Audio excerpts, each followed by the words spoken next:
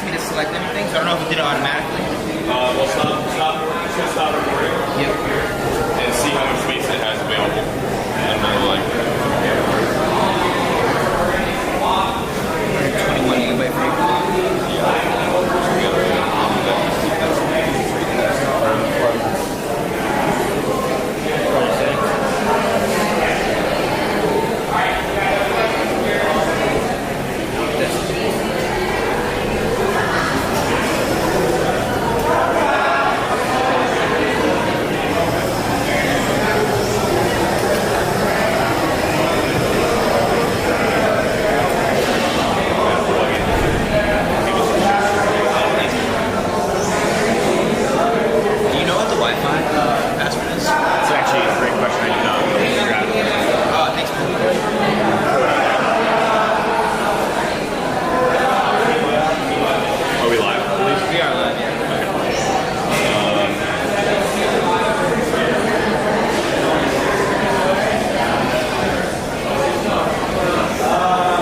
It said 16 hours, right? I forget. I don't know why it's not showing up on the USB dock. But if it says 16 hours, then sure, it doesn't matter.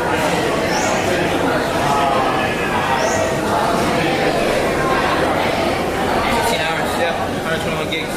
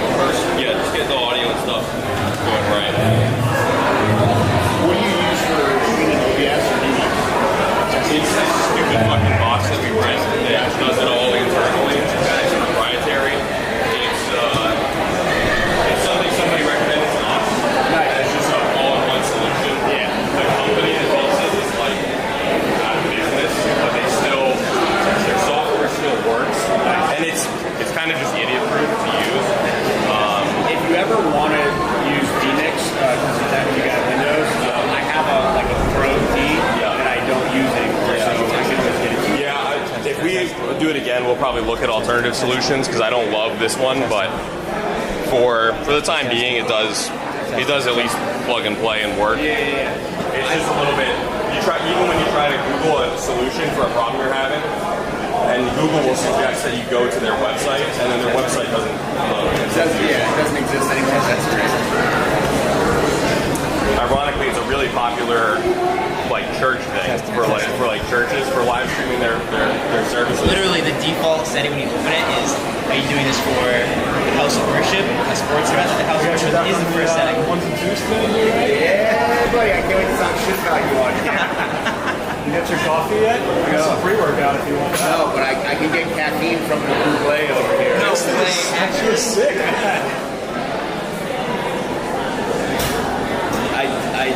I missed the boat on coffee. That's going to be problematic. I didn't realize there's a press cafe right up the road.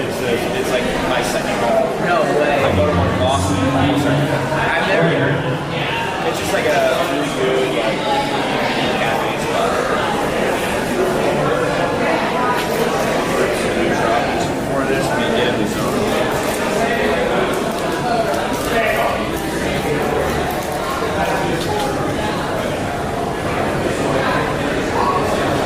Tropics? Yeah.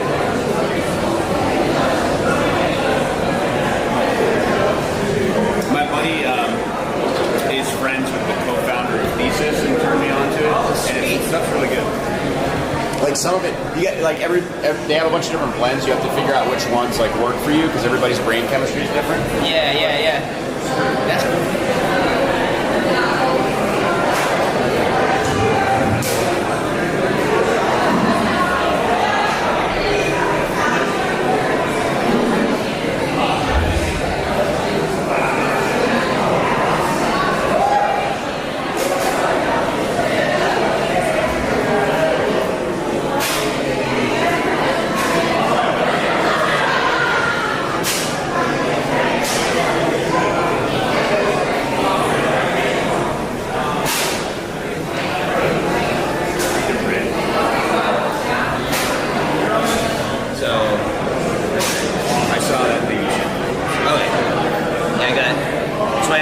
just for kind of like, because some of these athletes, like, we pulled them way before, and they gave us just some interesting information about themselves.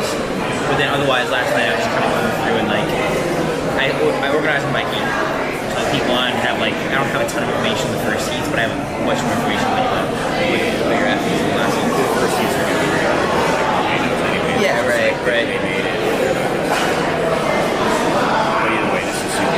Yeah, and like I highlighted like 2 people have been to the games, one on a team, I think both on team. Yeah, so Richard went 2017. Make sure you move your car to the Staples parking lot if you are parked in spots. You're not supposed to be parked in 3 semifinals. You're right, no parking zone on the streets. Please move your car to the Staples. It's just right down the road. Thank you. Thank you. 3 semifinal athletes for the male teams. I think 3 semifinal athletes for Randy Cowell. No.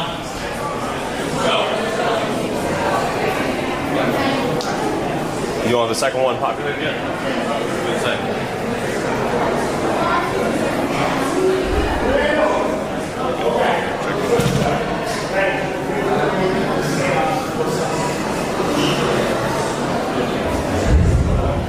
Folks, for when your hands stay walking, the floor is a little slick. Don't be afraid to chop up.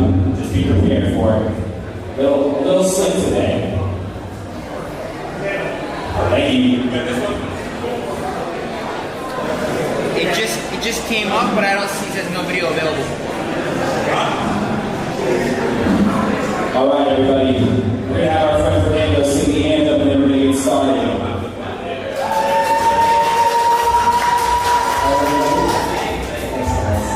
Everyone's hats off. We got the flag right here. So wherever you are oriented, we've got our American flag right here.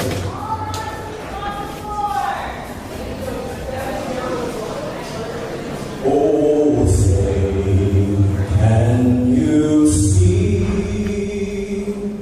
by the dawn's early light what so proudly we hailed at the twilight's last gleaming, whose broad stripes and bright stars through the perilous fight o'er the ramparts we watched were so gallantly streaming, and the rockets red there, the bombs bursting in air, gave proof through the night that our flag was still there.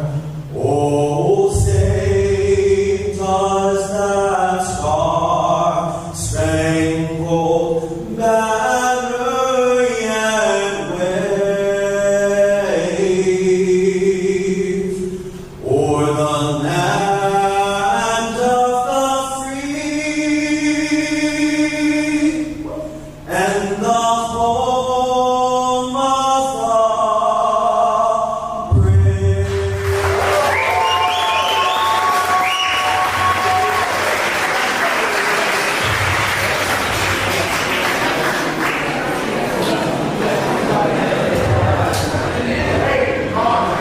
We have Damien, the same Fernando. Let's give Fernando a round of applause. Let's give Mr. Prince a round of applause for another successful one. 8 minutes. Yep, that video's up. Hey, what's going on? See you. Good luck today. Thank you. Good. Let's go. Here we go.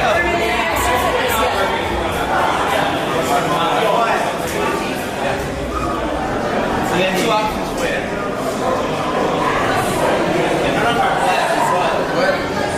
8 minutes, each one.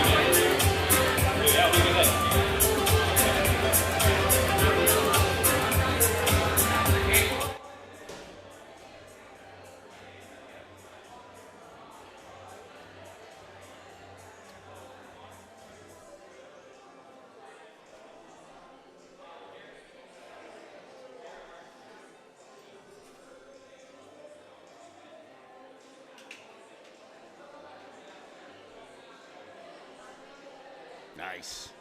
Sick, right? It's like about like a 20, usually 15, 20, 30 second delay from like what goes on here. Yep. From what we do on live. Yeah, that's pretty standard. So that's live now.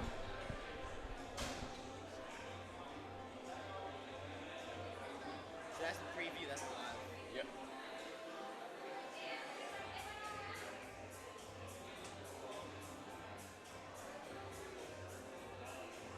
So Chris, it's given me this There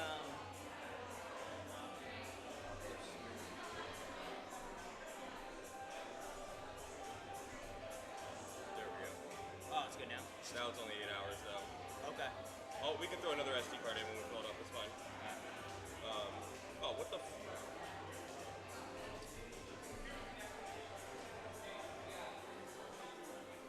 I wonder if that had to be set before we went live. Fuck.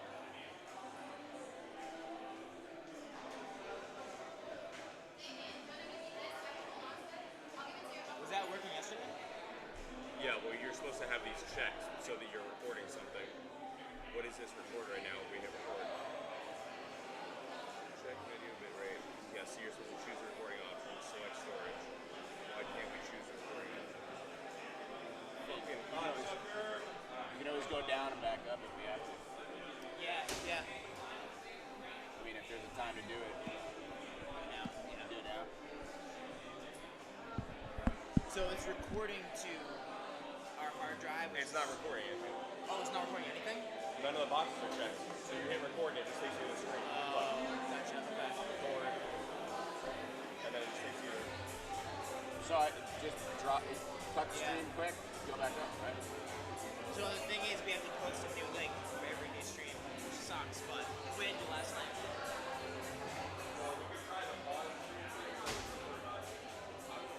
We got about, Storage found?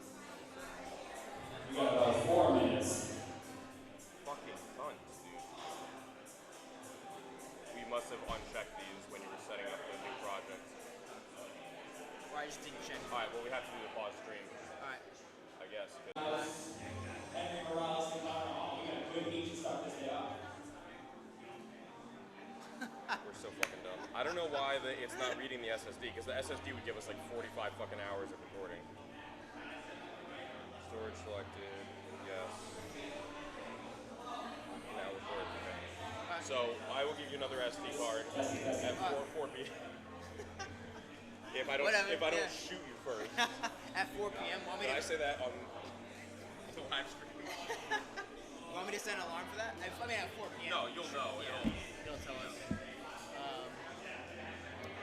Realistically, like it's saving the copy to YouTube, but the recording is saving all 4 inputs that are getting piped in, plus the output that we're setting to the stream. Right.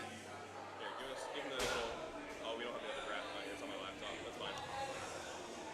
Give them the sponsors. Make them look at the fucking sponsors. Losers. Bro, stop. We're live. The sponsors are on the other SD card. God damn it. I can plug it in. Alright. 2.5, gang. 2.5. Check these seats here if they're accurate. Is there a USB-C up there? This is being used for the Wi-Fi. USB-C. There is a, I gotta teach you some terminology. No Wi-Fi. my bad.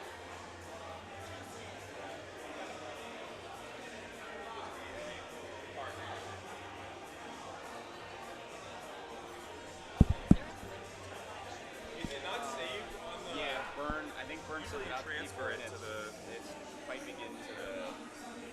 Out there. All right. We got about 90 seconds. Looks like I have all my athletes. I got all my judges. I think I corrupted it, and I'm gonna have to plug it into my computer when I canceled that. I formatted it last night, so there's no reason it shouldn't show up. Right, right. That's a small problem.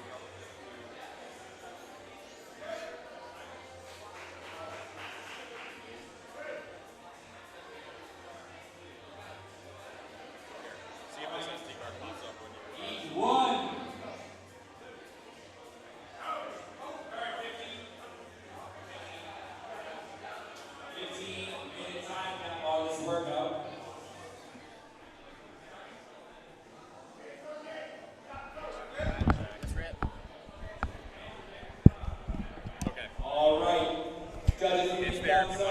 Okay, cool. All right, guys, what's going on? We are live. 2023 Boston Invictus Invitational is about to start our first event. I'm here with Justin. Justin Wright, what's going on, man? What's going on? Happy to be here, man. Looking forward to commentating today. Oh, man. And we're off. Event 1, Heat 1 with the men. Heat 1 with the men. This is a fast workout, or what's meant to be a fast workout. I think Bern wanted to test people's wall ball endurance and leg endurance here. So key here for some of these athletes. I know people are going to be trying to go unbroken. I don't know if we'll see that in these early heats, but 40 wall balls to start. We got some stuff going on the jump rope. We got some handstand walking. Definitely a challenging shoulder fatigue type of workout. Yeah, when we were talking with him on the podcast, I asked him, hey, do you think this is meant to be an unbroken wall ball workout? And he goes, that's kind of what we're going to see. That's kind of the test. Yeah, that is the test, man. So I heard one drop already. I don't know if it was just actually a miss or... Yeah, you know, it could have been. It's a little slick today. A little slick, settling the nerves. First heat of the day. Sometimes things happen, but I think we're definitely going to see people try to go, probably push this first round unbroken. Now the question is, should they? I think you're going to see some athletes go for it as a test. We got some intentional drops here. I think that's smart for some people, especially depending on how you feel about handstand walking, right? Right. Maybe if that's not in your skill set to be one of your top movements, you do want to save the shoulders a little bit for that. Yeah, for sure. If you're worried about that handstand walk at the end of this round, I would suggest breaking intentionally. Yeah. We got somebody moving on to the jump rope here. So is that lane 2? Well, so Connor Hall. So that's lane 7 down at the end, lane 6 here. So we got basically everybody on the jump rope here. So if we talk about lane 1, we got Damien here, we got Brian Lowe, we got Andrew Canavo. Now, something interesting about already moving into handstand walk here. Solid speed on that jump rope. Crossovers, nice high skill movement that's been introduced recently. Yeah, some people just have done them before. Totally. Yes, and these guys look pretty proficient so far. Definitely. The Trey House looking good on the crossovers. Trey House has, I think, competed since year 1 of the Invitational, if I'm not mistaken. Nice. Yeah, everybody's looking pretty good so far. Yeah. Quick little fall reset. Nice. Pretty good tempo to open up this first heat. We got, in the comments, we got Frank shouting out Jordan. We got Yolani shouting out Damien Strait. Carter Park CrossFit represent. Yeah. Carter Park, where is that? Damien's looking good. Moving back to wall ball. Carter Park. Oh, we're in Chelsea, Mass. There. Nice. Oh, I know where that is. My buddy, there's a big apartment complex right next to it. Get the name of it, but he's dropped in there a few times. Cool gym, cool little gym there. I have not been there. I'll have to check it out. Basically, almost everybody everybody moving now back to the wall. Round 2 of wall balls. This is the set that's going to get a little interesting for some people, I think.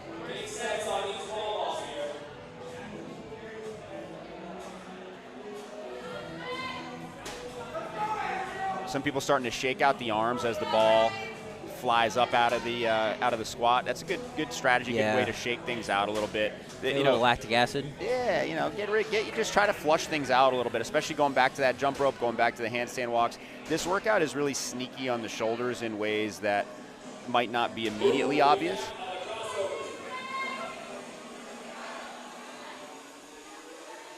Everybody's looking composed so far, though. Nice and relaxed, plenty of breathing.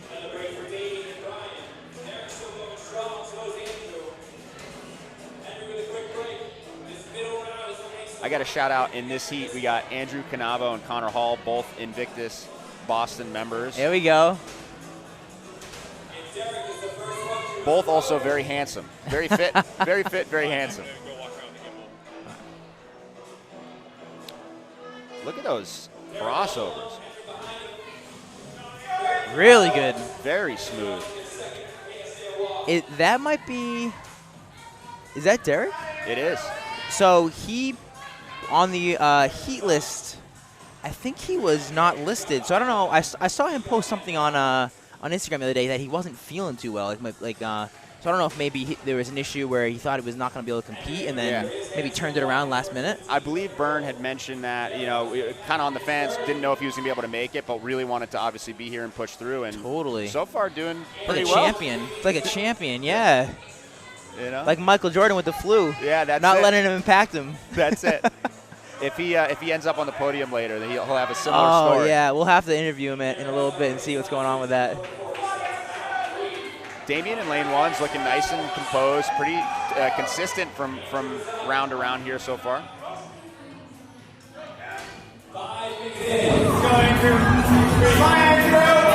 Derrick back to his last set of balls, his last round.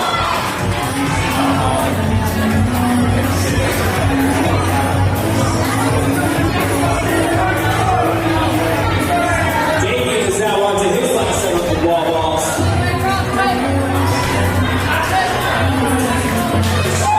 Andrew on to his third.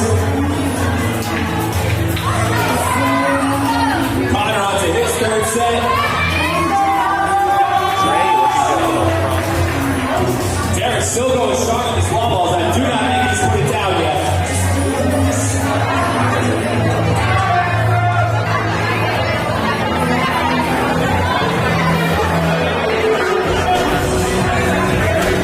James up, second handstand walk. Brian's up. We are 6 minutes in, gentlemen. Kind of see how Derrick and Andrew neck and neck. Damien right behind Derrick and Andrew. Henry and who will be the first to the rope and then the handstand walk to finish. We've seen a showdown between Damien and Derrick.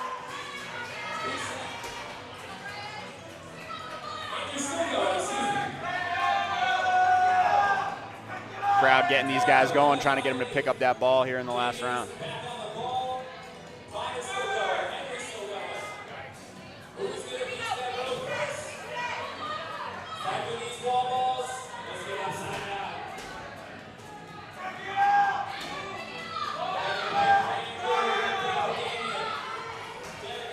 Here we go. Crowd's going. Crowd's going. Let's go. There we go. Derrick looking good. He's been in the front this whole time. He Yeah. kept his position. He looks really good. Very relaxed Wow. on these crossovers. He's around. looking side to side with the crossovers. Hey, you know. Heart of a champion. Let's go. Let's just take a moment to appreciate that that's not an easy movement to do, and he's looking around the room while he's doing it. Getting ready for this last handstand.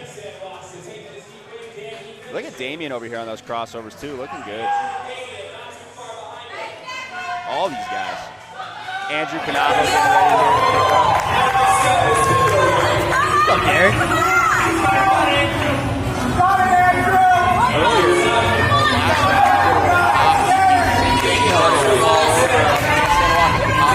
With his hand? That's incredible. Damien and Andrew on these handstand walks. It's going to be a showdown for top 3 in this heat here. Now, with Derrick, I know he wants to keep that lead, but right now he's got to give himself a second to recover before he kicks back up because he doesn't want to burn out here on this last handstand walk. He's pushing that He's pace. moving. He's really moving. Going for it. Oh, He's riding that line right now. Those shoulders starting to give out, but Yeah. he's just trying to stay out in front. Yep. But Damien in lane 1 making a push here. he's back up. Nice recovery on that. Really good recovery. Damien and Derrick, nice little photo finish there. You got Andrew about to hit his last handstand walk here. Nice work on that, Damien.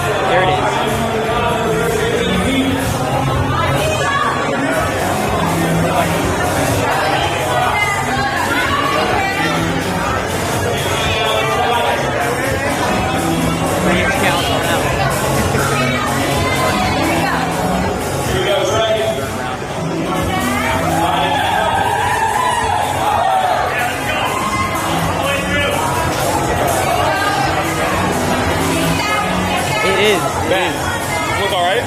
This. Better than Tyler?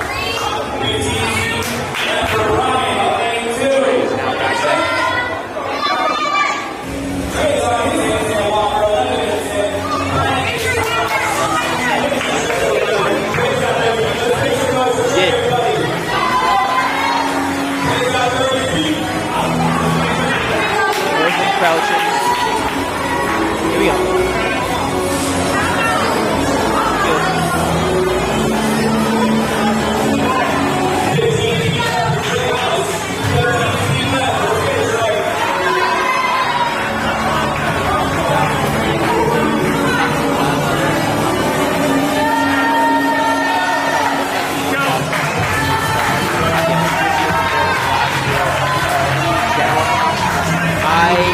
I really like starting off with the handstands. I think it's crowd noise.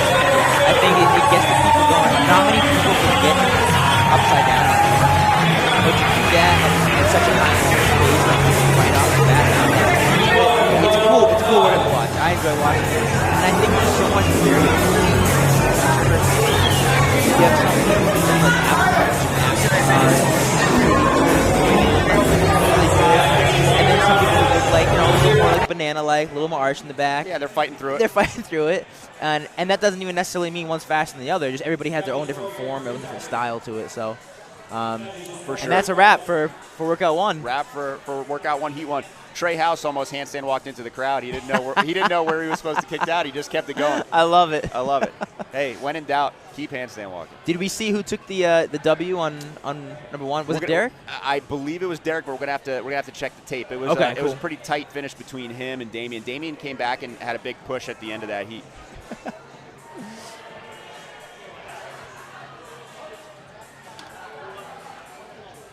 Heat 2 coming up. We got Rodrigo in lane 5 with the age group quarterfinal this year out of CrossFit Route 1. That's pretty awesome. That is awesome. Where is CrossFit Route 1 compared to here in Boston? So Route 1 is kind of one of the main stretches of road that connects basically Boston to a lot of other places. So if you're going to like Gloucester area, or if you're going, I take Route 1 to pop up to Vermont. So it's kind of this long throughway that connects Boston to a lot of other areas. So Route 1 is on that or off of that. Route 1, Chris Zardes, a former teammate of mine, used to work out over there. That's where he started. Nice. So we got in lane 1, we got Dave Courtney. Yep. Over at CrossFit Boston. We got Jared Fahey in lane 2, good friend of mine. His last few workouts have been out of CrossFit Providence that are official on the leaderboard, but he trains a lot of CrossFit New England. Yep. He's CrossFit New England guy. He's kind of all over the place. He's an interesting guy. He is. Oh. And we had to pause quick for a photo op. Sorry, my head was in the game. I didn't even know what was going on. Yeah. People just want to take pictures of us. You know? I mean, come on. And we got Joe Perrone, or Perrone, I hope I'm pronouncing that right. Couldn't get too much info on him, but he's in lane 3. Chris Booth, lane 4. Yep. Rodrigo, also a CrossFit. I don't know if you mentioned him already. CrossFit Route 1 guy. Yep. Age group qualifier. So young kid. Last year was 16-17 age group qualifier for quarterfinals. This year made individual. So that's pretty cool to be able to make that jump and still hit the quarterfinals and not have that year of kind of like development in between. Because sometimes a lot of guys need that. For sure. And then we have lane 6. Steve Ledogar, CrossFit Medfield, another Massachusetts CrossFit gym, also a quarterfinal athlete, and Scott Tybert. Yeah. I was third strike on that one. Back Bay guy. Yeah, Scott Tybert loves him some smelling salts, so I'm sure we'll see those pop up at some point today. What's that he's got next to him? Oh, it's a bucket of chalk. I was wondering if he was pulling that out already. No, it's not a bucket of smelling salt. That would be something else. Yeah. This should be a good heat overall. I think if in lane 3, I think Joe Perrone, I think he trains out of one of the Fit Factory gyms, but I'm not positive. Oh, okay. So that's also where Jared trains. A lot of Fit Factory, a lot across New England. Not to play crowd favorites, but from training with Jared, I think these are some of his powerhouse, like wheelhouse movements. So I'm looking at him for this workout. I think he's a dark horse to do really well today, I think, in general. Now, something about, I got to talk about the Back Bay guys. I know Scott is going to go way too hard, way too fast on most of these workouts, but he's also fit enough to sustain that in a lot of situations. So it'll be interesting to see what happens in a workout like this, where I know he's going to definitely try to go unbroken on these wall balls. So we'll see what happens. Especially in a competition-style setting, if you're known for being someone who doesn't really like to take the foot off the pedal workout, it's definitely not going to happen today. No, not today. I'll be interested to see what happens to him on the on that row coming up a little bit later on. Yeah. It's on my It's on my Instagram. I can send it to you, though. All right.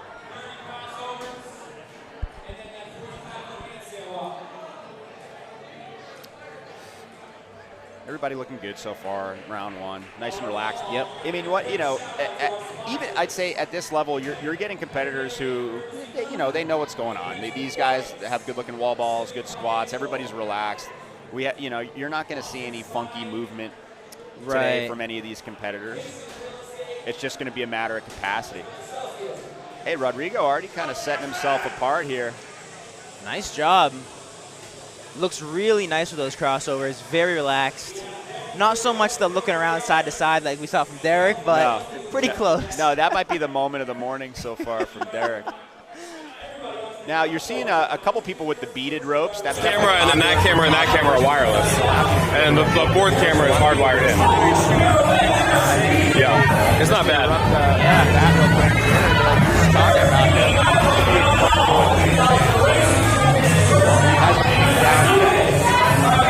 Nice little, go Jared! At the end. Comfortable enough where you're not worried about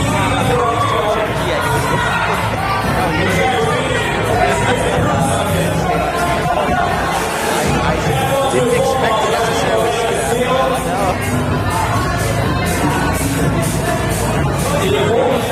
So we talked a little bit about this guy making the age group quarterfinals and being a young competitor, but he looks really good and composed right now. He does. Coming into round two. We got Steve and Scott in lane 6 and 7 getting back. The headset's going.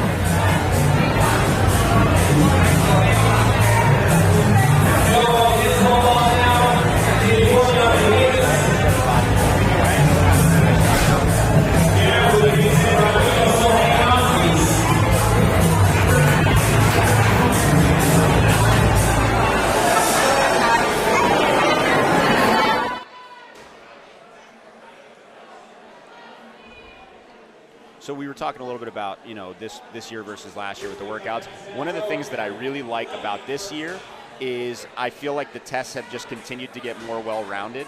Yes. You look at this workout, obviously this is a gymnastics skill test, but this isn't just a throwaway, pure handstand test. There's a lot of other factors in it. There's, even if you are proficient on your hands, this is a high heart rate, heavy breathing type of workout. So you're testing a lot of things there. Rodrigo making his way back to the rope. But I also really like the 3-part test with the row, with the burpees, with the cleans, because, one of the things that Dave Castro said many, many years ago with the CrossFit Games and with the Open was you needed to earn your strength. So if you were a strong athlete, you needed to earn the lift, and I think that's a pure example of that, where you have to earn that 255 or 175-pound bar. You can't just dog the first 2 sections. Absolutely. I really like that, and I think that's love Dave Castro. Glad he's back. I don't know if you saw the news. He's back in back in the game as far as within the CrossFit community and working for the games.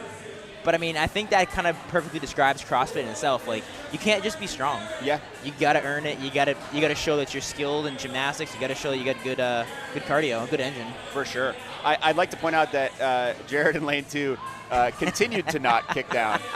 So he is feels back very on the wall. comfortable. Very comfortable. But like I said, Rodrigo keeping pace here, looking good. He's been kicking down each length, but this is a good strategy for him. He's staying in control. He's nice and relaxed. You got Steve kicking up.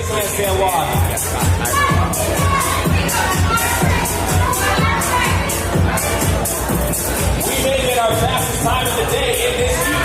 Jared Payne is running in his workout. Steven back up. Wait for Steven. He's walking. He's walking. Get Joe and Lane good on the crosses. Really stringing them together nicely. I don't want to take it away from that. Yeah, I'm on Last 15 from round 2 over here for Steven in lane 6. Joe Brody made 3 onto his really nice. second set of handstand walks. Rocking the Lakers here. Yeah, oh yeah, Chris is laying more of the Lakers here. I love it. It's an interesting group to watch. Chris Ruth on his road. 15 feet down from Joe. Scott Tibbert up for his second set of handstand walks. Several Chris Ruth getting ready for his football Dave Carney on the yeah. set of crossovers. With the tie-dye as well. Jared and Rodrigo are still going on these last little walls. Jared's with his signature bands on. Big bands, guys. Rodrigo, quick break. Jared is on to his row after the final round 6. Oh, very, very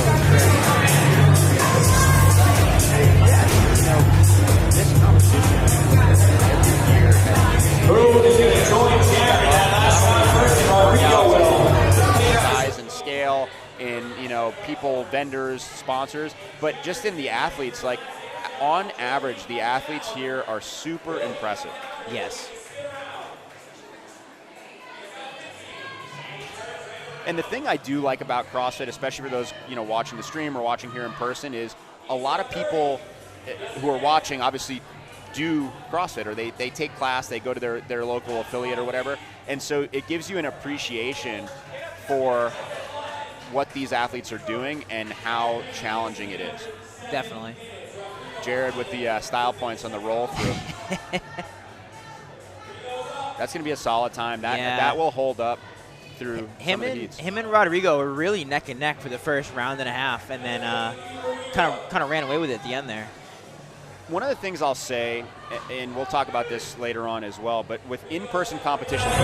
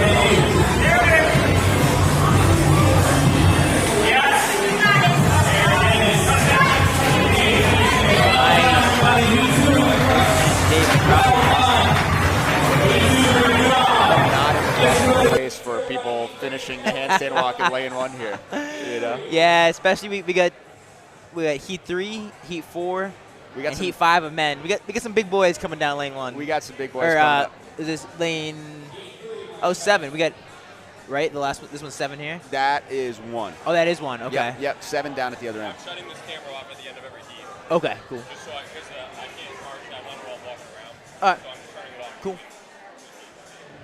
We got people in the comments getting fired up, shouting out their favorite athletes. Yeah.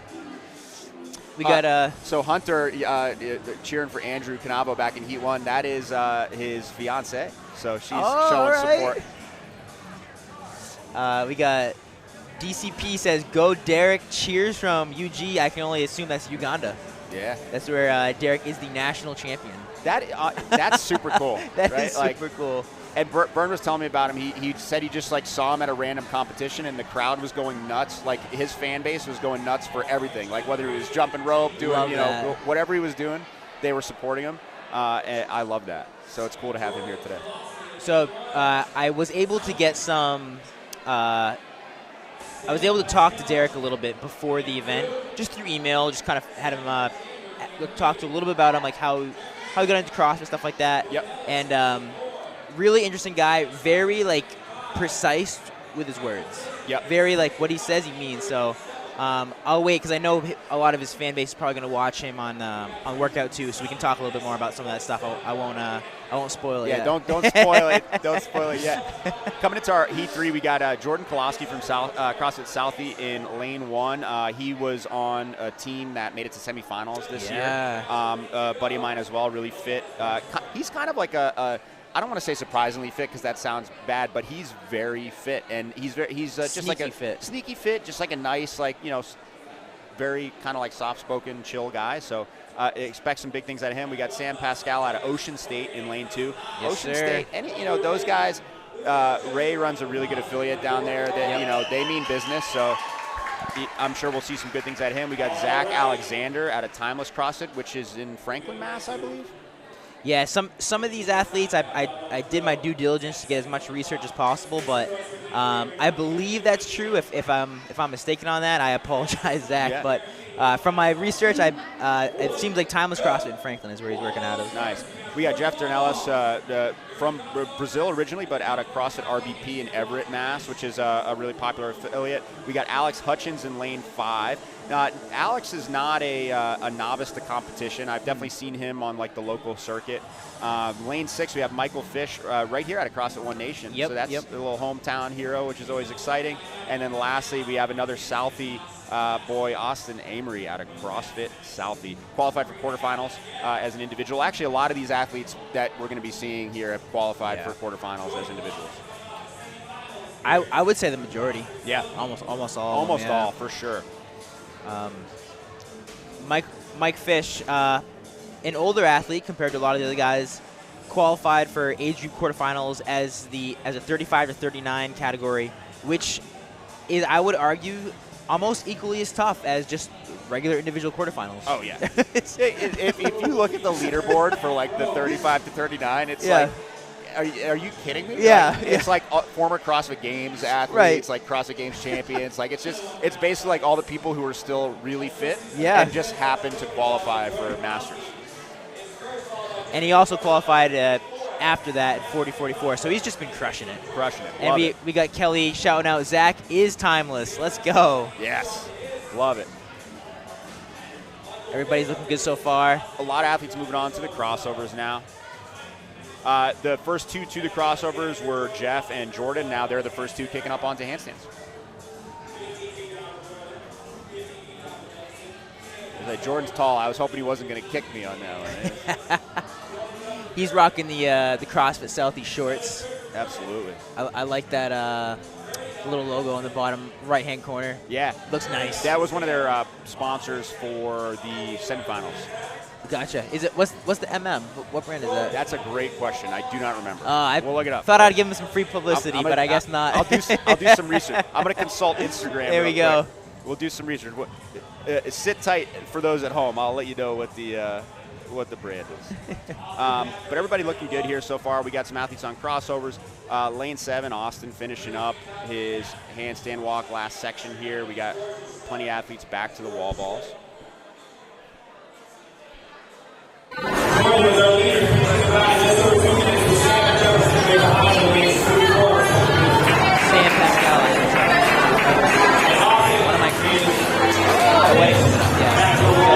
This workout, Sam from Jordan would not be but I know he was really hard to guys. I'm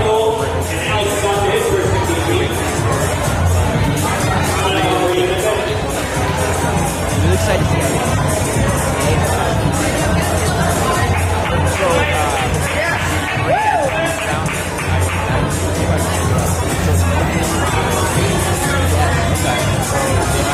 Michael on to his next to the wall balls. Quick break for Sam. Jefferson. Jordan still going strong, and Jordan will finish the second set of wall balls first. On to his next set of crossovers. I recognize for Jordan. And he'll be all alone on his handstand walk, it looks like. Shout out to the judge with the front knapsack carrying the kid around. Jordan, excuse me. Jordan. And Jordan will be the first one to his handstand walk. Gotta make sure those ropes are set, boys. Quick 30 over here for Sam. Jordan is up for his first 16, putting him all around. Jefferson now. Go for quarterfinals, and Ashley Kotler, who's Justin Kotler's wife, was judging out there. Same thing with the baby strapped to the chest. So definitely, it seems to be a trend. I love it. Jordan pulling out ahead a little bit here on his next round of handstand walks. And your buddy Sam looking good, getting back to the handstand walks. We got Jeff from RBP also on his first length.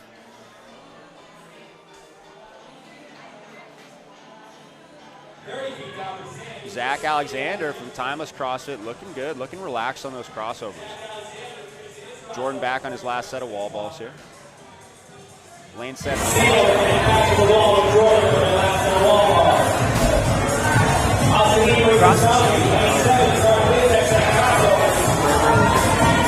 As well as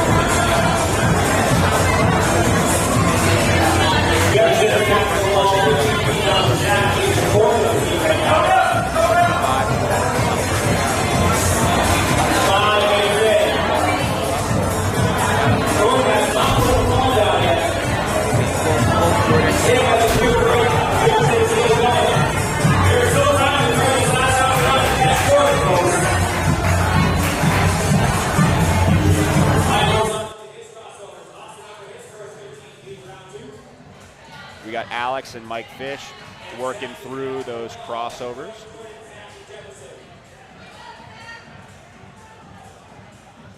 Alex getting them done. Definitely, fighting through that, trying to relax a little bit with the arms. Just noticed that as well. A little bit wide with the arms there. With crossovers, what you want to think about doing is kind of putting your hands in your opposite pockets, right? So almost angled down. And it's one of those movements where you need to cross your arms over your body a little more than you think you have to. So you'll see that's why Alex is doing a good job of really getting the arms across. I would say that maybe just a little bit high there as far as positioning. For comparison, if we look at Jordan in lane 1, arms very, very relaxed, even like a bend. Yep. Bend in the elbows. Yep. Which you would never see for a double under. For sure. You want to keep those arms straight out to the side. Well, it's similar to double unders, right? We talk about staying relaxed on doubles. You'll see a lot of athletes when they're learning double unders, they trip up because they tense everything up in their body and they're holding their breath or they're not relaxed at all. The same thing true on crossovers, right? Being able to relax there, relax the arms, relax the breathing, super important. We got another cheer. Go Derrick in the comments. I love it. Yeah, get it, Derrick. We have Jordan Great fan base. Finishing up his last round there.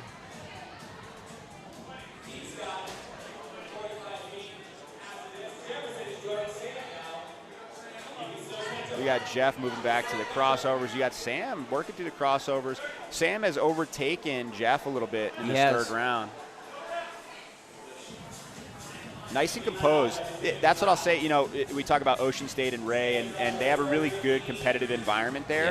Yeah. But a lot of like games veterans, a lot of regional semifinals veterans there. So you have a lot of experience, and you can see that coming through with Sam, where he made his move, he worked at his pace, and now he's able to push out in front a little bit. Yeah. I think that might be, and obviously you're speaking from experience going to the games yourself with the team, with Invictus, but that must be a hard double-edged sword almost, where you want to push intensity so hard, but you also want to maintain composure. For sure. Sam finishing up. It's a fine line, right? Yeah. You need to know your pace because nice job, George. You need to know your pace because what you don't want to do is get swept up in the crowd and go too fast too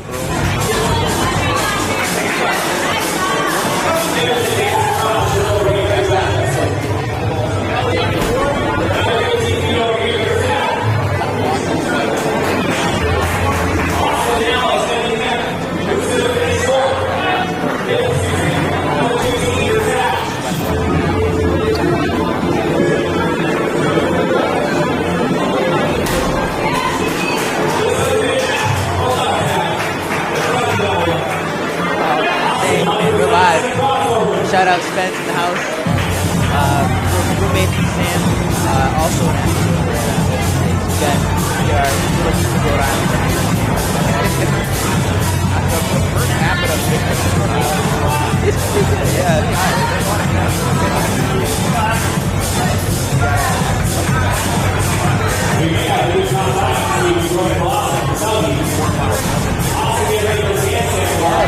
yep, I did a little research on that.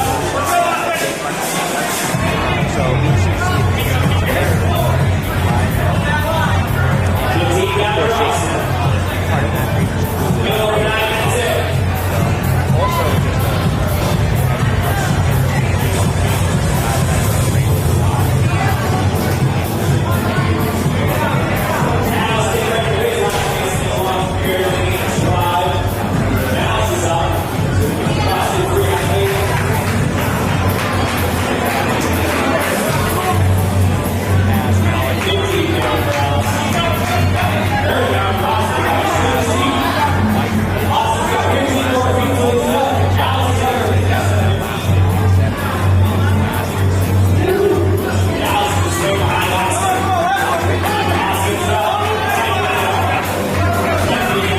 just neck down the end. That was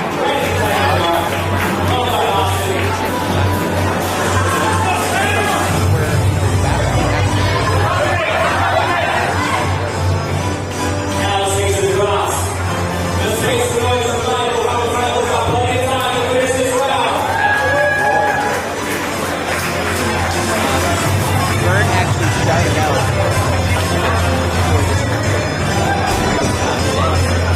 something about the conversation, and this is the workout you taller athlete.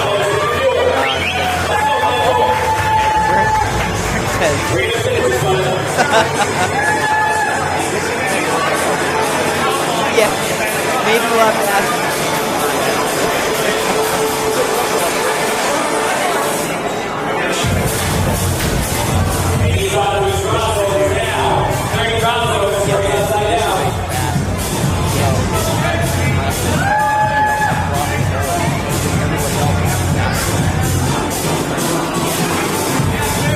His time is impressive by itself.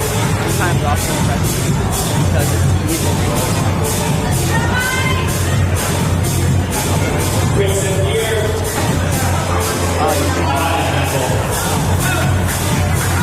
everybody's awesome. It's one of those movements where, like, because it wasn't only this year or last year, it was originally a crossover trouble. Okay.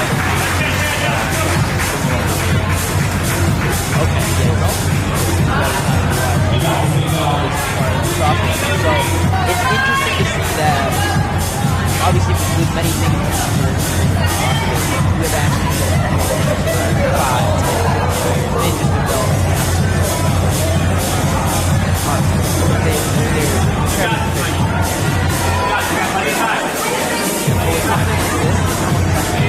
How do you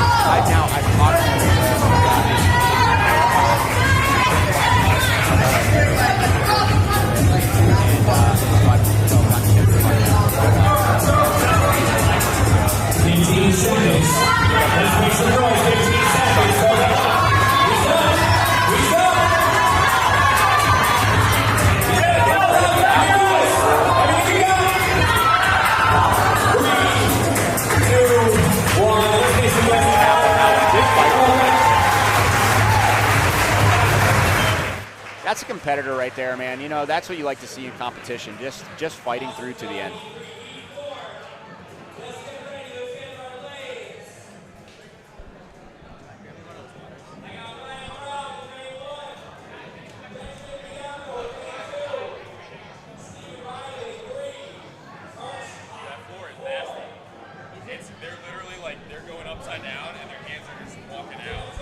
So an interesting piece of information from our. Can I call you the gimbal guy right now? You're running around with a gimbal. our video guy Chris. Shout out Lost Star Photography. Shout out Newport Home and Drone. The floor is slick. The floor, it's humid in here. The floor is slick. Yep. It's a rainy day out, so that definitely is causing impact. It's factoring in. I mean, handstand walks. I'm sure some of the other movements. Not so much wall balls, not so much double unders, but I'm sure as the other workouts happen, we'll probably notice that a little bit more. For sure. I mean, we were seeing athletes chalking up the hands a little bit, even in Heat 1, starting to feel the floor getting a little slick. So we got, just in the comments, Frank Minervini, who's the head coach across at Southie, one of Jordan's teammates, shouting him out, so there you go. So this heat is going to be some fireworks, I think. So with this, right, you have Ryan Brown and Ian Ruthier, both from CrossFit Crack. Now, Ian did really well last year. Really fit. Yes, he did. I remember watching him. Very impressive athlete.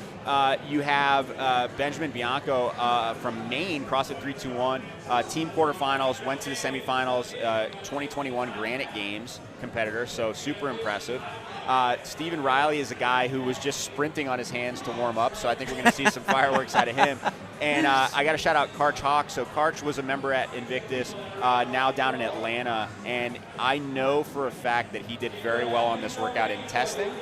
So we'll see how that goes. Now, Devin Johnson, also a perennial Invictus Invitational competitor. He's been here, I believe, since year one. So he always, shows up and puts on a show for the crowd. And then, like I said, Ian, we'll be interested to see what happens here because he did really well last year. He did. 10-second countdown here for these athletes. 5, 3, 2, 1. Is Tim stopping by? Is he stopping by? I don't know. Stopping by? No idea. Why not, man? These athletes starting their first set of wall balls. Priscilla Johnson shouting out, "Let's go, Devin." Derrick E, "Let's go, Devin." Devin's got some fans in the chat. I like it.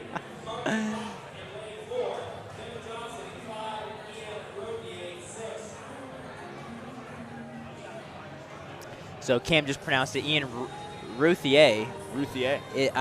Not sure if that's a correct pronunciation, if we're pronouncing it wrong, but it sounds right. French. I believe Cam. Yeah. You know what? I believe Cam too. I believe Cam. I'll go on Cam's side for that one. I believe Cam. Yeah. And if we're both wrong, sorry, Ian. I care about you. CrossFit Crack, another name difficult to pronounce. I often catch myself saying Crake. Yeah. Which I don't know if that's it's an allowed mispronunciation or if you'll get you might get a couple side eyes, especially from the Irish folk. CrossFit Crack has been around for a long time. They've been putting competitors in local competitions, regional level competitions for many years. So they've definitely been in the game for a bit, and that experience goes a long way when you're coaching the next generation of athletes. And they're also a Massachusetts gym. They're out of Boston as well. But yeah, Greater Boston area. Greater Boston, yeah. I'd like to point out, Karch, the fastest crossovers that I've seen today. You know what? Funny you say that. I missed it. Yeah, it was so you literally turned away, and he's done. These athletes definitely looking good. Now, Ian looking really fast on the handstand walk. Really fast. 7. But everybody a taller looks athlete, good. too. Yeah, taller athlete. Everybody looks really, really good on these handstand walks.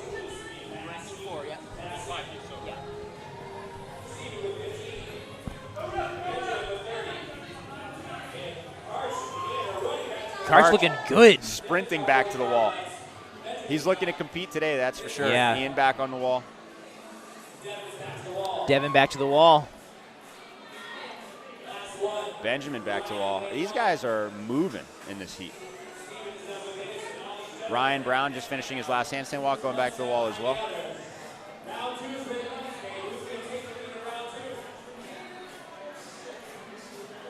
We are in heat 4 out of 5 for the men. 4 out of 5. In the first workout.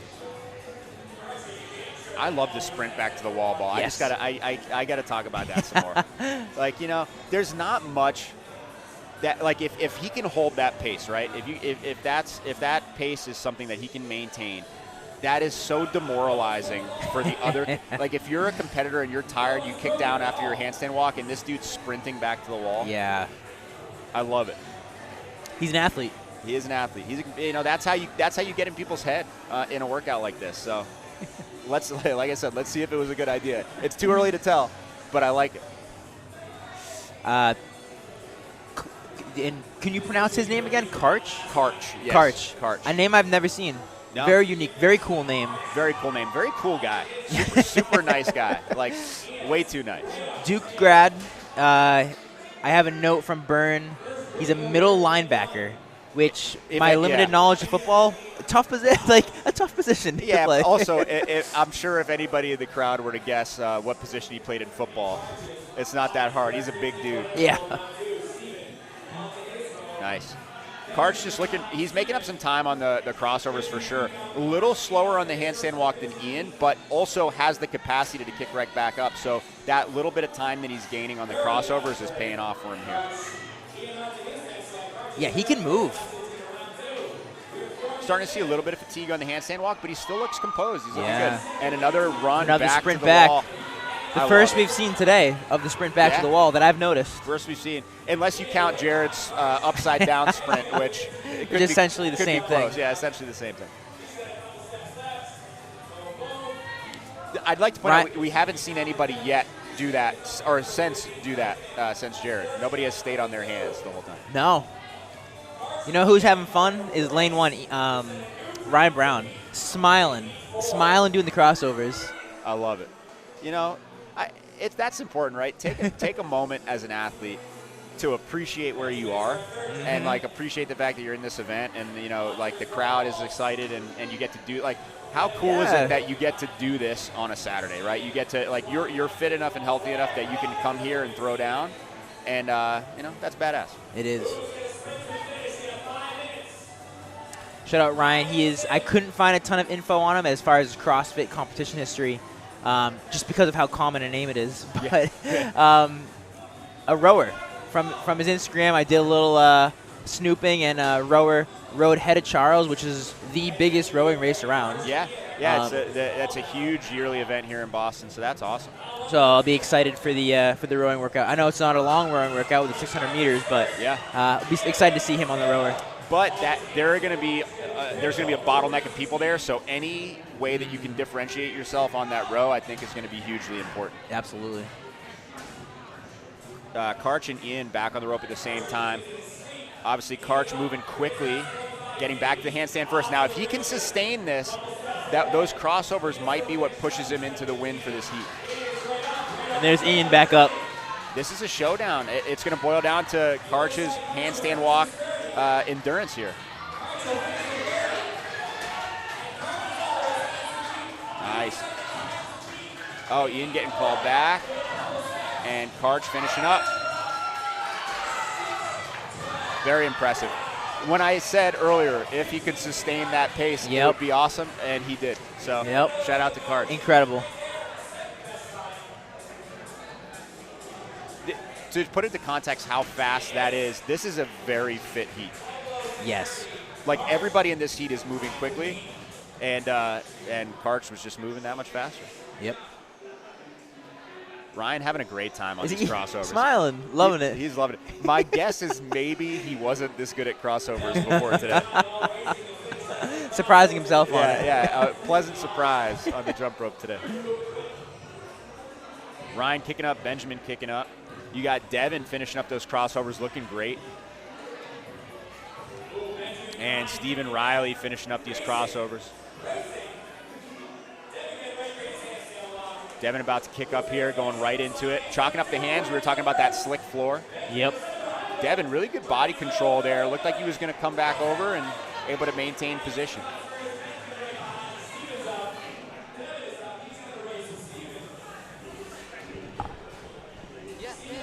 Ryan Brown finishing up. We got a question, what heat is this? We are in heat... We are in heat 4. We are in heat 4. Ryan Brown, Ben Bianco, Stephen Riley, Karch, Hawk, Devin Johnson, Ian Ruthier. Yep. We got the last heat of the men coming up after this.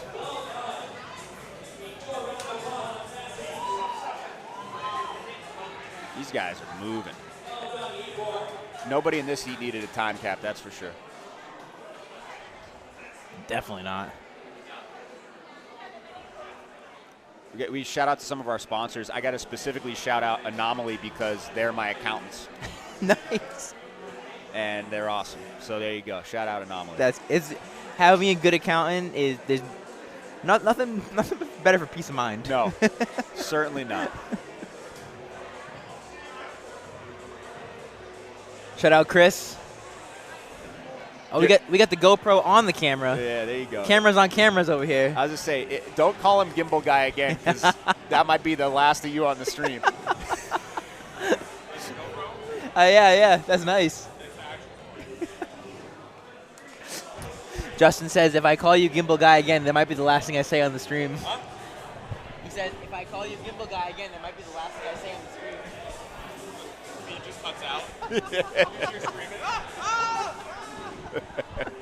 Oh, man.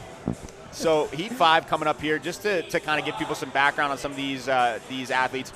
Every single one of these athletes in this heat has a resume, right? You got Blake Sama from CrossFit Free, quarterfinals athlete. This is a guy who's, always shown up and done really well in local competitions, done well at like a regional level. Richard Wollbolt from South Africa made the games on a team in 2018. Super fit athlete, was a semifinals qualifier as well. Actually made the in-person semifinals for Africa last year and blew out his knee. We got Jacob Hart here from Ocean State, who was a North America East semifinal athlete this year, did really well. You're good. You can hang out. You got Molonza Hayes, who's been here since year one. Really fit athlete, represents the U.S. Army, warrior fitness team, basically, the Army CrossFit team. You got Devin O'Neill, who won this competition a couple years ago, made it to the games on a team. He actually also competed at semifinals on a team down in Florida this year. You got Sam Carmola, shout out Sam Carmola, training partner of mine. The thing I'll say about Sam, I think he's going to impress a lot of people today. He has made a quantum leap in the last year as far as his ability as an athlete. He's gained a lot more confidence as an athlete. He's training under Kiefer Lammy out of who's an Underdogs athletics coach. Really, really good progress this past season. And then you got Joshua Hong from Southie, who's just kind of a stud. Like, he's just, he trains at a lot of different places, but like he's a really good athlete. Took 26 at the Granite Games, semifinals athlete. So like I said, these athletes all have a resume. This is a really fun heat. I'm super excited for this one. Yeah, don't go for a bathroom break for this one, because when you get back, these guys are going to be done.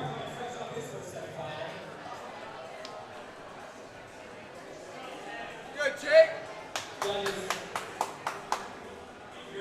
Let me get some comments going.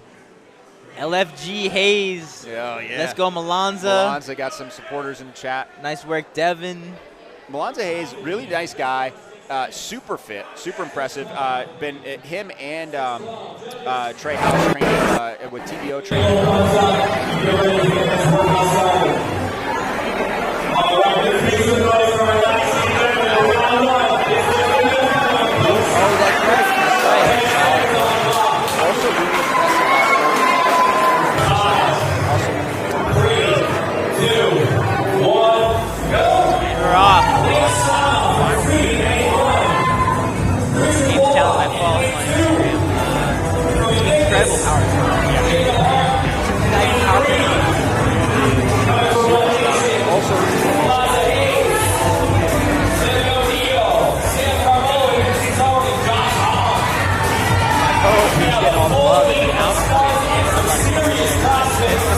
I got Team Rhode Island in my back right now. It's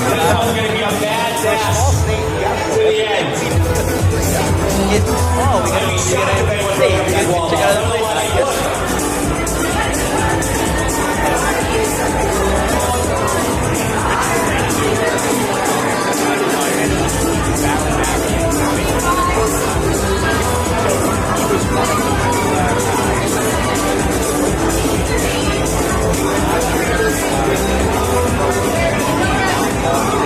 Seconds in. Who's going to be the first one to the rope? All about that first one to the rope and that first one to kick up. That's the taste of heat. That's the taste of heat. Who is going to be the one to have the quicker transition to just put the gas on and go? Devin O'Neill, first one on his rope. Derrick crossover, Jacob, Molonza, Richard, Blake, Sam, everybody on their rope at the same time. No obvious. Devin with the two shoots. Devin's up first. His first 15 feet. Molonza right behind him. Richard right behind Molonza. He's up right behind Richard. Josh is up. Sam is up. You gotta shoot a shot.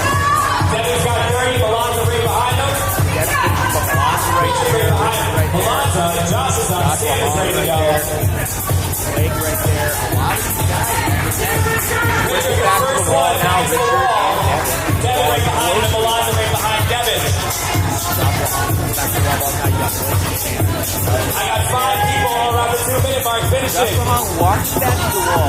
Sam back on the wall. The other two bring it back. Now, We got some protection athletes time that would be my strategy. in this one. Richard making his first competition appearance in a while. Post-injury, that's looking good. So I like the strategy. Everyone's back on the wall. Back on the wall. 2.5 minutes in. Round 2 is ready to get the money.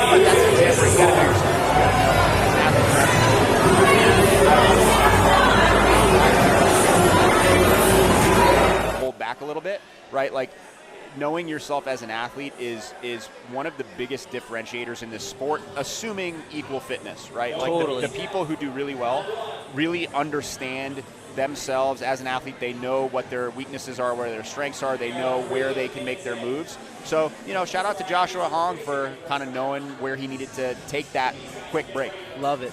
And this guy this is not his first competition. Joshua Hong, No. 26th in the Granite Games. Yeah, I mean that's impressive. That's a you know, stacked field. That was one of the more that year. That was one of the more stacked fields at any of those competitions. Got Molonza looking great on the rope. He might be the only guy to do this set unbroken out of these three right now. Everybody else tripping up. That's the thing. When you're trying to move quick, when you're towing that line, sometimes those things happen. But I think part of it is being able to not make those small mistakes. Getting no rep on that kick up. Got to get those hands back behind the line. Tough. And good job by the judges. Yep. They're keeping everybody honest. We talked about it, right? Judges having to hold that standard. Yep. Because a competition is meaningless if you aren't holding people to a high standard, right? Exactly. Rich looking good, lane 2. Yep. Moving well.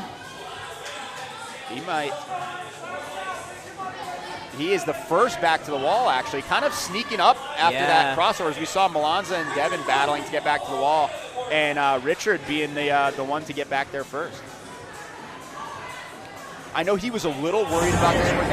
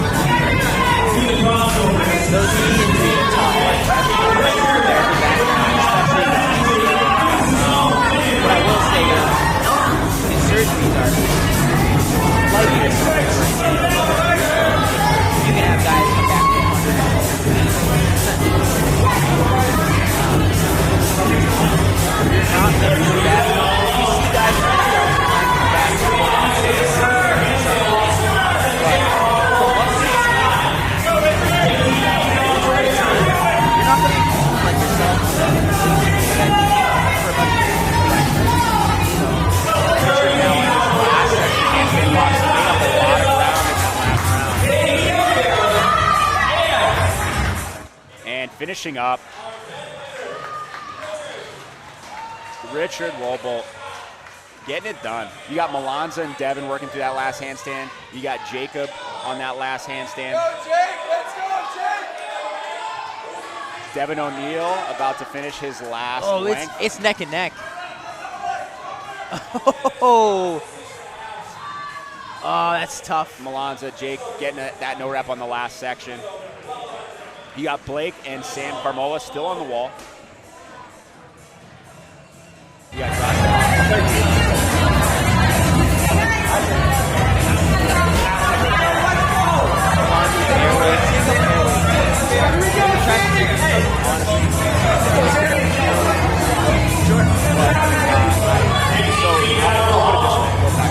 I was getting my butt whipped by Sam and Sarah and they both had one. I was like, listen, you told me that.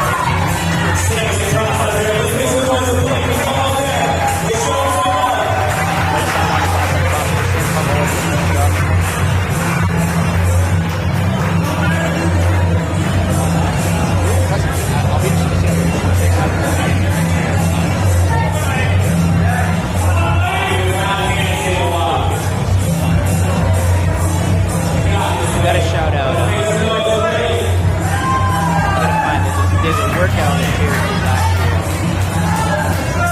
Pretty special, which is similar to this one.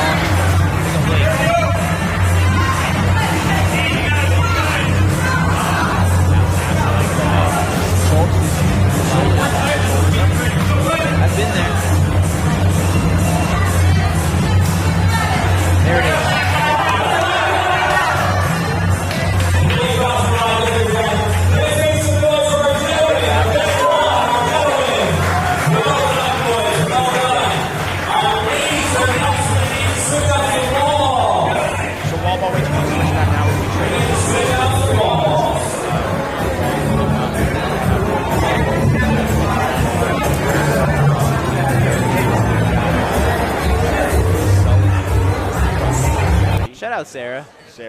We got Tayisha Examond, who she competed last year, I believe. The name sounds familiar. I've seen her in the competition circuit in the area, but from Kendall Square CrossFit. We got Brandy Cantwell from CrossFit One Nation. Do we get a official winner of that Heat 1? I don't think I heard the. They might be tallying the results right now. I think they're tallying. I believe Richard was the overall event winner. He definitely won that heat. But like I said, I want to see where Jared's time falls in there, because I think he's going to be, in the conversation for that workout. And purely just because of that handstand walk.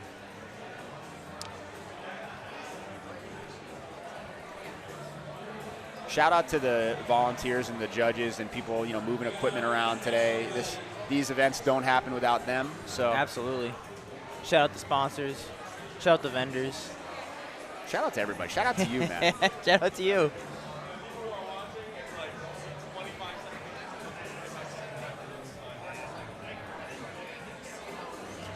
Did they announce who won that heat? That first one?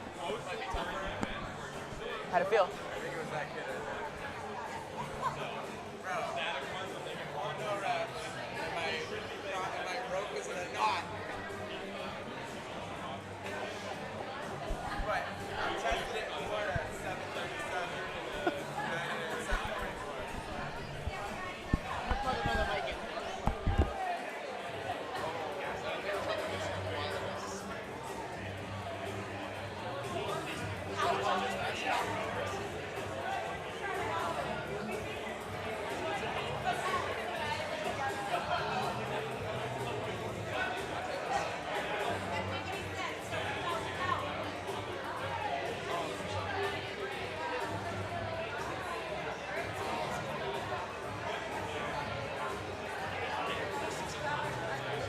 So I have the official leaderboard pulled up here. So as it stands right now, we have Richard Wollbolt taking first overall with a time of 6:10. Karch Hawk second overall with 6:12. Ian Routhier with third at 6:28. Devin O'Neill 6:29. Molonza Hayes and Jordan Koloski tied at 6:34. And then Jake Hart and Jared Fahey actually tied Oh, wow. At 6. I'm sorry. Jake Hart at 7th with 6:37, and Jared Fahey 6:57. So those are your top 8 after workout 1. And that's on Competition Corner. On Competition Corner, Competition Corner, okay. I'm going to find that link, and I'll post it into the comments so you guys can see.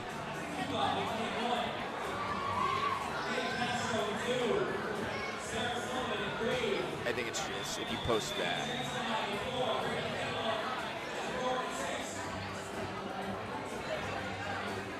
Oh, nope. Let's go back. There we go.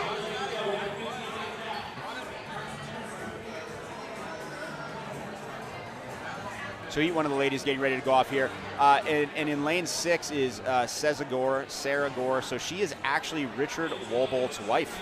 Oh, okay. So that was another one who I was trying to find some info on last night, and I just couldn't. Yeah, so they just recently got married. They've been together for a while. They met because of CrossFit.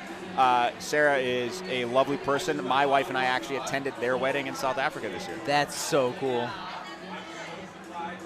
So I just posted the link in the comments for those first workout for the men. So you can just click on that. It is in Competition Corner.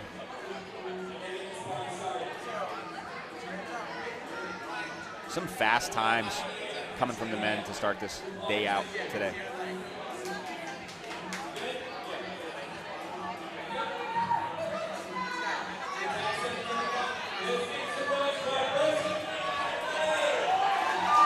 I'm also going to post a link to the women. And crowd's getting loud. Crowd is getting loud. Ladies getting it started here. So lane 1, we have Joy Duboff from Invictus. Lane 2, Leah Castro from CrossFit Amesbury. Lane 3, Sarah Sullivan, CrossFit Prosperity. Tayisha Examond, lane 4 from Kendall Square CrossFit. We got Brandy Cantwell from CrossFit One Nation and Cesar Gore from Invictus Boston.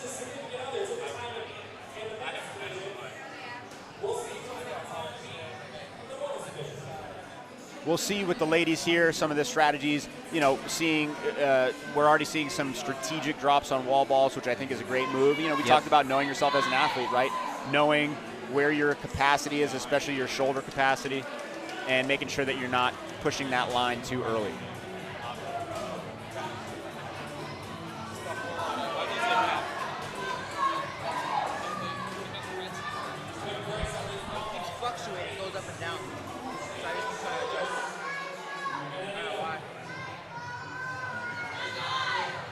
Ladies making good work of these wall balls, smooth reps. Well, I know, but when it goes down, it recommends me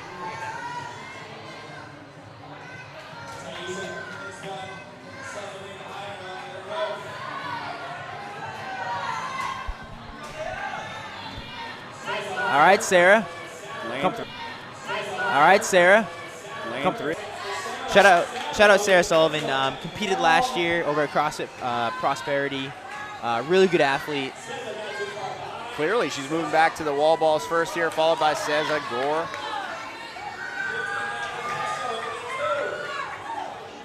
Got Joy finishing up her first length of the handstand walk there. Tayisha moving through, getting ready to do her last handstand walk length here. I mean, what? It's not bad on the. Oh fuck! That camera's set up wrong. It's got the black bars on the side. You should have told me. I didn't notice it. That's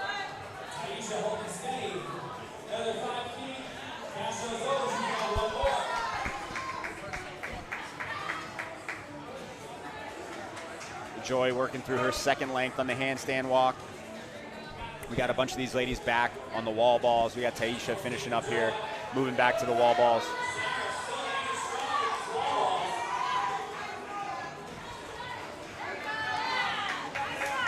We were talking about the floor being slick. You could just see when Leah Castro kicked down, her feet kind of slid out from under her when they hit the ground there. Next handstand walk.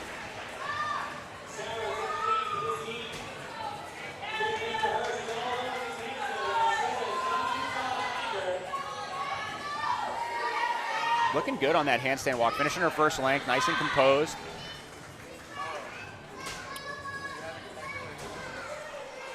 Most of the field finishing up their second round of wall balls. We got Brandy Cantwell getting back on the jump rope.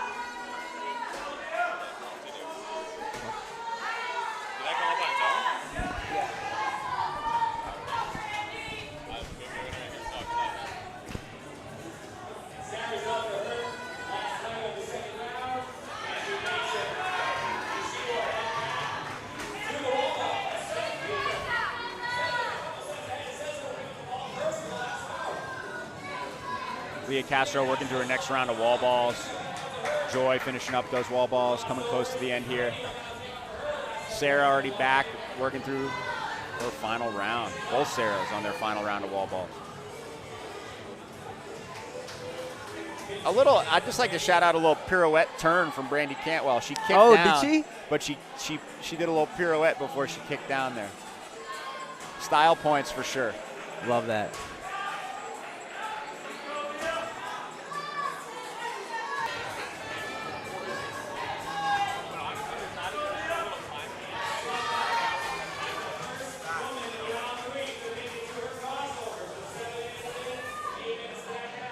Tayisha taking an extra second there, tried to kick up for that handstand a little too early. Like heats 3, 4, and 5. My back's gonna explode if I don't do anything all day.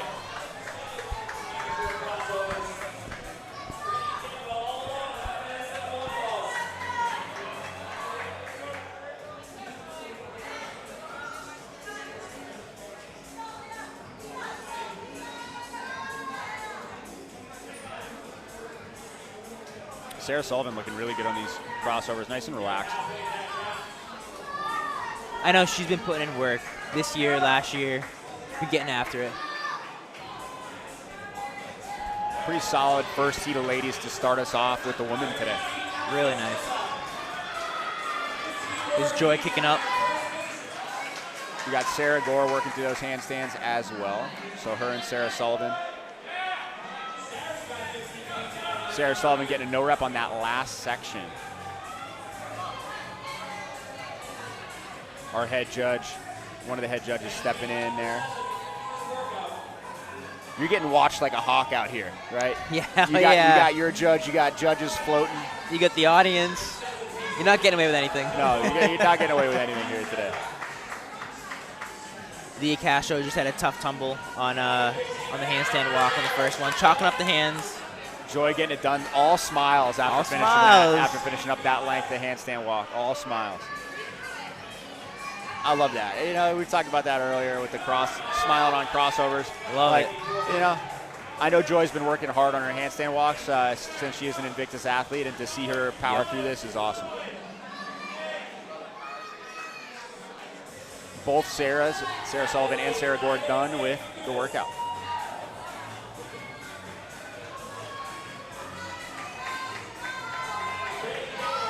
There were a couple times missing from the leaderboard, so I'm going to refresh this and check it out.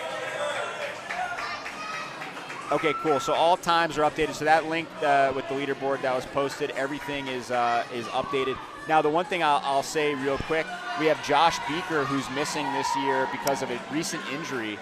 I saw he was a late pull from the competition. Yeah, so kind of a bummer to miss him today. He's been here since the beginning, but yeah, he has. Or since year 2. Really good competitor. Hoping he recovers soon. He did really well last year as well. He was one of the top. Made it to the guys. finals last year. Yep. And I know strength was a big limiter for him in years past, and we had those 315 cleans in there last year, and yeah. he was able to get some reps done. So that's fantastic. Shout out to Josh Beaker. That was a battle. I know a lot of people afterwards were critical of, the weight's too heavy, but it really made for a good end of the competition. It was a battle. Sure. It was a tough battle at the end. Tough battle at the end, and it's the final, right? It's the finals. So, you know, if you can do it, you can do it. If not, right, it wasn't like that was thrown at the field. So, we'll see what happens. I'm sure some people will be a little bit, some people will be very happy about the barbell weight today. I'm sure some people will be less happy, but that's part of the game. Yeah, well, I believe that's our next event there is. Yeah, WOD 2 is going to be our little 3-parter. I know there was some chatter about barbell weight, which we can talk about when we get to that. Shout out to these ladies finishing up here working through those last rounds. One thing you'll see from everybody here competing today is everybody is a competitor. They're going to push themselves to the bitter end, you know, working hard. Nobody's quitting or giving up on themselves here. Everybody's pushing to that last minute.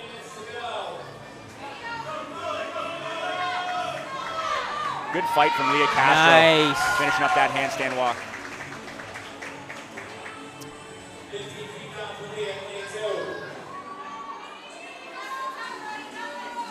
Leah just confirming with her judge how much handstand walk is left. Very, very important question. Yes.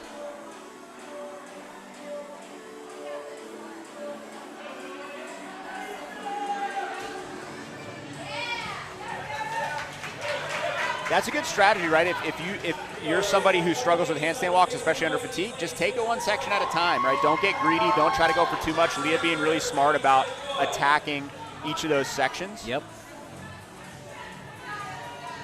And it goes back to what we talked about, knowing yourself. One section left on this length of handstand walk. We got Tayisha working through her crossovers in that last round. We got Joy finishing up her last set of wall balls. Good fight from all these ladies here today.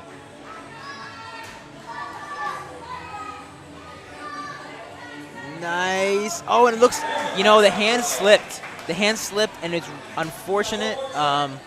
We had two judges talking, and it looks like the decision was a no rep, which is tough. That is tough. I mean, you know, that's what we talked about with the floor here. A little bit slick. Yeah. You know, you'll see. You just saw Leah Castro chalking up a little bit too. Like a lot of athletes, that's a smart move. Getting a little bit of extra traction. You know what? And she didn't let it affect her. Went right back to it. No problem. Finished it off. There's something to be said for that too, right? When you're in that heat of the moment, yep. You just got to be able to shrug off those no reps, get back to work. You'll see Tayisha, and the floor is slick. The floor is slick. Turned into a cartwheel. Yeah. The judge hands her a nice block of chalk. Yeah. Judge helping her Put out this there. on your hands. Hey, you try this. Try this out. Try this. We got Joy moving into her last set of crossovers. 60 seconds. Final minute here. This is where, you know, you'll see people really dig deep. It looks like that chalk made all the difference for Tayisha. She just sprinted that first. Oh! And a little celebratory cartwheel? A celebratory cartwheel. Tayisha looked really good on that last handstand walk. Nice job. I know Tayisha was someone that Bern, we were wrapping up the podcast, we were doing the pre-show, and I mentioned, okay, here's some of the athletes, and I want to shout out some names also that sent me some email submissions, and he's like, wait. Let's talk about Tayisha for a second, because he's really seen her grow and get better in the sport, and has been really excited to see her come and compete today. So she deserves a little special recognition. Deserves a little shout out. Yeah, she's been a staple of this competition. You know, like her name has been she's been around in Boston doing competitions, working hard. You know, so awesome person, and cool to see her fight through that last handstand walk. Heat 2 coming up here. We got some quarterfinals, team quarterfinals athletes. You know, in this heat, we got Maddie Long, who she is an Invictus. Bossy Jansen in lane 4. Jess, oh boy, I'm going to mispronounce this, but we got Jess Monte Dioka in lane 5, and we got Amy West. Amy West, rocking the Doc Fit shirt. Love it. Love it. Her and Maddie have that connection. Also, what we'll say about Amy is another age group quarterfinal competitor. Yeah. I got to do a special shout out for Jenna. She was one of the people who submitted an email submission for us. She just coming out of high school, I believe Littleton. Wow. Let me make sure I get that correct.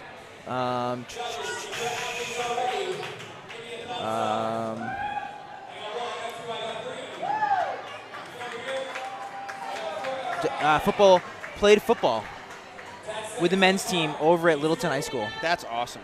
And did very well. Shout out, Jenna. I forget what position she was, but it was a hitting. It was either a linebacker or it was a hitting position. Did very well. Wow. Graduated high school 2023 this year and is enrolled in Simmons College as a freshman for 27. So that's awesome. A great athlete. Great athlete. Also really cool that we're seeing these younger competitors in the field. This is the first year I think where we've had people you know, younger who have been competing. You know, just out of high school, we had a you know, younger age group athlete on the men's side with Rodrigo. So really cool to see that. Absolutely. Ladies staying relaxed on these wall balls. Same thing. We'll see, you know, when people are going to take their breaks, when they're going to intentionally drop, what this first set's going to look like. Is Sam warming up for his next heat? He's showing up, so I just want to see him have a day where he executes and feels good about how he did. Yep. So that's kind of all I'm looking for. And then obviously we know some people here, so it's good to see everyone get out, compete, because obviously the goal is to get to Madison, and clearly we're not right now. So like it's just good to see everyone get some competition in. For sure. He did really well in that first workout. Looked like he executed well and you know, stayed nice and composed. One of the things I was talking absolute shark fest. Everyone wants to be as good as, you know, the guy like Ray's clearly he's done this CrossFit thing. He's pretty good at it. So it's like, hey, that's where we want to get to. So for sure. Yeah, it's a good time. There's a lot to be said for that type of training environment, for just like helping everybody get to the next level. Absolutely. You know, it's I feel like that's what you look for. Yeah. Yeah, I mean, it's exactly what you show up for. It's definitely not like obviously you have people that come in, hey, let's have a good time, but it's obviously there's this other crowd that's like, hey, I want to see how good I can be, and that gym is perfect for it. So I mean, I'm gonna be, Ray needs to pay me, but I would say that's a perfect place to go. Anyone wants to get into CrossFit and be good at it, that's your guy. Yeah, we'll send Ray the invoice for the marketing there. Oh, please do. Tell him he's behind on it too. Double it, whatever it needs. Floor being slick, so definitely making sure she's good to go there. I got to shout out Maddie. She's someone who's come a long way on her handstand walk. She's been putting in a lot of time practicing, working on them, and is looking really composed here today. Last year's competition, she was really fun to watch. Yeah. She great athlete. I think she also, if she didn't make it to the finals, I think she was pretty close. I can't remember exactly, but she was she had a great finish. Yeah, so she was one spot out from the finals last year in sixth. Everybody in this heat's looking really good on crossovers. Yeah. Like, I mean, I know I keep saying that, but, like, this is not an easy skill. Yeah. This is not an easy skill. And thank you, Spence, for hopping on the mic. Really appreciate it. Again, great athlete over at Ocean State. Hope you guys get some good some feedback and some good insights from him. It's good to hear from the source, you know, about the environment there, about the competitive environment. So, and obviously shouting out Sam, sending him good vibes today. Totally. Jenna looking good on these handstand walks. Now, so if we talk about body position, she's letting the feet kind of bend forward a little bit, which, you know, is going to help propel her forward, give her a little bit of momentum. As long as she's keeping her core tight, which she's doing a good job of doing, like that position is not bad for keeping your forward momentum going. We talk about, you were talking about Kevin Garnett with the shoes. We got the NBA crew over here with mopping up the floor, down at the end. Literally the whole crew, even Bern. We got Bern. Hey, shout out to Bern. Shout out Bern. Running the competition. He's over there with a paper towel. Let's see if we can get an angle on him.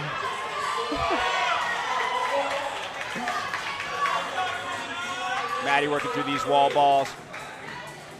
We got Jake Kilvin in the comments. Let's go, Jenna. Yeah, get it, Jenna. Jake is pumping you up. Jenna's looking great. She is. Super important as a young athlete to have that support behind you, to have that community, you know, rooting for you.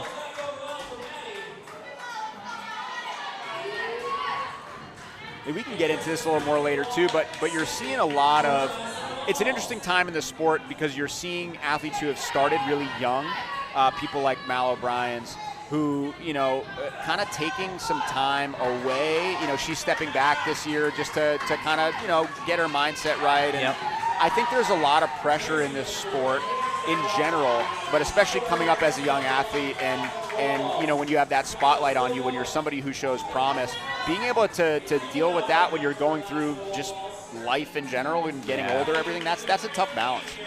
So tough. And I think you have a unique perspective on that, being at that level and having that mindset and knowing, like, you know, how it can be hard mentally.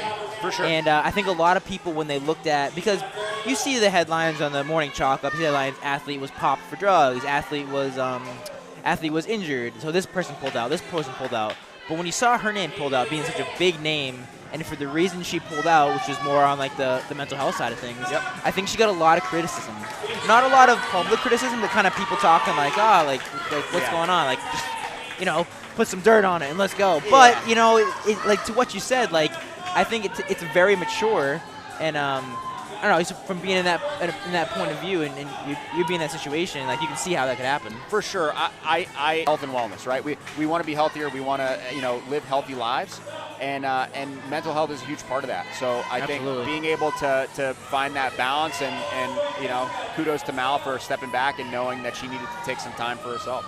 I think, yeah, and obviously I think things have gotten better in many ways on that front as now compared to like 5-10 years ago.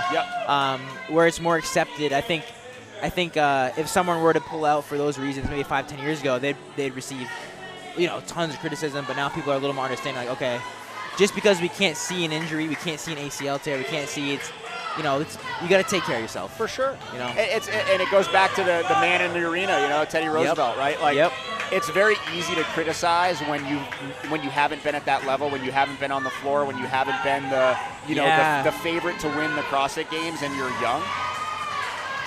And so, until you're in those shoes, it's hard to understand and comprehend the amount of pressure that goes into being an athlete at that level. Absolutely. And with CrossFit, it's one of those sports where you can go into the CrossFit Games or into the Invictus Invitational today in the best shape of your life. And through those handstand walks, you got Tracy next to her, got Jess. Just missed that last section for Jess down in lane 5. Good recovery from Jenna, finishing out. Nice job. Nice finish. A little bit of a stumble there, but kept it composed and was able to finish that last handstand walk. Tracy finishing her first section. Skyla coming back. She's got one section left to finish here. Kicking up a little too soon. That's what we were talking about. Taking just that extra second. Just that extra second. I know you want to finish. You're right there, but you got to make sure you got it. She's finishing up. Skyla finishing.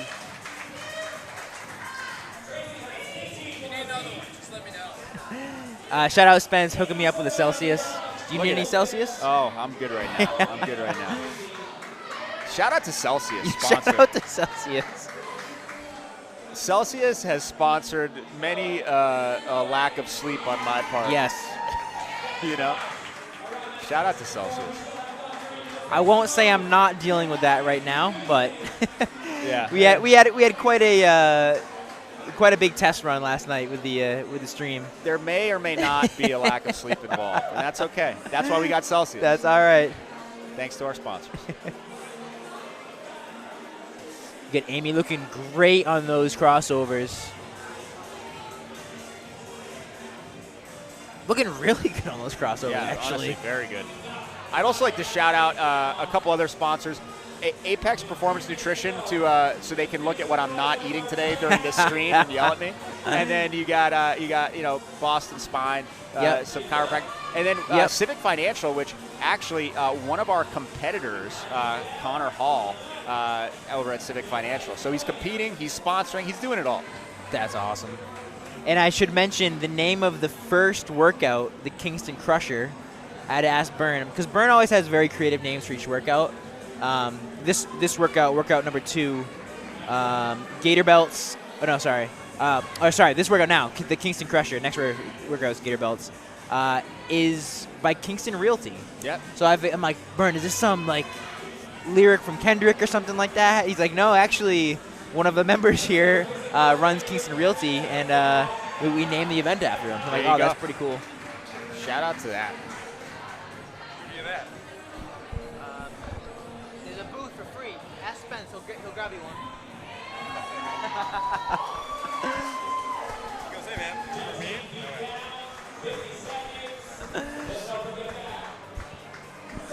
The media team fiending for the Celsius right now. Chris, I want to call him the gimbal guy, but again, my life is threatened with that. Was very jealous of the Celsius I'm drinking right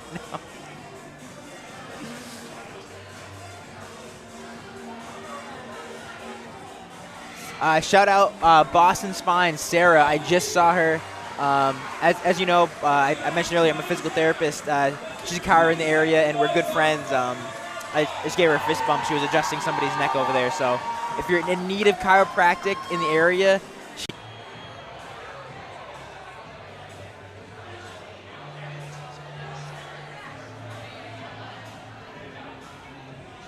as good as I think I am on the back end, Chris can come over and do everything 10 times faster. Always. Said as good as I think I am on the back end, you can always do things 10 times faster.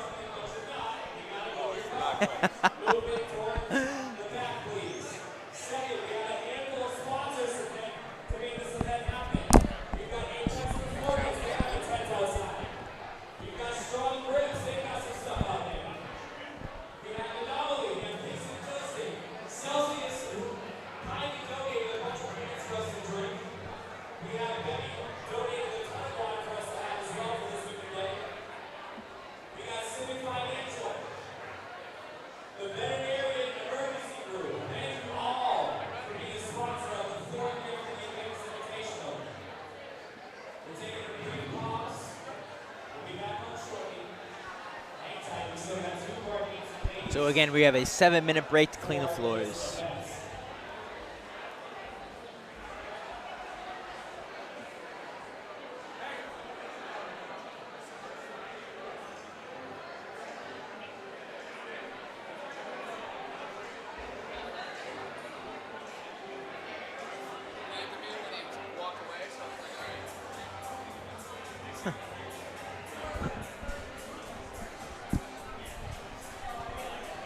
All right, so we got Spence back on the mic.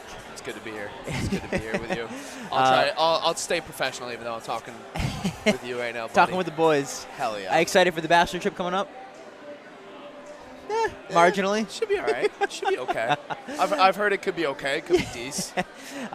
So I'm looking at the leaderboards right now. I think they're still not 100% finalized for that first WOD, but we have Richard Wollbolt in first place, Karch Hawk in second, Ethan Ruthier in third, Devin O'Neill fourth, Molonza Hayes fifth, tied with Jordan Kolsky in fifth, gotcha. Jacob Hart seventh. Controversial finish there. Yep.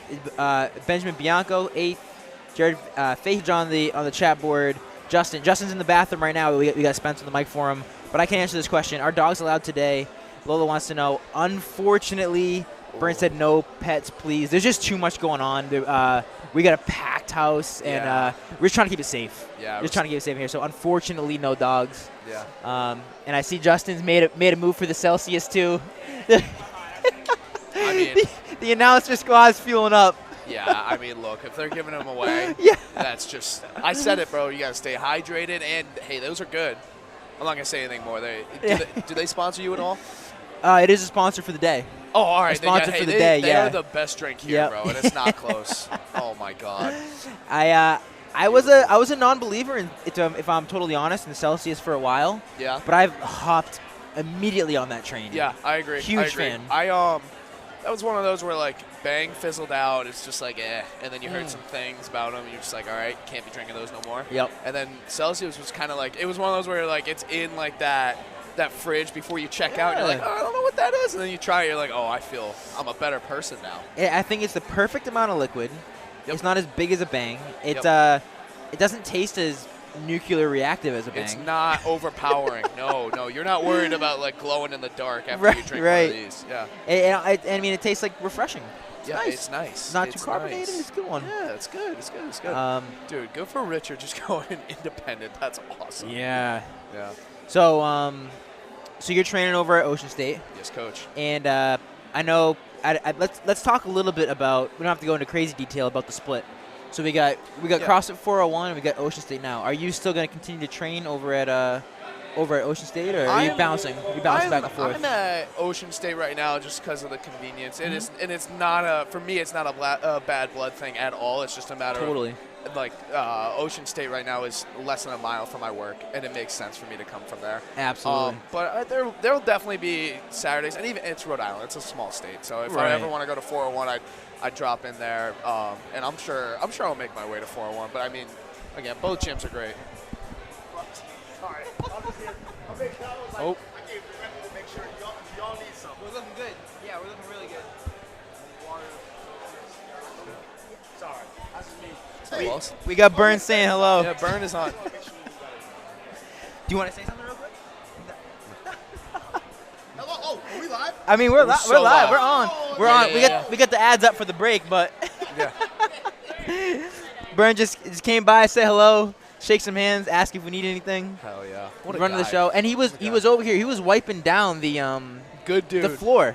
He was wiping down the floor earlier. You love to see that. So, yeah, speaking of 401 and Ocean State, you'll see Ray, you'll see Christine. Everyone's doing the little things just to make things work. Good. But yeah, that's what it takes. Both are great gyms. Both great gyms, great coaches. And I wish nothing but success for both gyms.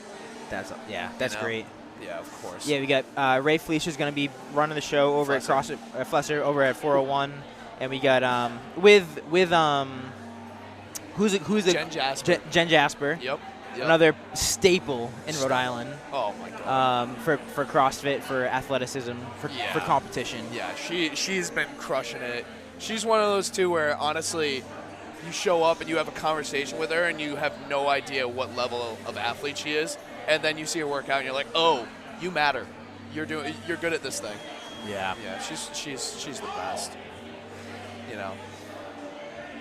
But yeah, dude, how are you doing? You want to talk about Smart to free up some time, free up some resources? They are making the switch to the CAP, the CrossFit Affiliate Programming, which I am so excited to try and try something new and see how it works. So really excited, looking forward to that. That type of stuff gets me excited. That's awesome. Yeah, just a little switch, change of pace. It's definitely well, I mean, our gym just kind of went through something like that in the sense where it's like, hey, look, this is a big change. It doesn't change the way I show up to the gym. Right. It's definitely going to show. It's going to change what I show up and like I'm told to do, obviously. So it's definitely exciting. You know what I mean? Like it's totally like I don't know what's going to happen, but I'm excited. I'm here for it. Let me ask you a question. Go for it. All right. Salve Regina. Yes, sir. Seahawks. Go Birds. Running back. Football. Yep. What do those words mean to you? See these goosebumps? Literally, you got. It's hot in here, and you got goosebumps. Oh yeah. The reason I think they're all fired up, but it's calm and collected because it's not a sprint it is, but it's a 6 or 7 minute sprint. Nobody sprints that long. Exactly. You know what I mean? But yeah, it's one of those where you don't need a hype up speech at all. You're just like, I know what this means, and it's like they're working for this. Just time to do it. I love that. Yeah. Well said. Oh, of course. Awesome. Of course. All right, Spence, let me thank get you out again. of here. Did we lose all viewers? No. Oh, the viewers went up by 200%. I would expect nothing less, to be honest. All right, guys. My job. I gotta be careful. Yeah.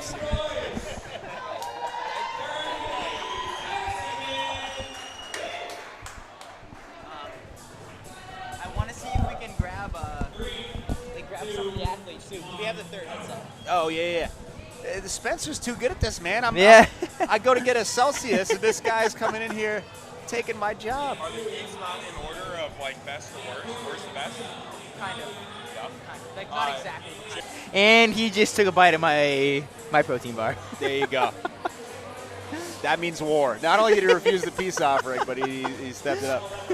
I'm currently fueled by our sponsors. I'd like to point out that I'm running purely on Celsius and protein bars right now. We got this heat here. Isley Boyarski out of CrossFit Free. I met her early on when she came to Boston. She was training with us over at Invictus for a little bit.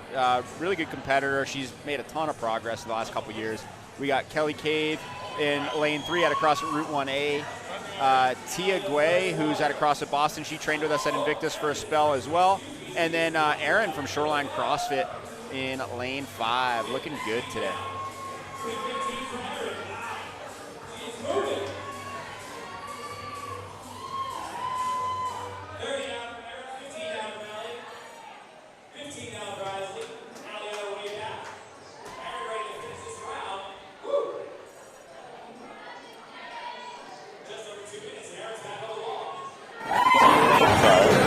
15 more feet from Alley, 6 feet off her costume. Alley's going to be 15 more feet. Every step, ready to go on the wall. Alley will join Aaron on the line. At the wall. Saw what Jared did earlier and she said, you know what, I can do that.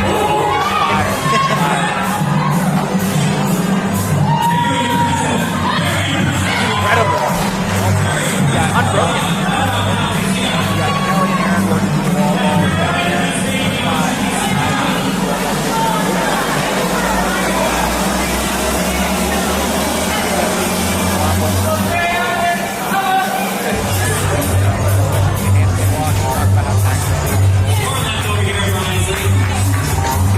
Aaron, First one's up with their wall ball. These two get the benefit a little bit. They get to see everybody compete before them, so they can kind of strategize a little bit. They did see some of the ways that the team get burned out in the shoulders, so maybe using that to a little bit of strategy. Okay, switch up the wall balls a little bit, stay for shoulders, because that's not where I'm going to get burned.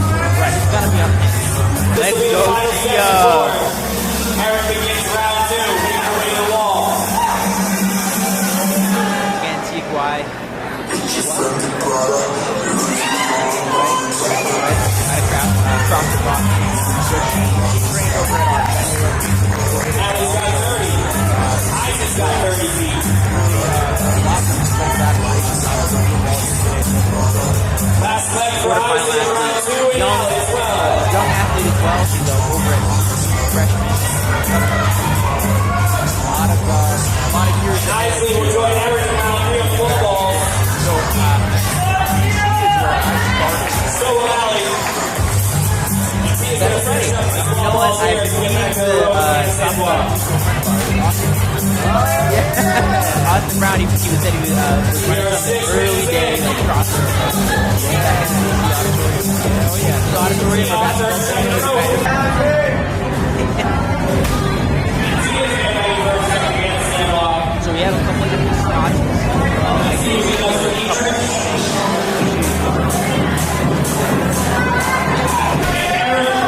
The first woman down with the third set of long balls on her last crossover. It's on her second half.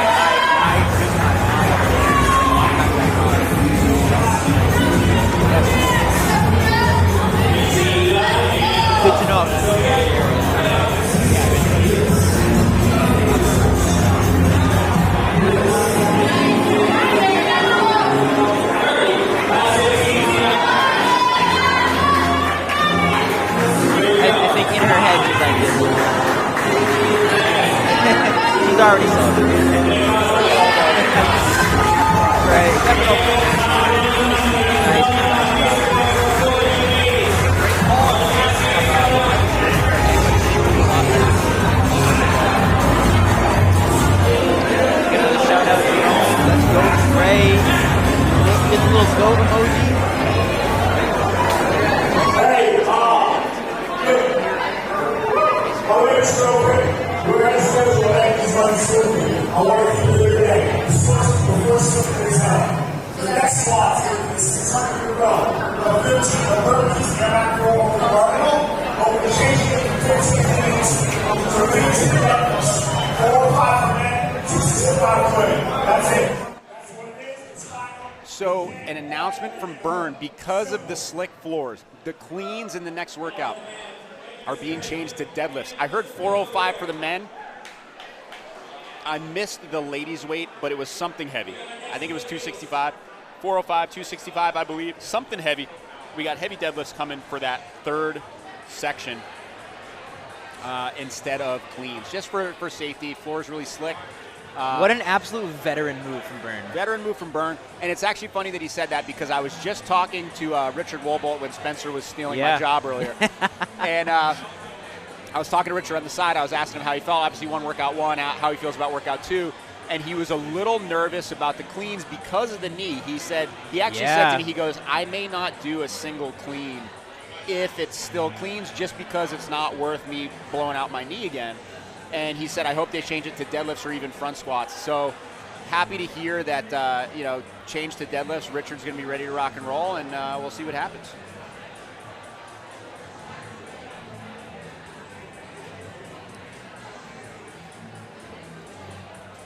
In this, I think it's a good move. It is a good move. It is a good move. It's it's important.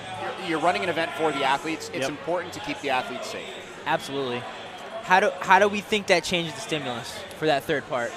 It's a similar stimulus, but if I'm talking about me personally, if I was doing this workout, I'd be much happier with the heavy deadlifts than the cleans. I tested it with the cleans, and I'll tell you what, a 255 clean for me, not to say that it's not heavy, like it's heavy, but it's a moderately heavy load. Yep. But after the row and the burpees, the barbell felt about 50 pounds heavier. So I'm assuming it'll be the same for the deadlifts. What we will see is you're going to see people do bigger sets on the deadlifts. I think universally the approach for the cleans was going to be singles for a lot of people. I mean, like a Molonza Hayes, I could see him touch and go because he won the clean event a couple years ago. Yep. But outside of that, I think you're going to see now much bigger sets. I think you're going to see, sets of 3 to 5 for some athletes. I think I don't know if anybody's going to hold on to all 15. I think we have people who are strong enough to do it. I'd love to see that. But you're definitely going to see bigger sets versus the singles. Sure. I'm not a huge fan of deadlift singles, and I try to coach athletes away from it because the stretch reflex benefits your second and third rep. Right? So like with the deadlift, your hardest rep is always the first rep off the ground. So if all of your reps are that hardest rep, it may feel easier because you're under load for less time. But you're using a lot of energy for that hard rep every time versus getting the benefit of that bar coming to the ground and getting that bounce on the second and the third. It's now deadlifts.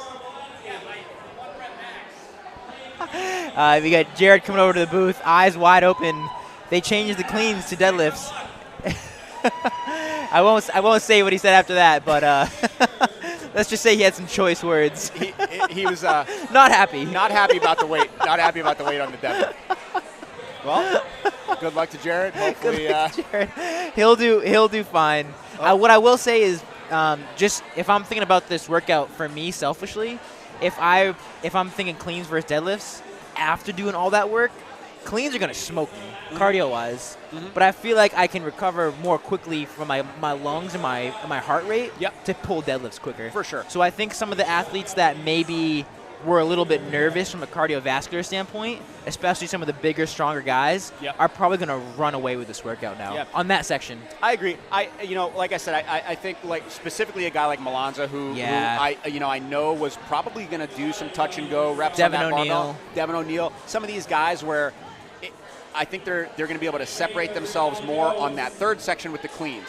So not to say that they won't be able to on deadlifts, but now I think it's going to make the first two sections of that workout a little more competitive because people are going to be pushing a little harder, a little sooner to try to get some points on the row and on the burpees. Absolutely.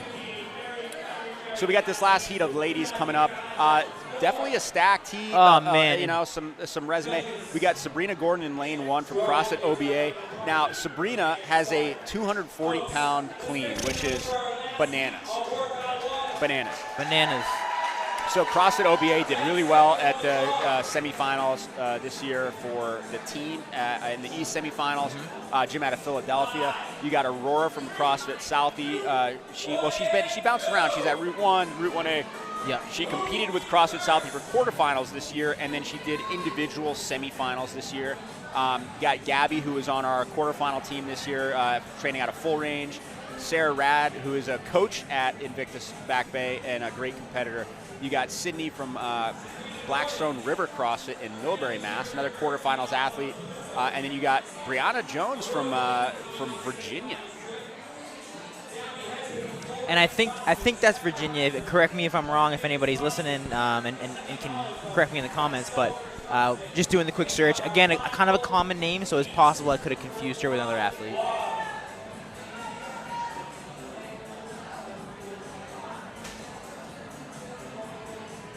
Well, if she is, that's sweet. If not, also cool. Yeah. We're going to see some fast times in this heat. A lot of people are very proficient with handstand walks. Aurora, somebody who did really well, was on the podium here at this competition last year. This is the first year competing in the Invitational for the rest of these ladies. A lot of people moving on to the crossovers now. People try to take us out. Hey, you know, sometimes we say things and they might not like it, and we get people coming after the booth, charging the mound a little bit. Charging the mound, coming after the booth. People from other energy drink companies that are upset I'm drinking a Celsius. Yeah. I got a shout out to my friend Tia, who's handing me all kinds of snacks. Oh, man. Let's go. I'll share a beef stick with you. Oh, thank you. A lot of really good-looking handstand walks from this crowd here. Yeah, very confident looking. Great dismounts. Looks just as smooth coming up into it as they're coming out of it. Yep, absolutely. Aurora moving back to the wall. Brianna Jones moving back to the wall. We got Sarah Rad finishing, or has one section left.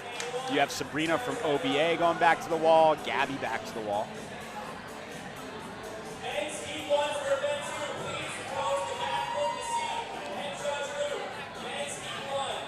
Following this, we'll be going into workout 2 for the men.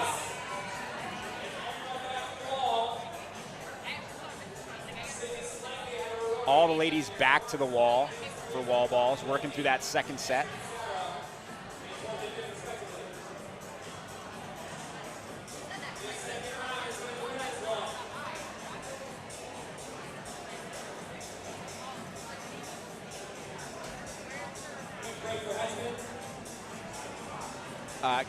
Fun fact, Aurora and Cam used to train together a lot. So Cam, our MC at Route 1A, they used to train together all the time. Oh, okay.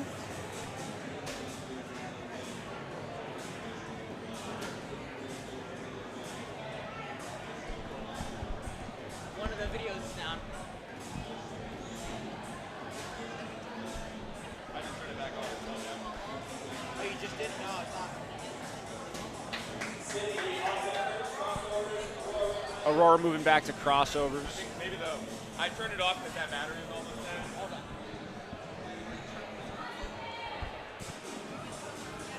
on. Aurora smooth on crossovers. Brianna back. Tony says, beef stick, wasn't that your nickname in high school? Tony.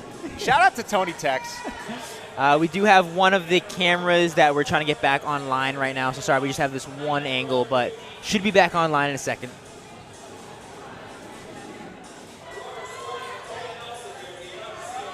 Also, beef stick was Tony's nickname, not mine.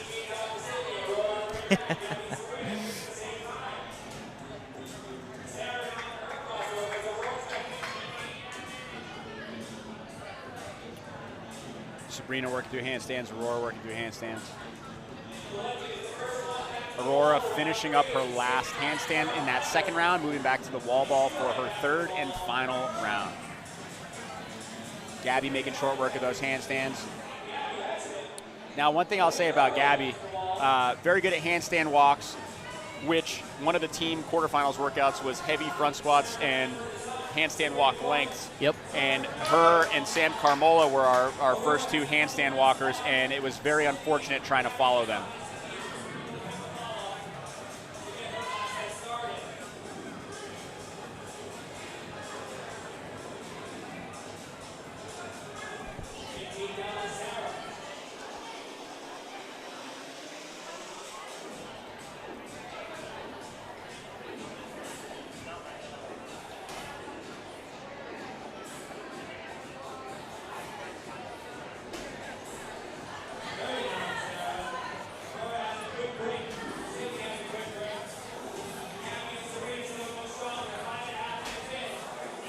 We got that other camera angle back, up and running.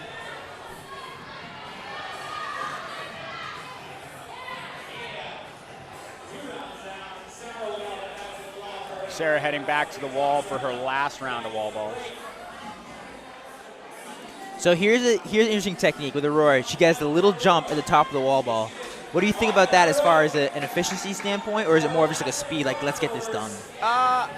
It might just be out of necessity too. Sure. I think it's just, you know. It's a lot of volume. Just using anything you can. I think wall balls are one of those movements that she just got to put a little extra juice on it. Yeah. And, so I think that's kind of what you're seeing there. Clearly not affecting her ability to jump on these crossovers. No. Crossovers look good. Also using a speed rope. Yep. I'm jealous. I can't. I got to use a heavier rope. She's working into her last handstand walk now. Good, one length down. She's got two to go.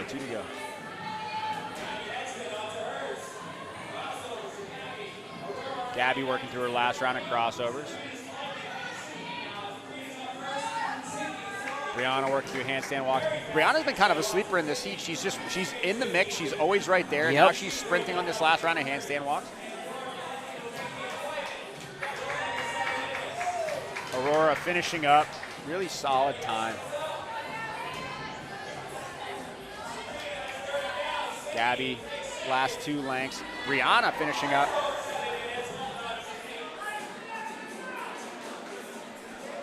We got Sabrina finishing up. Nicely done. Gabby about to do her last, or finish her last handstand walk. Gabby finishing down, finishing up.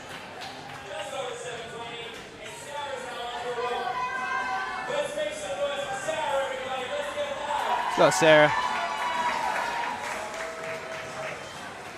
Sarah Rafford over at Back Bay. Yeah, Sarah Rad. Very fit. I chased her on many workouts. Unsuccessfully.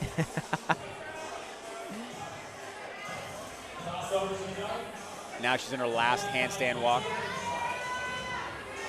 I love how Bern is just on the floor, getting close, being involved. Yeah. He lives for this, man. You know, this is... People forget, or may forget, how long Bern has been involved in the CrossFit community. Yeah. Bern and I we were day one coaches at Invictus back when it was Reebok CrossFit Back Bay back in 2012. No way. And he had been coaching prior to that a little bit across New England, kind of bouncing around. His old business cards say Bern Prince Celebrity Trainer. Do you have any of those? No. We'll have to pull some. We'll have to find some of those. He has one on him at all times. But no way. I do not have one, sadly. I wish I did. Here's Sarah Radford coming across the finish line. Radford finishing up. Looking good.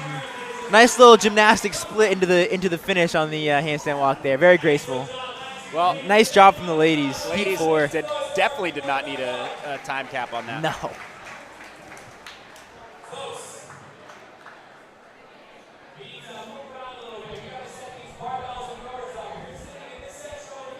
The judges now are going to be transitioning the floor for our next workout, workout 2.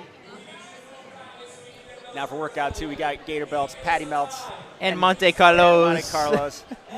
One of the a classic Outcast song. Oh, yeah. So fresh and so clean.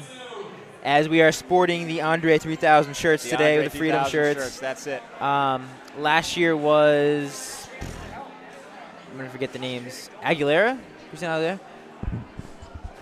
Are you going live right now or no? Huh? Are you filming right now or no? I'm in. Yeah, were you? No. Okay, because I was just going to say, I saw you walking around, but there was nothing. No. So first workout, second heat, I'm gonna shoot photos. Next workout, third heat, I'm gonna shoot photos, and last workout, fourth heat. Yeah, I'm only shooting photos for like the lower heats.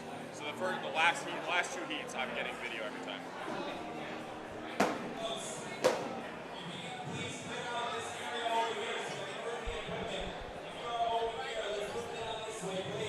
So that was the best heat. That was the top heat. Oh wait, no, I thought that was heat. No, that was the best one. The first heat is like the worst. The last one's like. Yeah, no, I thought that was. That was the last one for the women female. That was heat 4. Because only females have heat 4 heats, male have 5 heats. Oh, that's yeah, that's why.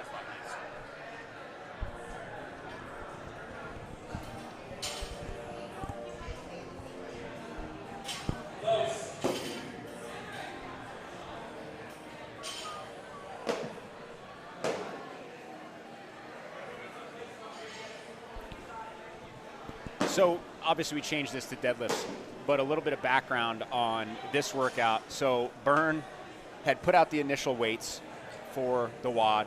The female weight was listed as 155. Yep. People started chirping him in the DMs. People were chirping. They were chirping. They were saying it's too light, whatever. It's too light. Everybody was. We're too strong. Too strong, which they are. They are. And so Bern listened to the people, and he changed it to 175. Bern's big on, from what I've seen, especially this year, if there's feedback, he's going to take it seriously. 100%. He's not like, this is in stone, we're not changing it. But he's also not to the point where it's like, if you're gonna tell him some feedback and he doesn't agree, he's not gonna budge on it. Right. But if you tell him some feedback and it has some value, he'll listen. 100%.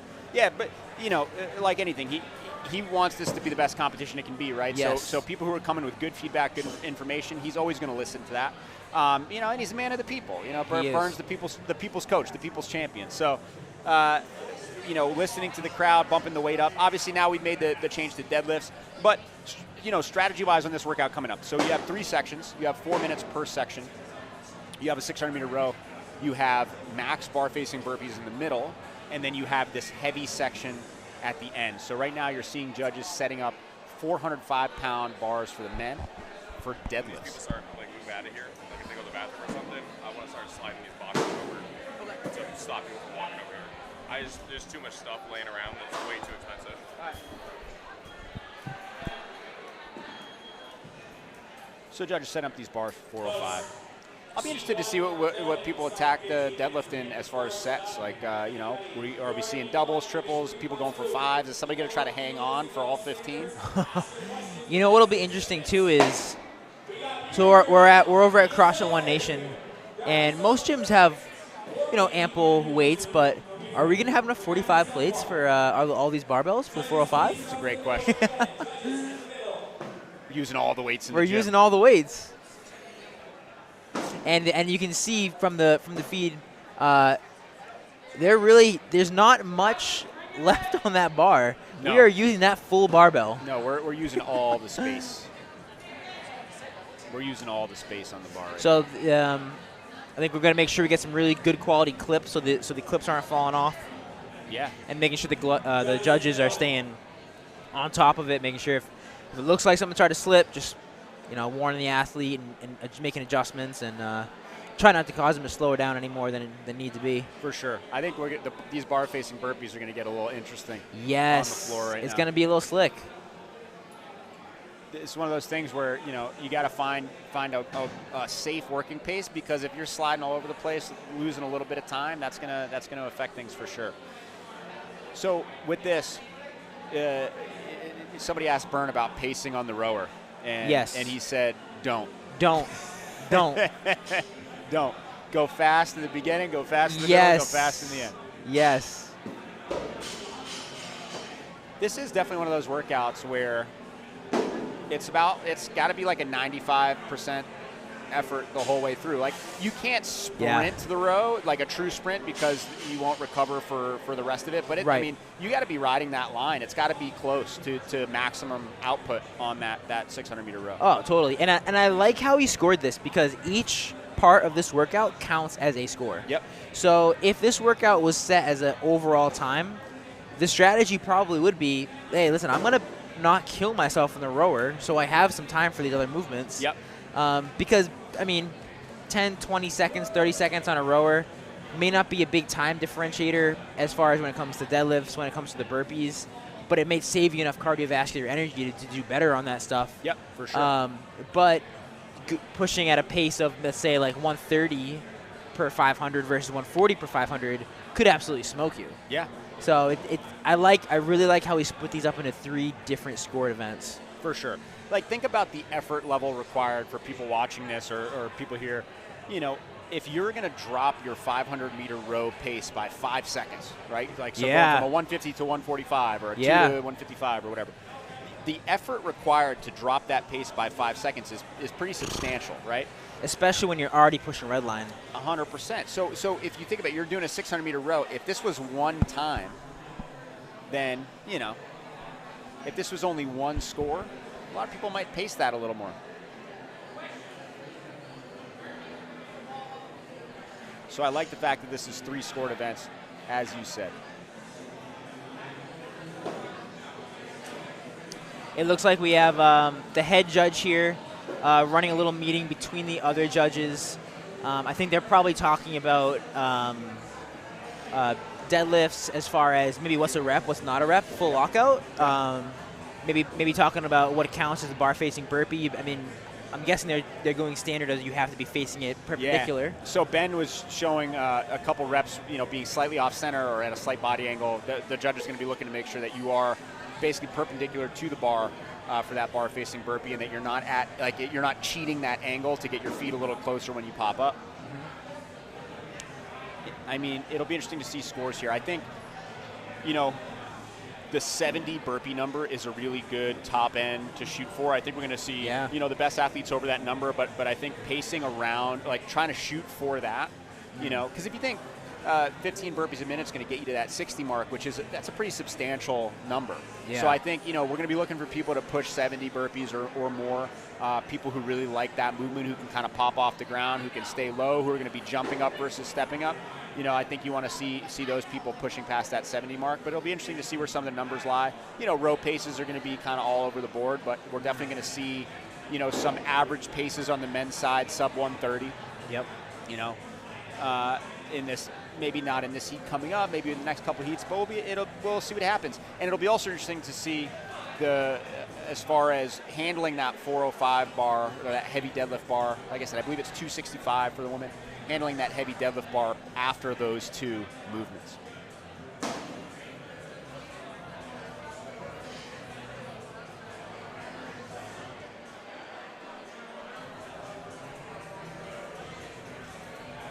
Getting ready to kick things off here shortly with our next heat.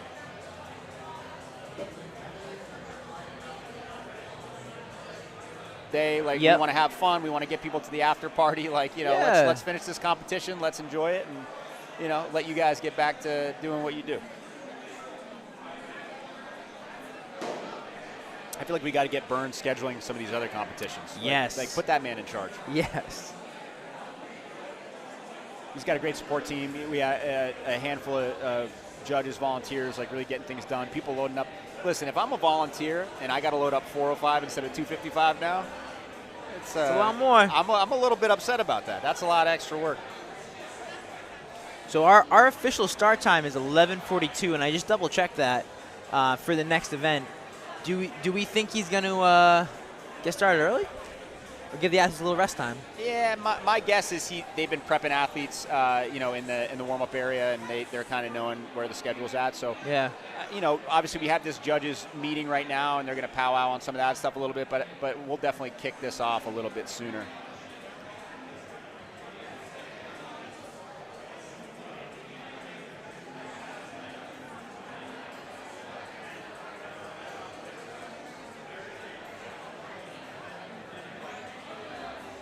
We got Brian out here ready to rock. He's already pacing. He's staring down that bar.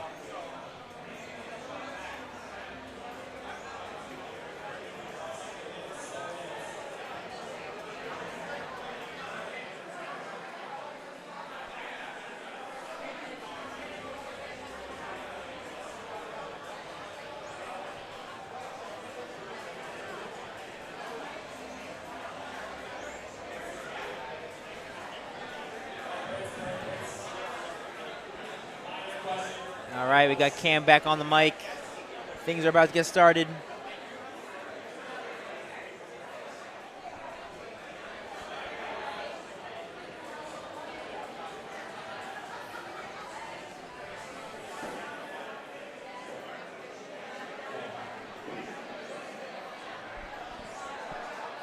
Brian Lowe out here on the floor, ready to rock and roll. Doing pretty well in that last workout.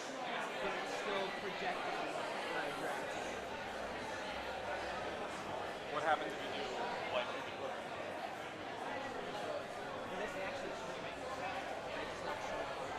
you flip it, is it still updated over there? It's not an issue,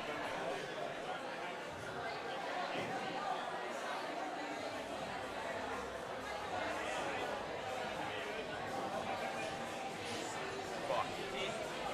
That's so annoying.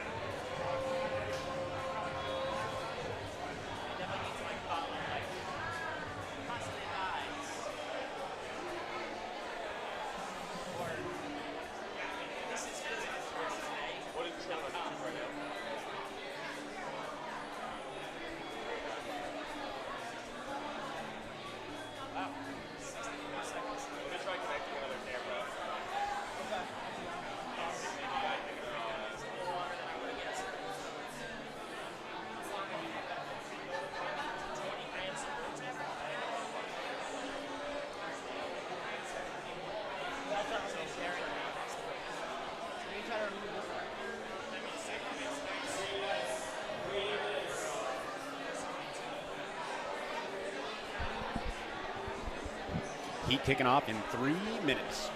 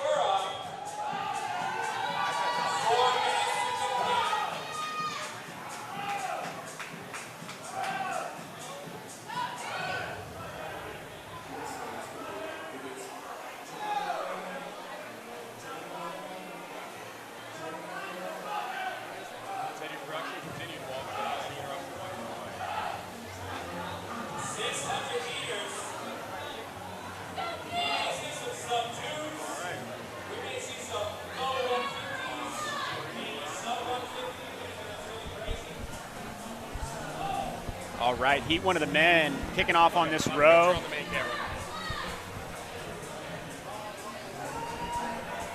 Just under a minute in. Got some people pushing the pace here early. Good opportunity to see a lot of differences in rowing technique here. Andrew Canabo, lane 3, looking really comfortable. Nice long pulls. Really driving powerfully, keeping that chain relatively straight. What we want to see is for that chain and that handle to stay relatively level. So if you see people bending the knees a little early, coming back in, that's going to reduce some of their power. If you're seeing people leaning back a little bit when the handle is in the front of the rower towards the fan, that's another way where they're losing some leverage. So we want to see people's shoulders come forward slightly as that handle comes in towards the fan, kind of like the bottom of a deadlift. So very similar movement to what they're going to be doing in this third section with the heavy deadlifts. Trey House getting to the end of his row. Andrew Canabo finishing in about 144. Damien finishing let's second. go. Damien finishing second. Damien's got a cheering squad right next to us. I'd like to point out, Damien did really well in the first workout, 20th overall. A lot of people finishing up this row now. Basically, everybody done with this row in this first heat. Everybody just taking a second, getting a breath. They are going to have about 2 minutes of rest, maybe a little more, maybe a little less, as far as recovery time. Really tough to say what the placings are on that. Everybody finished almost, it's seeming like in the exact same time. Very similar, yeah. So Andrew Canabo taking first in that heat. Damien definitely clear second on the row. And then after that, it was kind of everybody finished around the same time.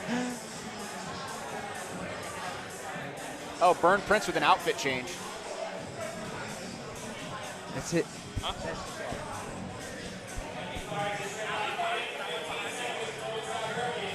Our master of events here, Mr. Bern K. Prince, with a new outfit. Oh, what's he wearing?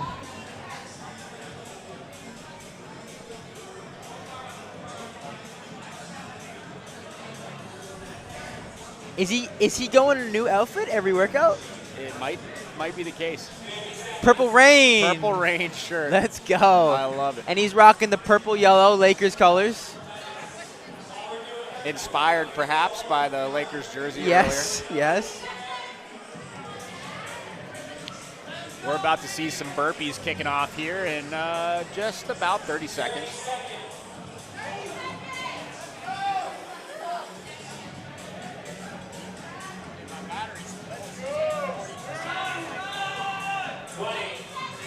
Here we go. The calm before the storm. Last moments here before the burpees. Here we go. We're going to see some big numbers here. So check out Damien. He's got the one red, one black shoe there. I like it. I like his style. The Great style. socks to match, too. I love it. Everybody moving quick. Seemingly no issues with the floor as of right now. As of right now. You know what I didn't see much of? Athletes kind of testing out those burpees before this event started. Yeah. I was expecting to see a little bit of that, seeing how the traction was on the shoes with that burpee position. I don't know. The way I think about it, and maybe they feel the same, is I'll do a burpee when it's required, you know? I feel that. Derrick moving at a really quick pace in this first Very minute quick. of work. You know what? Now that I'm looking at him, he's using that floor slide to his advantage. There you go. He is sliding back on those toes into the burpee. So, hey, that might be the move of the day. That might be the low-key smartest decision out of any of these athletes so far. Round one, or workout one, he had the side-to-side look to his left, look to his right with the crossovers. Yep. Round two, he's got the on his toes Michael Jackson slide. The slide. Like those slide boards that you see people Yeah. working on, you know? Pace starting to slow a little bit here. Nobody else is doing that, if you notice, too. No, everybody's just doing all the full effort. Derrick's Full like, effort. Forget that. I'm going to slide. People starting to settle in now. That first minute, a little bit of excitement. Obviously, the heat of the competition, people moving a little quick. Now everybody's kind of settled into a pace. Yep. What you want to see here is you want to make sure that people aren't taking a lot of time between reps, really slowing that turn towards the bar down. Sure. Really taking their time. You want to see people turn, kind of drop right into it and keep moving. Or if you look at Trey, what he's doing is he's got kind of a tempo that's keeping him consistent. So he hops over, he takes a step, turns, and drops. Taking a little bit of a rest now, but he had a cadence where he was keeping his pace consistent rep to rep. That's one of my favorite strategies when it comes to a stimulus like this. Just find your pace, and even if it's slow to start, and you kind of know that's what you want to hit, just have things click. Step, go. Consistent step, movement. go. Consistent movement.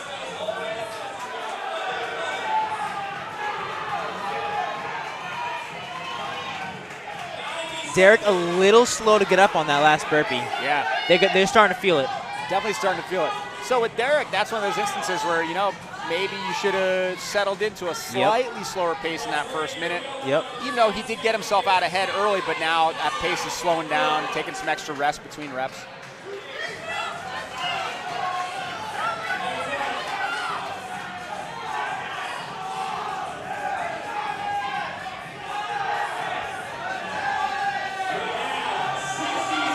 There we go. 60 seconds. Last minute here.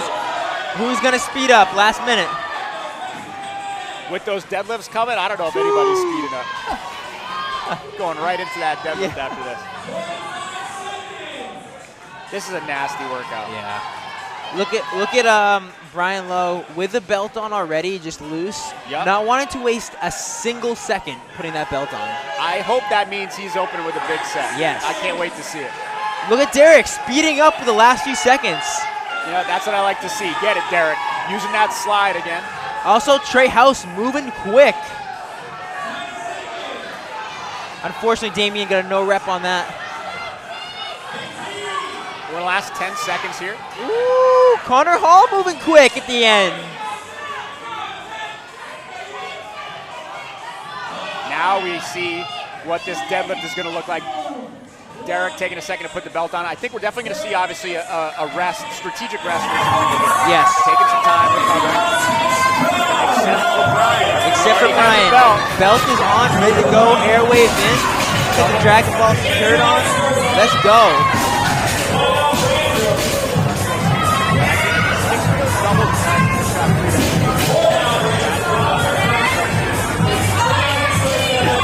Damien looking good.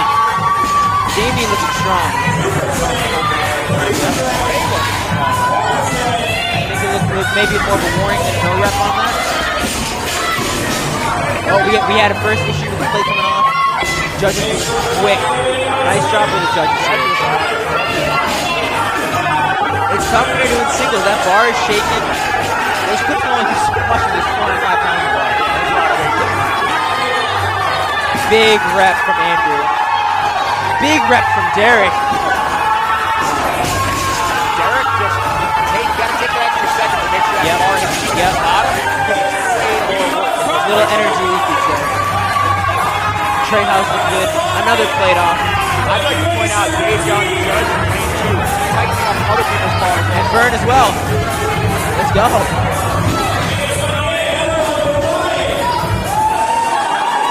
Easy workout for the judges.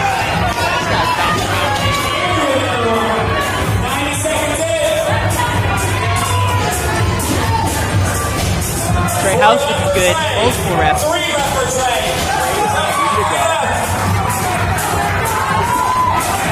Brian first. Brian done.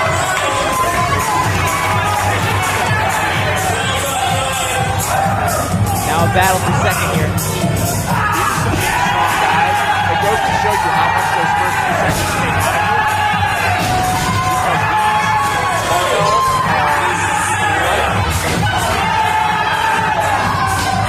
Derrick hanging on, yelling. Still with a few more reps to go.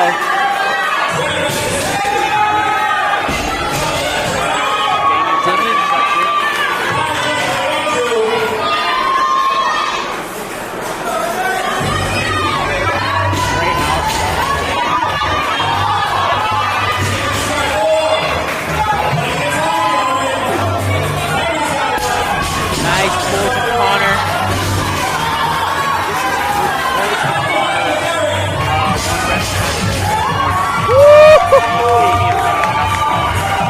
Nice job by Damien. Andrew looking good. Couple reps left for Andrew.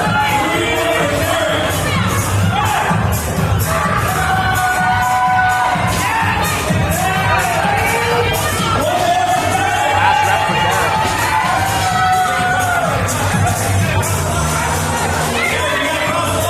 Derrick. Derrick's gonna cross the finish line. There he goes. Oh, that was a close. That could have been a big mistake.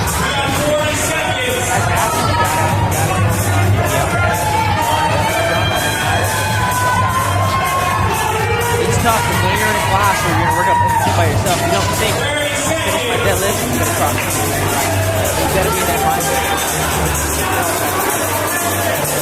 20 seconds. Let's give these guys a little love. Let's give it up. 20 seconds left. We got Connor. And we got Henry next. 15 seconds.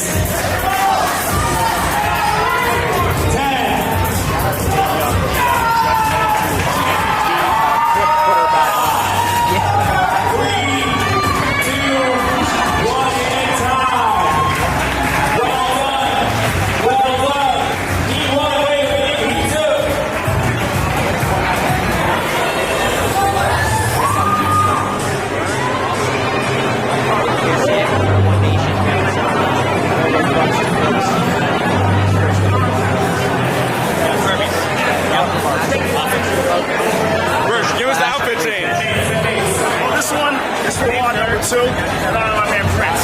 Now we're going to keep them coming. I'm going to try to keep them coming. I think only about 4 hours. You'll be back.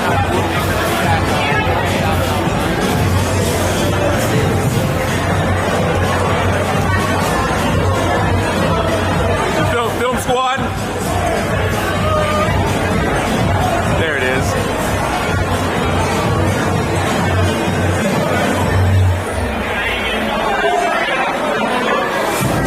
Boy, hey, just tag me in for the. And then I'll hold this. Like, man, did he grow a little?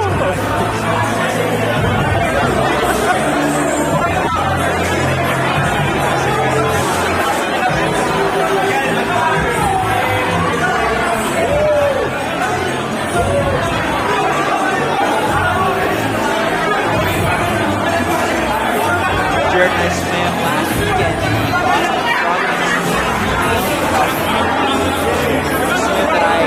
Very, very hard.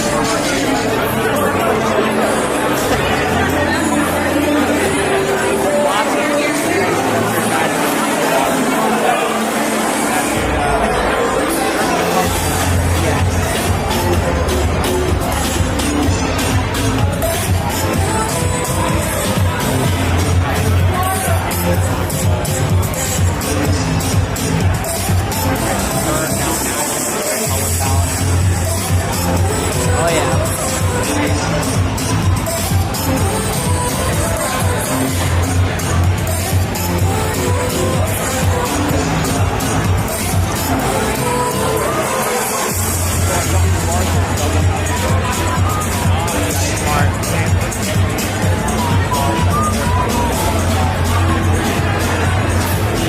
They do sometimes they take the band.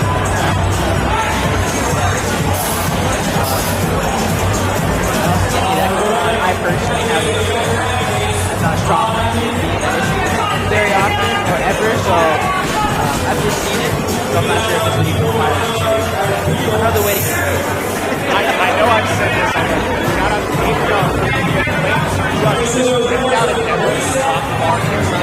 No way. So,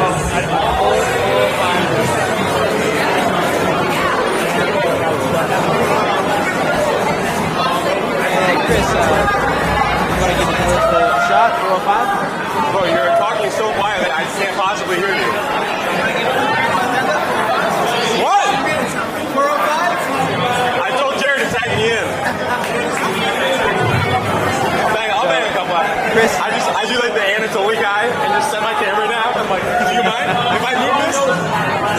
Chris, our camera guy, someone calls him deadlift specialist. Deadlift specialist. They tag in with Derrick, part of the watch.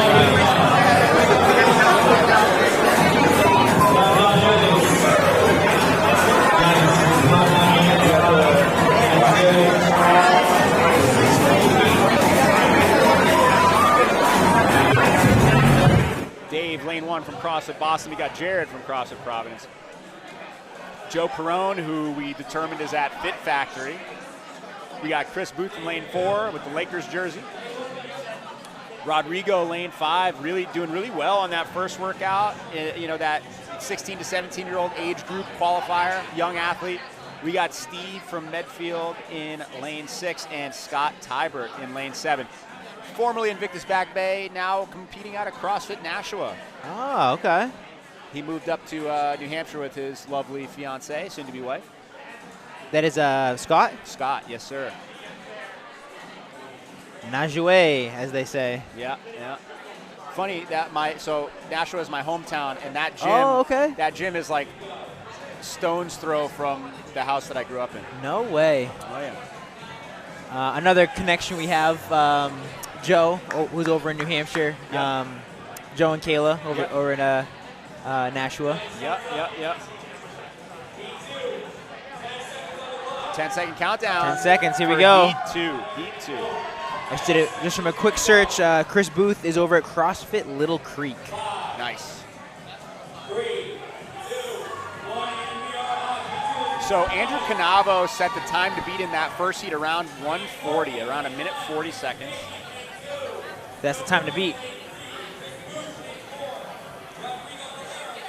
You know how I said that Scott goes way too hard, too fast? Well, yep. He's over there ripping the rower in lane 7. The rower is sliding on the floor. He's going to end up behind the pull-up rig when it's all said and done. Scott in lane 1 on the Kill Cliff Navy SEAL Foundation rower,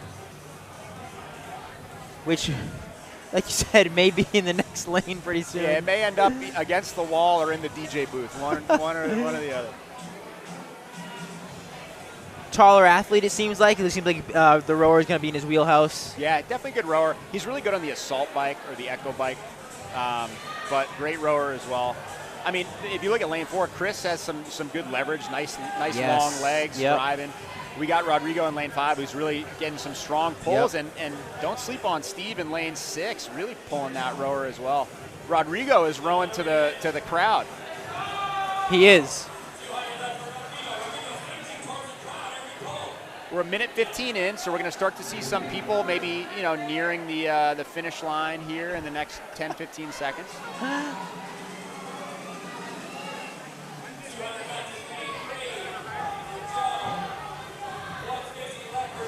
Rodrigo getting close to finishing.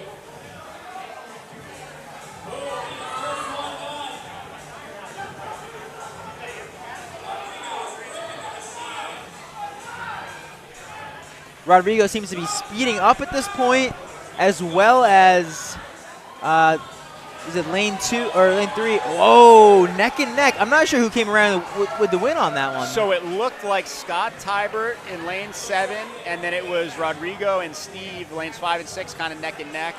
Now we got lane 1 finishing, lane 2 finishing. Chris is done in lane 4, and we got Joe finishing up in lane 3, finishing up just now. So everybody coming in at 2:10 or so or faster. People starting to gear up for these burpees.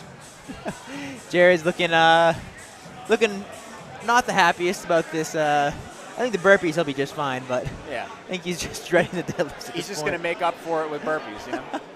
and that's why it's a 3-piece scored event. Every piece is scored differently. 3 scores.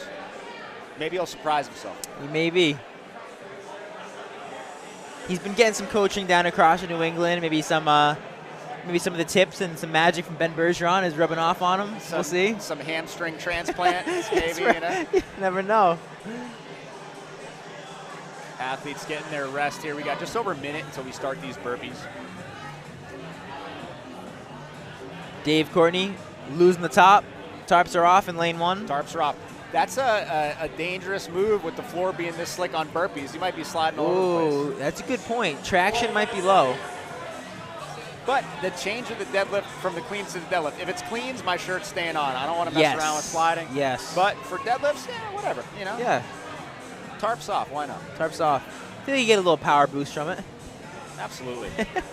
It is a little warm and humid in here, so everything helps.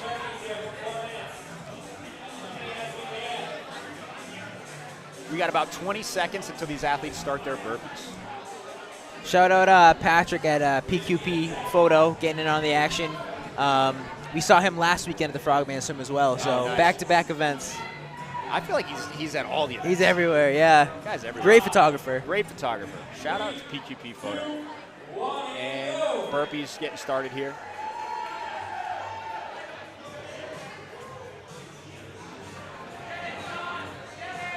Seeing a nice steady rhythm and cadence from a lot of these athletes right now. Everybody seems a little more in control this heat than the start of the last heat. People settling into a rhythm right from the beginning. Obviously, we'll see if this speed stays the same, but people seem to be in control so far this heat. I think Jared's got a little bit of the toe slide technique. Oh, yeah, with the burpee. But same thing, we talked about this a little bit with Trey before you took that break. Jared's got a nice steady rhythm right now. He does. Every time is a nice consistent hop over. He steps into the burpee. He steps after the hop, and then he drops on the way into the next one. So that's keeping him consistent, rep to rep, which is it's a nice strategy with something like this, where you want to keep yourself moving instead of changing up your pace. If you look at the way his movement is too, there's very little energy leakage.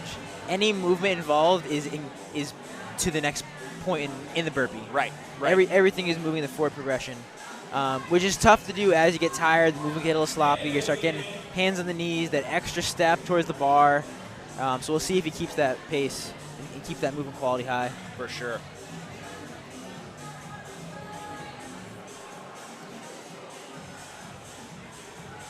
Joe moving at a nice steady pace in lane 3. Got Chris taking a brief break. Rodrigo's looking strong in lane 5. Rodrigo actually putting in some work right now. Nice steady movement. He's keeping that speed quick. Steve looking good over in lane 6. Scott checking the clock, which unfortunately there's a lot of time left, Scott. Oh, that's tough. That's a tough gut check if you see the clock and you're like, I'm not close to being done. That is tough. Rodrigo does look very good. You know, even though Scott's checking the clock, that guy knows how to go to a dark place and stay there. So he'll be just fine. Jared taking the shirt off on the transition. Very impressive. Arm over arm. Arm over arm. I think lane 2, we're going to start calling him Magic Mike for the rest of the day. Magic Mike in lane 2, keeping the burpee pace. Rodrigo's still looking good.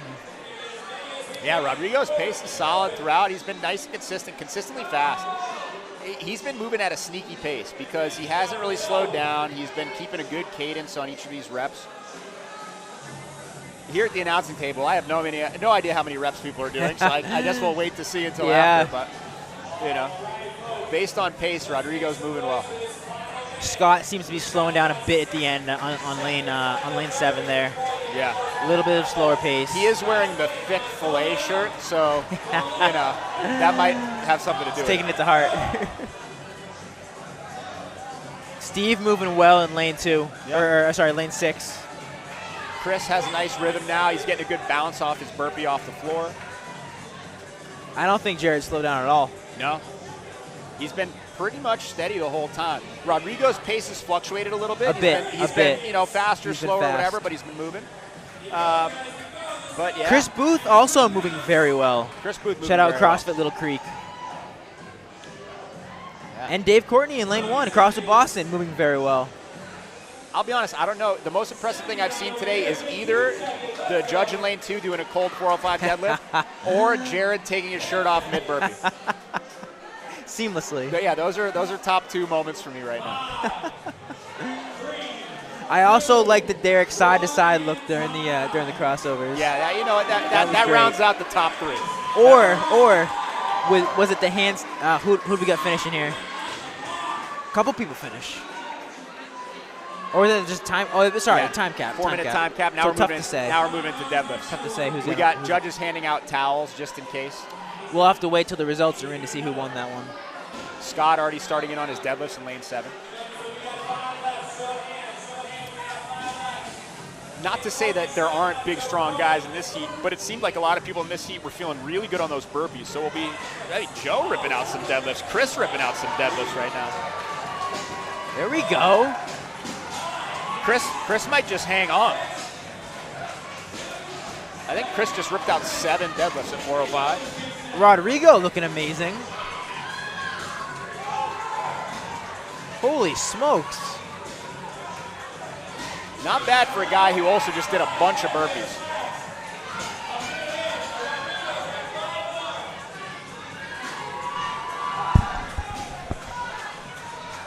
Joe Perrone looking great with the deadlifts. There's Jared. Jared moving that weight.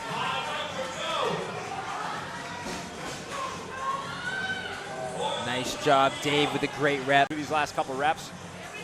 Bern making some adjustments to lane 6, helping out Steve. Rodrigo on his last rep, a tough one, and he's finished. Rodrigo done over the line. Lane 7, Scott looking like he has 3 reps left.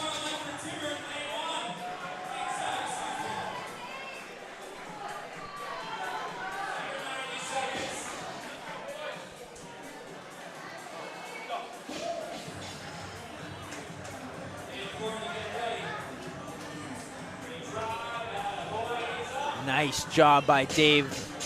Dave getting Another it done. tough rep. Nice job by Jared. Another tough rep. These guys are really just going head to head in lanes 1 and 2. A lot of speed on that rep from Jared, though. A lot of speed. I know it's a heavy weight for him, but that moved quick. It did. We got last minute here. Nice job by Dave. Getting an extra rep in at the end. Nice job by Jared. What a battle. Nice. Well done by these guys. Good fight there. Good fight on those deadlifts. I really liked that. Really good move by, obviously, veteran move by Bern. Making the change with the slick surface, going from cleans to deadlifts, making sure athletes are staying safe, and really good job on the fly of making it a similar enough stimulus, but also a challenging 4-minute time frame to be really good to watch, to be good for athletes to compete with each other. Absolutely. Tough to pick a weight on the fly like that to across a broad area, because we're testing variety in fitness right now. Right. So tough to pick a weight and make it the right weight, and that seemed like they're going to see it. But I wonder if they made the distinction, because Chris just heckled me a little bit about the deadlifts here. My max conventional deadlift is under 405, but sumo I can pull. I don't know if he made the distinction. Can you pull sumo? Can you pay conventional? It'd be interesting to see if anybody tries that and what the ruling would be. What happens? Yeah, exactly. I'm going to go out on a limb and say probably no sumo. Yeah. But you never know. Yeah, Jordan said he would trade me. So you're going to want to flip back and forth over there. Okay.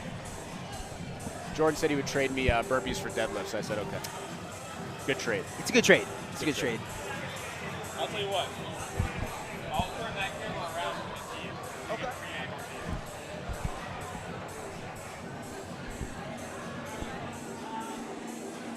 Did you try your first form protein stick yet? I did. My first form protein stick was delicious, as was my first form protein bar. So both products great so far. Shout out to our sponsors. I love this. No MSG, no nitrates. Those are the 2 biggest things you look for when you come across meat that doesn't need to be refrigerated. I'll tell you what, though. There was a lot of protein in that. So there's definitely no shortage of protein. 20 grams. 20 grams. I got the breakfast sausage flavor, so excited for that. I believe mine was original meat, so we can compare and contrast our feelings on this. But shout out to Celsius and First Form for keeping me alive today so far. So far, so good. We have the start time at 8:40. We are just coming up on high noon. Coming up on high noon. The noontime hour.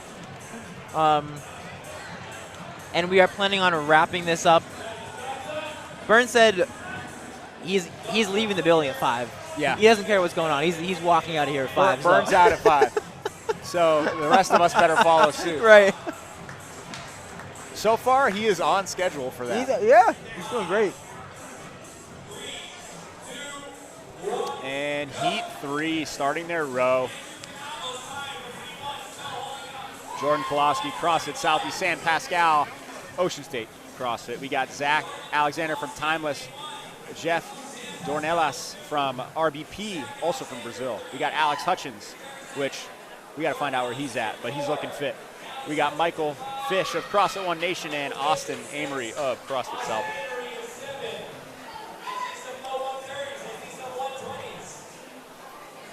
Some people's row paces in the 120s, Cam is saying. That's very fast. That's insane. Whether if I were to guess, my guy Mike Fish. Mike Fish, yeah, he's looking strong. He's looking like he doesn't dislike rowing. Now, what I would say about Mike is that handle's moving up and down quite a bit, so he might be getting some power on that pull, but over time, I think he's going to end up losing some speed by the end of this 600 compared to some people who are keeping that chain a little more level.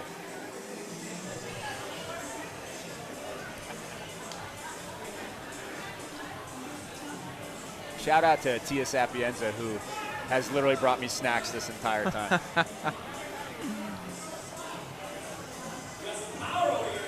The real MVP. The real MVP.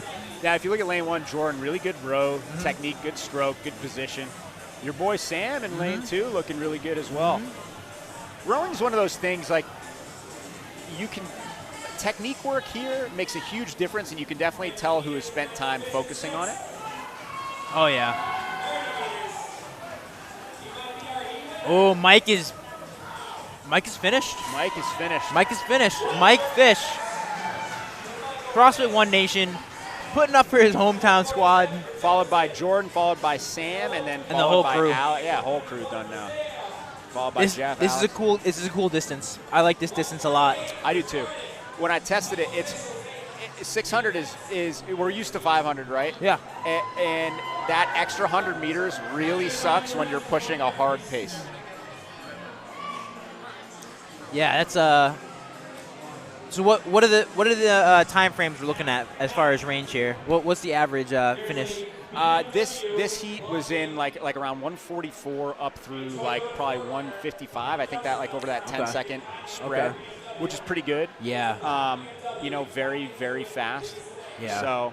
And the split times, we said, were somewhere between like 120, 130 for most people. Well, I think people were starting in the 120s. I'm going to try to look this up because I remember we had some splits listed the other day for this. It'll be interesting. The next workout, too, is going to be fireworks. But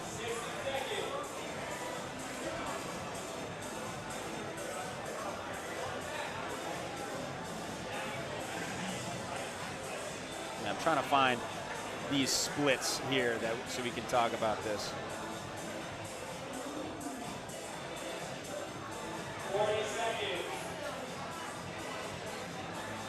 40 seconds until these athletes move into the burpees over the bar.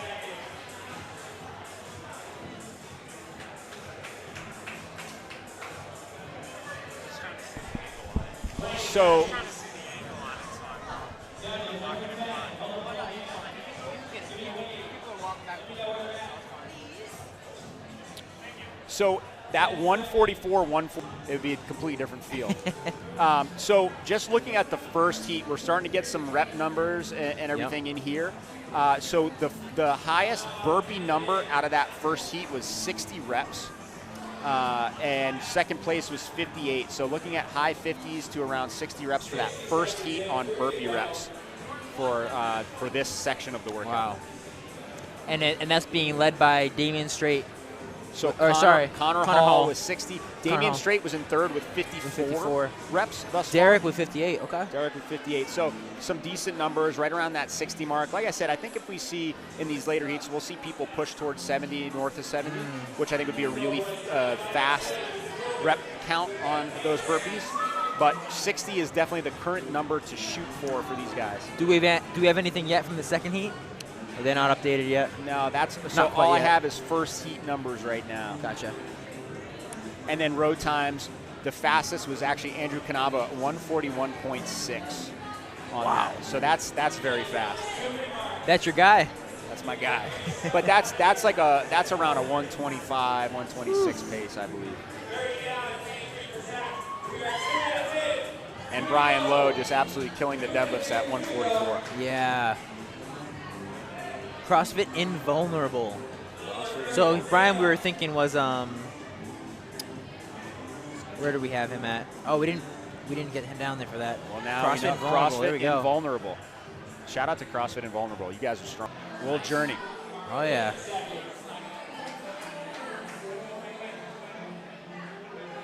These athletes moving well here in this heat on these burpees so far. We got 40 seconds left, and then deadlifts are going to be starting. Jordan's looking good. Yeah, Jordan loves burpees. Yeah.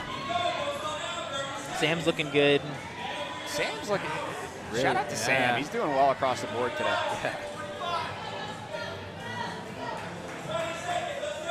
30 seconds. Might see some athletes start to speed up. In lane 6 and 7, Mike Fish and Austin Amory, both of them rocking that belt technique that Brian Lowe is doing in the first heat. Brian Lowe seemed went to off. work. Yeah, seemed to work so well. Seemed to work you might well. as well follow suit. Might as well follow suit. Nice. Mike Fish already picking up that bar. Incredible. He's making a move this workout right now. He is. Winning the heat on the row, first to the deadlift bar. He's saying, never mind an age group qualifier. I'm here to win. Yeah, I'm here to win. I'm here to win the regular group. Yeah. A lot of people belting up, chalking up, taking a couple seconds to gather themselves. Austin and Mike, the only two people with reps on the board. And then you got Alex getting in there. Mike Fish with a great body type for deadlifts. Nice long leverages. Yeah, long limbs, short torso.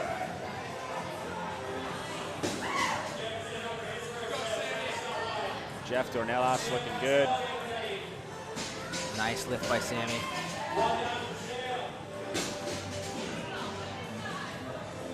Nice job, Jordan.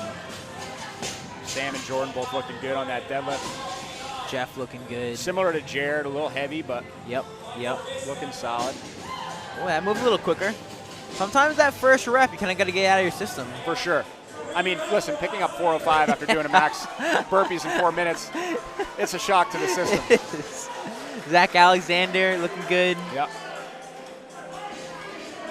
Nice. Sam Nice. strong. Each rep has looked better for Sam Pascal. Starting to get those Jordan legs looking back good under too. him. Yeah, Jordan looking good. That was some speed on that bar. That's what you'll see too, right? To your Yeah. point, you get a couple reps under your belt, you get the legs back under you, and keep rocking. Mike Fish looking good. Mike Fish, I don't think he was a favorite for the burpees, but the row and the deadlift, this might be his workout. Absolutely. 405 moving like 225 for him. Yeah, Alex Hutchins looking good. Oh, yeah, really good. Great haircut, great deadlifts. Look good, lift good. About halfway. Another look good lift by Sam. Zach Another good Alexander look by chipping Zach. away also. Jeff chipping away.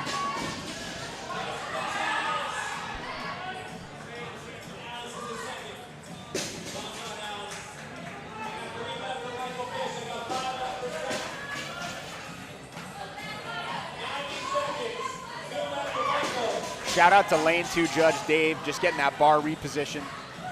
Guy does it all.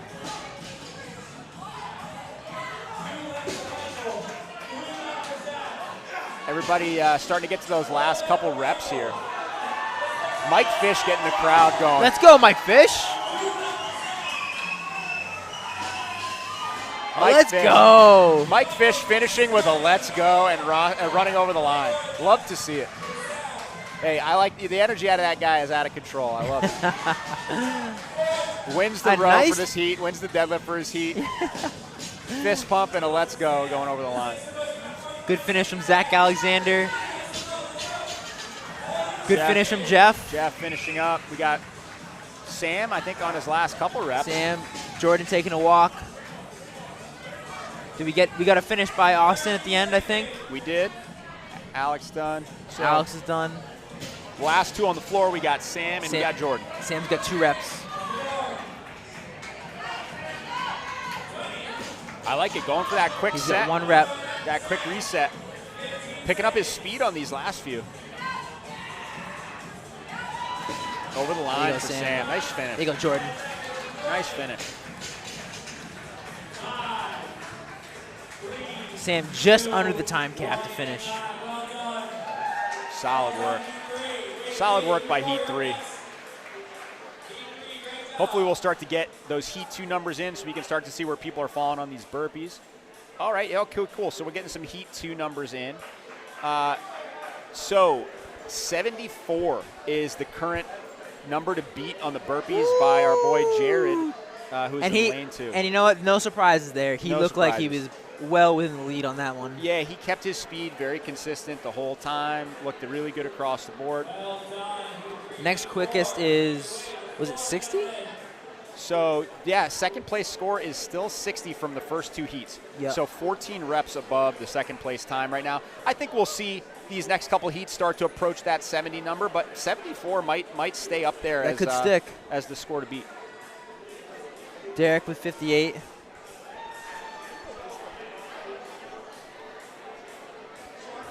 A couple practice reps with the burpee. Absolutely. Just making sure that everybody's on the same page as far as judging. No repping a burpee is just, it's not the worst thing in the world, but it hurts. It hurts the ego a little bit. Emotionally it gets you. Yeah. Emotionally it gets you. Yeah. You know, okay, cool. I got an air squat, no rep, whatever. Push up. If I got to get back on a burpee, forget about it. And then it's like, then there's the confusion of like, okay, do I need to just jump back over? Do I got to do the whole burpee? Like, what do I got to do? Right. Man, Jared, 14 reps ahead on the burpee number. It's going to be tough to beat. Sizable lead for Jared on that. Connor Hall still staying strong at 60 reps from Heat 1 in second place. We'll see what numbers look like from Heat 3 when they come in, but we got Heat 4 men coming up here. It's definitely going to see some fireworks here. We got those 2 athletes from CrossFit Crack, Ryan Brown in lane 1, Ian Routhier from Crack in lane 6. We got Benjamin Bianco in lane 2 from Maine. We got Stephen Riley, who was looking good on those handstand He's at Tiot, CrossFit Tiot, Stephen Riley. That's also Massachusetts, correct? I believe so. Is it? Let's see here. Norwood. So Stephen right down the road. Stephen Riley from Norwood. We got Karch down in Atlanta now, but we'll take credit for him out of Invictus in lane 4. Did really well on workout 1. I think Karch is he's a farm boy. He loves him some deadlifts. Yeah. I think he's going to do pretty well on the row, and honestly, he's been working on his conditioning, so this could be a good all-around workout for him. Devin Johnson, super strong in the early stages, and now he's an athlete manager for a lot of these guys. So Rashad, really interesting guy, used to play in the NFL, I believe, got into CrossFit, competed here for a couple years. Now he's on the athlete management side, has a relationship with a lot of these athletes, really good dude. So cool to see him on the stream, shouting people out in the comments.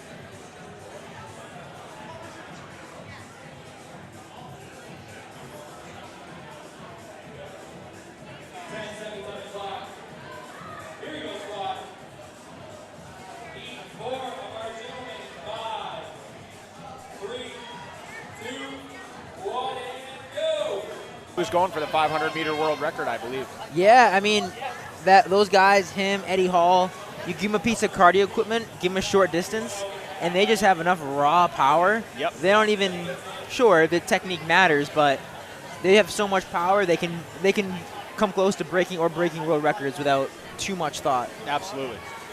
Just freaks of nature. Freaks of nature, man. Very big, strong humans. Yeah. Everybody looking good. We're approaching the 120 mark now, so in the next 15, 20 seconds, I think we're going to see some of these guys get close to finishing.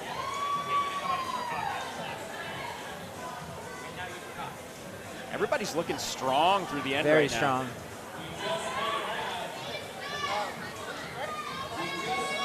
Ian Routhier also, I think, a dark horse for this because he is a tall athlete.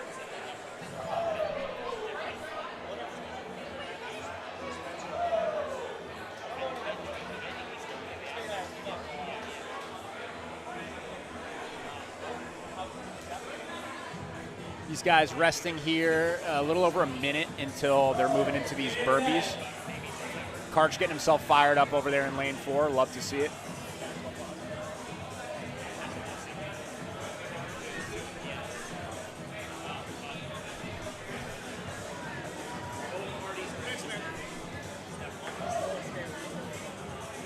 Ryan and Ben coming over to the table to grab some hydration, grab some waters.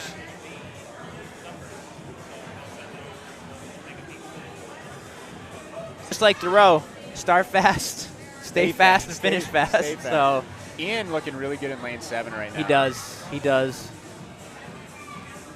And honestly, Devin looking great too. He is looking great.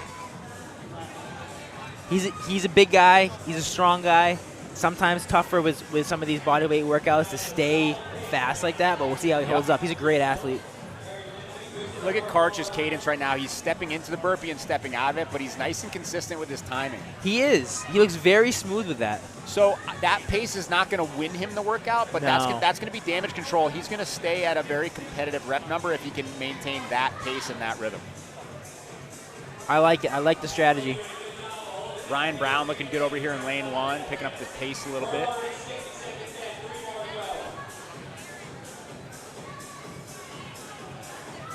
We got another shout out from Aubrey Derrick, number 1.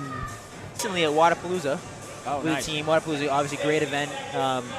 And like the little pun on words, little wordplay with the CrossFit Crack. They go Team Plumbers Crack at Wadapalooza. Team Plumbers Crack. I love it. Got to lean into it. Oh, yeah.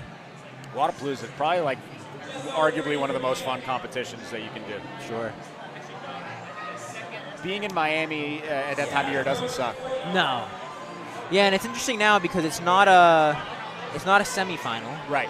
It's just a big comp. It's a big out of season. Just a big fitness festival. A big fitness festival, yeah. And like I said, being in Miami at that time of year does not suck. No.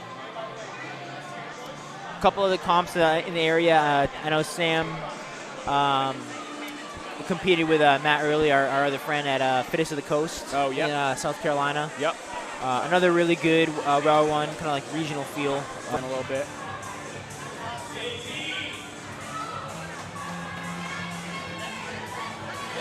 Karch still looking good in lane 4. And we'll see who picks up the bar right away in this heat. Steven looking good too. A couple quick burpees at the end. Ooh, at the timeline, finished one extra. That little fast footwork there for Steven. Love it. Bern's up. Bern was sitting down for the burpees, but he's up. Now he's up. He's active. He's up for the deadlifts. Karch starts 1. Devin Johnson going to open with a pretty big set here, I think. Opening with 3, not bad. Ian with a good rep and a second and a third. He's trying to go hand in hand, compete with Devin right next to him. Going triples, that's a good move. Nice. Ryan Brown looking strong. I think what you'll see a lot, and I could be off base on this, is the guys who tend to be better on the row, just due to anatomy, tend to do pretty well in deadlifts too. Absolutely. I think you're going to see a correlation between the row pace and the deadlift ability for sure. Which is great because most other movements in CrossFit don't really favor those guys. Right. Yeah, toss them a couple. Yeah. Hey, we got wall balls in there too, right? Yeah. I think those are the 3. Unfortunately, the next workout doesn't really do any favors. No. Karch looking good.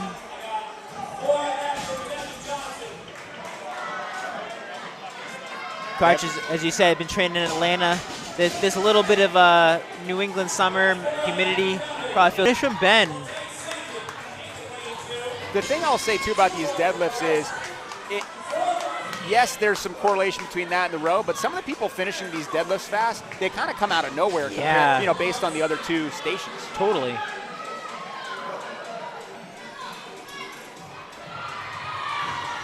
Some people are just good deadlifters. Karch finishing up. Yes. Nice job, Karch. Ian has 2 reps left in lane 7. Got Ryan on his last few in lane 1.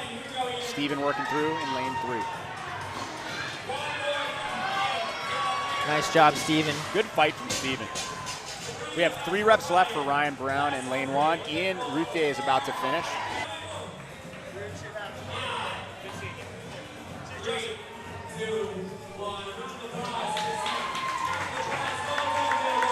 Nicely done, heat 4. The heat 4 gentlemen getting it done. We have heat 5, final heat of the men coming up next.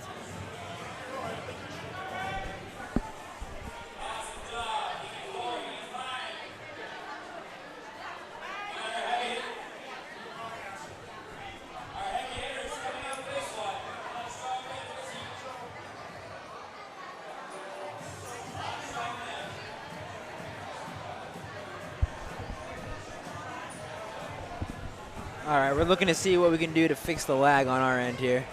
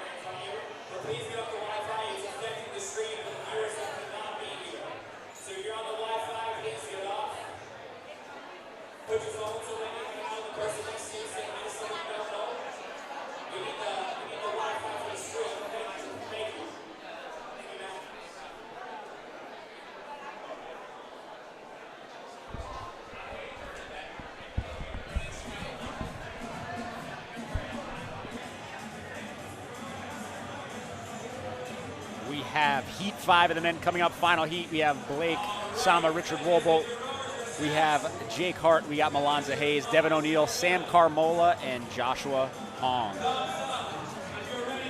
Judges' thumbs are up. Athletes are ready. We're going to be kicking this off here in 10 seconds.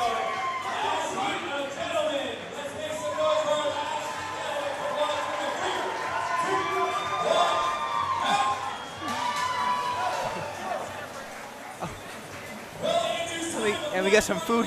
We got some food to the broadcast booth. Food delivery to the broadcast booth. Bern, 6 BR, 6 Pollo. To go. Tacos.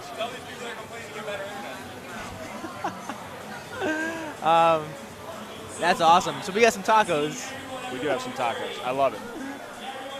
We're going to let those cool down for a second. Yeah.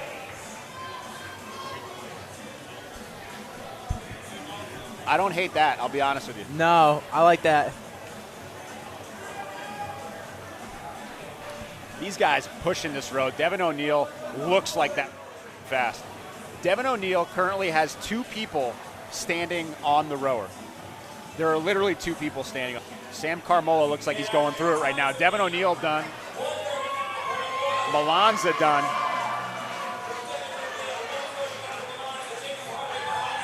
Jake Hart done, Rich done, Blake, all gentlemen now done with the row. All gentlemen done with the row.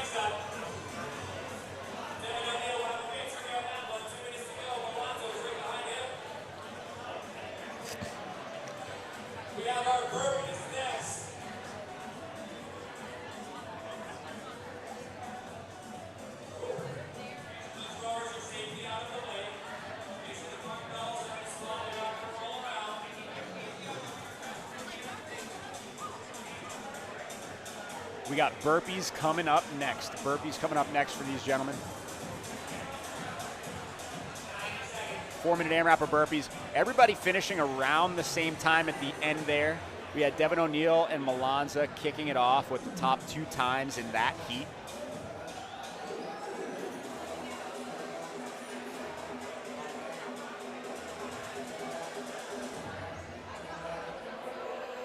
A lot of tarps off in this heat right now. All tarps off. There might not be a tarp left in play in this heat, actually.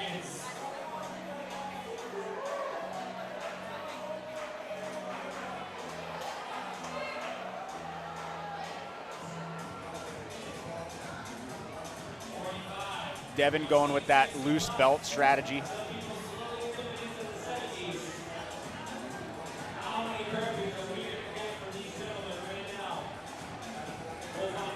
Oh, those are hot. Those are hot. You gotta let that cool down. Yeah. You gotta let that bad boy cool down. That's a good looking taco though. It is. At the Pollo. I'm guessing this is from Thickies or Thickums. Whatever, yeah, whatever the truck is. Shout out to Thickums. All right, so we're still 71. He came close. Came close. Ryan Brown doing really well.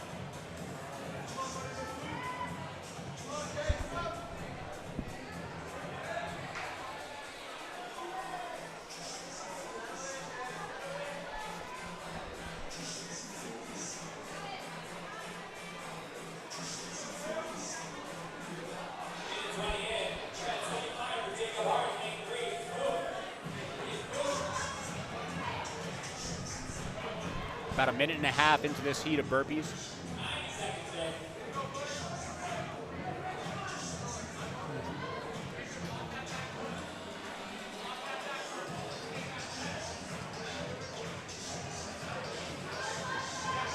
We got some clarification from one of the judges, from a head judge here on movement standards. Everybody's good to go.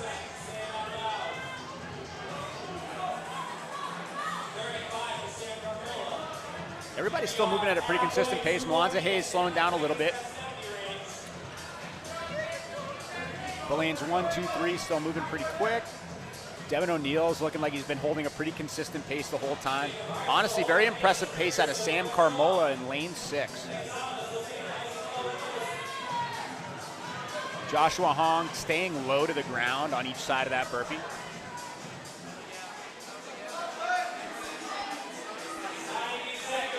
"90 seconds left on burpees for these athletes.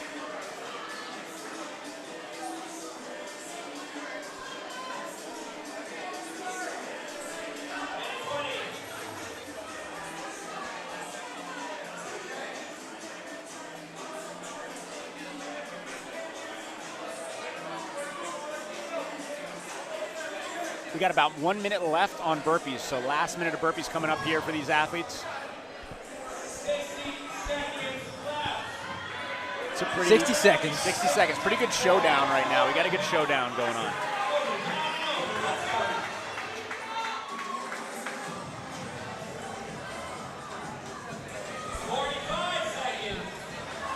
Blake Sama has an interesting burpee technique where he's popping those knees underneath him after he hits the ground and then using that to help him stand back up.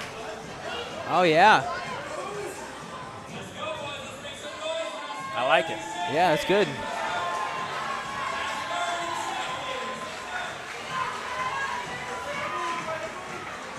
Molonza strategically resting right now because I think he's going to try to rip those deadlifts unbroken, or close to.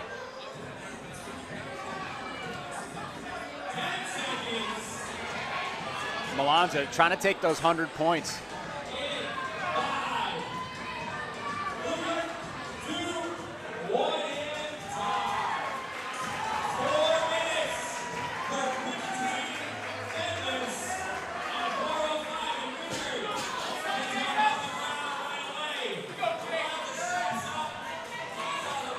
All right, and he's up. He's up. I think we're going to see something big from Molonza right here.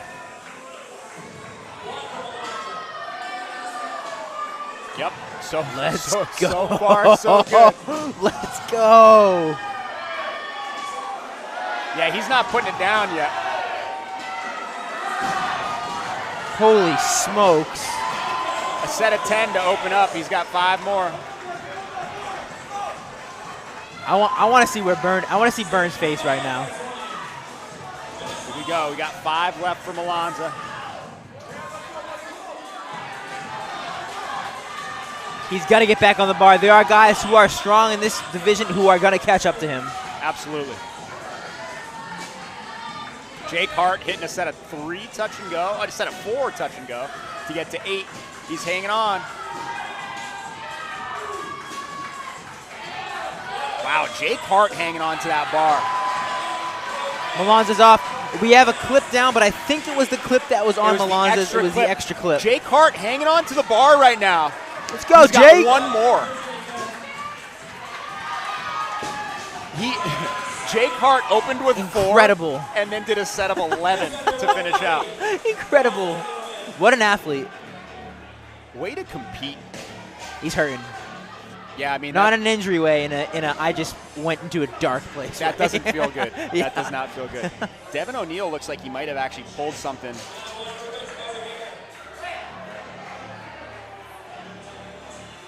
Doing some glute bridges. That's tough.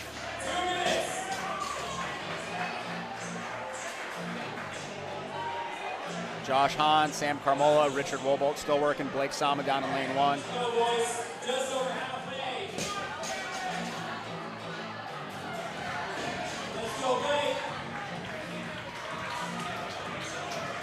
Richard Wollbolt looking good. Deadlifts are coming up smooth. He's a competitor, man. He's going for it. Sam Carmola ripping out a set here. Sam's got 3 reps to go. Josh Hong looking good at the end. Richard Wollbolt finishing. Incredible.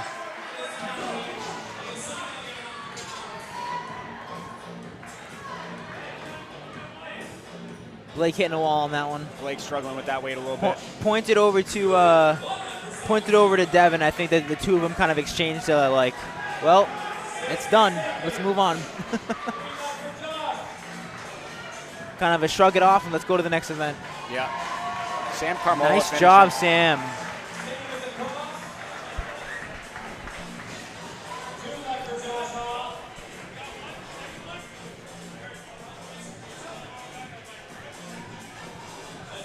Blake and Devin exchange some words. Yeah, they're both in the same spot, it looks like. Yeah.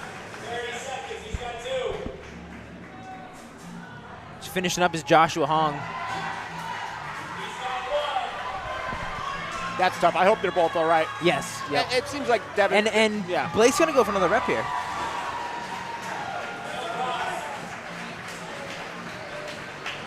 Nice job. Hitting one. Great way to finish. Really impressive, Jake Hart. Took about 2 minutes. 2 minutes to rest. Seemed like that he was going to be done. Talking about Blake in lane 1. Yep. And then and he's like, you know what? I got a little bit of time left on the clock. Yeah, we'll go for it. I'm going to get one more. Give He did. give it a college try. I mean, listen, Jake Hart over here with a set of 11, I believe. I think he did 4 and 11. Very, very impressive. That was your last heat of the men. We're going to reset the floor for the ladies. We have heat 1 of the ladies coming up here in a little bit. And I am enjoying this Thicky Club. Thicky's Club food tacos.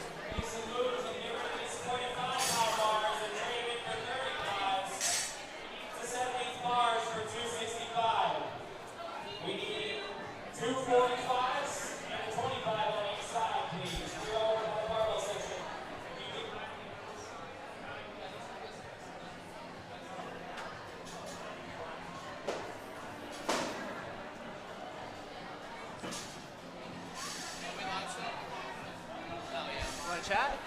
Bro, I can chat if you want to. I mean, you guys are both eating, so do your thing. Oh, perfect. All right, we got Spence back on the mic. Oh my God, I'm back. We're about 1 o'clock. We finished the first 2 WODs. Yep. We're moving on to WOD number 3. Yeah, man. Get rich or die trying. We got all the ladies heats so far, too. Sorry. Jeez Louise, Justin's man. correcting me as I'm making mistakes. Oh my God, dude. I'm thinking ahead. Yep. ESPN dropped I you, see dude. I see the weights being changed, and I'm like, oh, we're on the next one. But Yep. So we this have bar's the ladies. 265. We got 265 for the deadlifts. Yep. For the women. Yep. That's a sizable weight. Dude, this event, this is not a lightweight. It's a sizable weight. Like I was saying, the clean weight was 255, 175. Yes. For sure, difficult, but you don't think anyone's gonna not finish in a sense, or it's tough. The deadlift, total game changer in the sense where it's like, you know, that there's a legit chance like, hey, people might not be able to do 15. Right. So, right. You know, it definitely a big change of the workout. And I wonder how. I haven't gotten to talk to anybody yet, but I wonder, like, just this one screams like your back could blow up. Yes. 4 minutes of burpees, too, over the bar. Jeez. It's a lot of hinging. Hinging on the rower, hinging on the burpee, hinging on the deadlift. That's way too many. That's like 3 minutes and 59 seconds too many burpees. It is. Sounds about right. It is. Sounds about right. A lot of math to do there, but if you get there, you know what I'm saying. Right. Yeah, you know what I mean. Yeah, that's crazy. That is crazy. How's the leaderboard looking? How are we feeling? Just pull up. So, it's probably live. Yeah, live after one event is where we last talked about it. So if we look at overall, including what's come in so far, we got Karch. So this is not including that last heat. So we're talking basically, you know, heats everything prior. Yeah. Everything prior. Right now, Karch in first, Ian Routhier in second. We got Ryan Brown. Another independent. Yeah. Hell yeah. Karch. So he's independent officially on this, but He's at CrossFit Atlanta, and Atlanta? And Invictus Back Bay is going to claim him. Yeah, Invictus Back Bay is gonna claim him, he spent the start of his career at Invictus with us, and then moved down there. Atlanta, you're a big Georgia guy, right? Huge Georgia guy. Go Dogs. Go Dogs. And then you got Devin Johnson, Jordan Koloski, and Ben Bianco. Rodrigo sitting in the top 7 currently, not including last heat. Sweet. And then Steven, Damien, and Jared. Nice. Jared moving up to 10th after that. He was down. That's because he did all the burpees. He ran away with the burpees. He did so many burpees. Oh, yeah. I feel like a lot of guys you kind of watch, you could see like who picked what out of that event. Like, obviously there's 3 things in it, but something there you're gonna choose to kind of rest on, or like not. Yeah. What's gonna be 2 of the 3 is gonna be solid. Dude, that's brutal. It is. It's a little bit of like, okay, if I don't think I can smash all 3, maybe let's use a little strategy, save some energy on one, so I can really score some points on the others. I think if you just don't love burpees, that's got to be.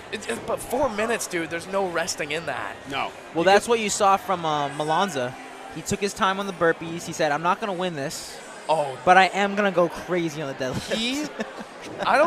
I'm curious if we could get him to talk to him, or at some point, someone's got to ask him, like, "Hey, man, why didn't you just do all 15?" Like, I don't think it was out of the question for him. I really don't. Well, I was talking about Jake Hart. Yeah. He opened with 4, and then he's like, "How many was that?" And she goes 4, and then he does a set of 11. Well, yeah, I think that's all because of being next to what was his name? Anyways, being next to Hayes. But dude, like, Jake Hart looked solid in that, but because he was next to Hayes, it's like, yeah, dude, whatever. Right. Whatever. Yeah, I guess you're deadlifting too. You look average in comparison because Molonza is so strong. Dude, so big, so strong. Move well. That was good. This next, and then the last event's gonna be fun. Last event's gonna be a bloodbath. I love it. Ooh. Oh yeah. I can't wait for that one. That one feels like the most fun. Yeah. Like, This one was kind of not. This was just a long, slow death. So I just want to point out, Cam, he's emceeing, but he's giving some coaching cues. Yeah. He is a coach over at Invictus, or Route 1 now, right? He was at Route 1A. Now he's at Spark. Cam, everybody loves Cam. Cam's coaching everybody. Yeah. How would you not love Cam? He's emceeing, and he's like, hey, listen, like, let me fix your back. Yeah, use those hamstrings, use those glutes. Yep. Try to save that back. Yeah, I love it. Forever the coach. Yeah, forever a coach. Nice. Can't break the habit. He's helping everybody. Yeah, I mean, what else are you supposed to do? Oh, how are you doing, dude? Can I get you anything? You know what? I finished my Celsius. All right. And I could go for another one. Okay. I could go for another one, to be honest. All right, brother. I know I probably shouldn't, but special day. Who's gonna tell you? I'll stop at 2. I swear. Whatever. Might as well keep going. Two tree. Right. Yeah. I mean, whatever. Yeah. Whoa, what's all the commotion for? Oh, we got some noise. We got some noise in the crowd. Love it. Something's happening. I gotta stand up to see. Oh, you missed it. Nope. What's going on? Not that I. Oh. The crowd. Oh, they're moving wild. weight. Oh, that's awesome. The crowd's going wild. They're just putting away 45 pounds. I love it. The crowd is loving it. Good for them. I think that's Derrick's crew. They're the best. Dude, yes. they most certainly have the best extracurriculars going on outside between events. Yep. They have the music going. They're like, hey, when I'm done with all this, like I'm gonna go outside and hang with them. Yeah. For sure. They're having fun. For sure. By the way, Scorpion Bar is the after party. Free entry. Shout out Connor Murphy. Shout out Big Night Fitness for reserving a space for us. Nice. That is from 8 to 10 p.m. All are invited. We got a whole lounge at VIP area. Love it. Nice. All right, Matt, what would your strategy be here? How are you as an athlete attacking this one? Rower is my favorite movement in all of CrossFit. My goodness. I did a little bit. Hate you. I did a little bit of rowing in high school. We're in Massachusetts. Shout out St. John's High in Shrewsbury, Massachusetts. That's adorable. All guys. Not a boarding school, but a private school. Right. Right on the Quinsigamond near Worcester, and rowing was our thing. Yeah. Obviously, other sports as well, but decent amount of rowing in high school for me. So nice. I had a good baseline of technique, and then I think just due to my the way my body is shaped with my you got longer long arms. extremities. Yeah, longer arms. I seem to make some pretty good progress compared to some other things like squats and bench press for one of my least favorite things, which might be why I do CrossFit. There you go. Seriously. Yeah. Who needs heavy weights when you can just move? So pacing strategy, I'm also, I don't hate burpees, which might sound strange, so I'd probably just black out on the rower. Oh my God. Yeah, dude. May not be my best decision, but if I'm being honest, that's probably what I would do. Yeah, dude, we couldn't be more opposites on this. I think the rower, I'm gonna try and get through, keep it right, like, try to do well on the rower, not exceed, but do well. Yes. The burpees are just gonna happen. I'm just gonna kind of exist for 4 minutes, and hopefully I don't die. And then deadlift. My background is all football lifting, so deadlift. I'm gonna just try and move the bar as much and as fast as I can. So we got a couple ex-football players here. Sammy over at Salve. Bern just gave us a little love. Bern giving some love to the commentators. I would like to point out too, he came prepared. He changed outfits maybe a couple hours ago. This is not his first rodeo. No. Nice guy, but professional in every sense. Huh? I think there's going to be a third outfit if I were to wager a guess. To be honest, I hope too. so. The first one was gray shirt, whatever. Now it's purple and yellow. I'm curious what the color coordination is going to be. Or do you think he's going to rep any of his, like any of his own brand? I don't know. Yeah, who knows? Maybe all the sponsors on one shirt. That's a lot. That is a lot. It's a wild announcement. Shout out Justin Bartels with the photography, admiring our tacos we got right now. And shout out Dave Young, the super judge, who did 405 cold deadlift to test the bounce. He asked me if he could have a water. Absolutely. No. Hey, Michigan guy, go Georgia. Huge Dogs fan. They know nothing about Georgia, so I'd like to point that out. He didn't hear me, so I'm just talking to nobody. Sorry, no, I don't care. I had a quick word with our producer. I don't care. I didn't. It wasn't on purpose. Nothing. I didn't mean anything malicious by it. Yeah, whatever, dude. I hate you. Do you think those jorts are bought or homemade cut? Those are born primitive. Yeah, they're stretchy. They're too stretchy to be homemade. Yeah. Which I am jealous because I've been wanting a pair of born primitive. I think did they sponsor last year? Was it them? It might have been a different company. That's a great question. I don't think so. No. But Bartels looks great in the jorts. Fantastic. That's his signature. I don't know him, but tell him, hey, that's the look, man. Keep it going. All right, let's get into burpees. All right, we got deads. Or burpees. I did that last time too. Dude. This guy keeps trying to pretend burpees don't exist. Yeah, I do. Bro, it's all right. You've only watched 4 or 5 heats. You'll get it. Maybe the next one, right? Maybe I'll get it by the next one. Maybe by the next one. Solid. Yeah, this is Here we go. Long 4 minutes. It is a long 4 minutes, and you see people checking the clock way too early. Yeah. That's one of those. Soul crusher. Like, yeah, I think I'm telling myself the whole time, like, just don't look. Yeah. Don't look. You don't want to know. The number's going to be worse than what you want it to be, no matter what it is, I promise. Yeah, this is one of those ones where you just keep your head down at the floor until they tell you to stop. Yeah, for sure. We definitely got some strong females in all of these heats, so I'll be interested to see how this deadlift moves. Absolutely. Yeah, for sure. For sure.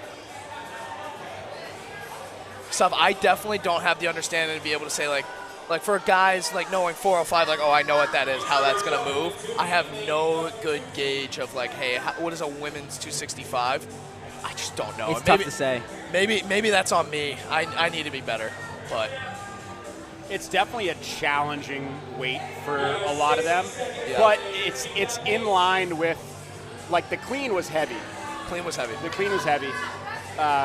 For the females, so I think this is in line with that as far as difficulty. I don't know if I'm talking. I was telling Matt this earlier, but for me personally, I'll take the 405 deads all day just because of the, like, pure heart rate and being able to string reps. Yeah. Situation, you know. Yeah, right. So a little bit of shuffling on the men's side of things on the leaderboard again. Is that the full? Is that overall? I believe so. I just want to check on if Justin's seen the same thing. Yeah, Molonza in first. Wow. Molonza in the lead right now. Shout out CrossFit Noble Defender. Wow. Nice. Karch coming in second. Jacob in third. Ian, we knew he was going to be cracking top 5. Yep. We knew he was going to be in the running. He's on number 4, CrossFit Crack. Devin O'Neill. Talk about Devin O'Neill in 5th after not doing a deadlift. Like, that's impressive. Yes. Richard, we knew he was going to be in the runnings up there. Yep. Ryan Brown doing great. Sammy, Josh. Oh, wait, no, I'm sorry. Devin did most of the deadlifts, but then he stopped. But stopped. Yeah. Stopped. Yep. So correct. Yeah, right. I saw that. Yep. Um, Hopefully not going to affect him too much for the rest of the event. Hopefully everything's just feeling good and just decided, hey, I'm going to call it there. do we have a like NFL medical tent that he can just go in, get a feel-good pill and just back out there? Pop on out. Yeah, it definitely. Yeah, he got up walking around, so I mean. Sam Carmola, shout out to Sam Carmola tying the burpee number at 74. Did he? Yeah. Beast. That's gross. That's a lot of burpees in not a lot of time. Yeah. Where's my guy? Samuel? Yep. Samuel is coming in 22nd. 22 right now. Beautiful. Did really well. 55 on the burpees. Finished those deads under the cap. Yep. These ladies are in their last minute. This workout feels exactly like it looks like it feels. Yeah, there's a lot of, like this, the last event, you're going to read it and you're going to be like, hey, that looks good. This, it just doesn't. This is just pure grunt work. Yeah. What are we at? I can't see it. We got just over 30 seconds. Just over 30 seconds. There it is. Perfect. These ladies gutting it out. Really good, good pace, good push here. 30 seconds. Tayisha starting to move. Yep. Getting a few extra reps in there. Yeah, it looks like, you know what I think is definitely obvious in this heat for sure. No one looks like they gassed themselves. Right. I think everyone, I'd like to think people were watching. It was like, hey, like do not go full out. Do not empty the tank on your burpees. All right, let's see how this ball moves. Joy getting one at the buzzer. Nice. Now we got deadlifts. Tayisha, she did the same thing on the handstands in the last workout. It's like she kind of hit that throttle at the end. I like it. That's the way I like to hit my workouts too. Have a little bit of that spare in the tank, so when the end comes, finish strong. Nice, Sarah, picking that bar up immediately. Yeah, Sarah and Tayisha both with a solid set to open up. Very smooth. Nice job, Tayisha. Good coaching from the sidelines to Joy. Chalk your hands. Hitting a big set there. Nice, Sarah. Smooth. Definitely had a plan. 4. Leah ripping out a set, Leah looking good. I think if I'm counting right, she's at 9. That weight looking light for Tayisha. Easy.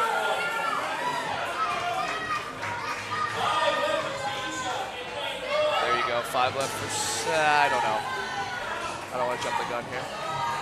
There's Brandy. a few. Last rep for Tayisha. She's going to be on the line. Wow, Tayisha. Smooth. Dominant. Right, yeah. People fired up for Joy in lane 1. There you go, Sarah. 2 reps left for Sarah. There you go. Leah with a big set. One more. Here you go. Come on. Let's go, Sarah. Nice job. Nice finish by Sarah. Sarah over the line. Nice job, Joy.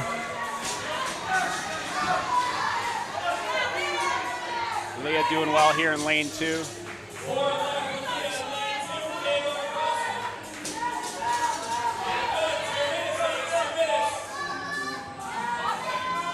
Leah moving that bar quick. Got 2 more reps by Leah. Good judging, good coaching, good communication. Joy getting herself Here we go, fired Joy. up here for another rep. Leah over the line. Nice job, Leah. Got it. Come on. Look at this fight here. I don't believe Joy knew she could lift that going into this event. I don't think so. So that is awesome. Dog. Yeah. What a dog. That's awesome. Nothing like PRing your deadlift in the middle of the workout. Yeah, that's multiple brutal. times. Yeah, I think there were a couple guys that were like, yeah, dude, 405 is literally 90% for me. So it's like, yeah, that's tough. That's tough. We got 4 reps left for Brandy.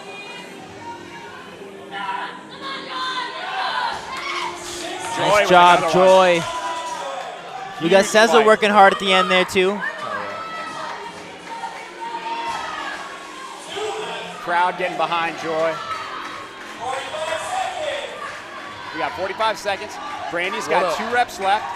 What a fight down here. Brandy representing for CrossFit One Nation, hometown crowd here. Love that. Brandy with 1 rep to go. Joy representing for CrossFit Invictus Back Bay. Brandy over Nice, the line. Brandy with a great finish. Nice. Fun fact about Brandy, 11th in the world in the age group. That's incredible. Decent. That's incredible. Here we go, Joy. Oh, Close. tough. What a fight. What a fight. Cezza with 4 reps left. Now 3. Woo! 3. They get it? They give it to her? Might have been at the buzzer. We'll see. We'll see.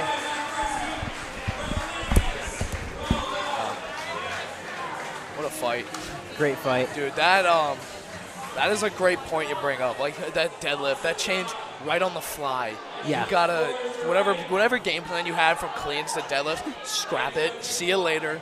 And now we gotta think about not losing our back all the way through the workout. And then that's a heavy weight. Changes everything, but you know, just athletes doing athlete things. Just gotta adapt and overcome. Nothing to it. Oh, you know.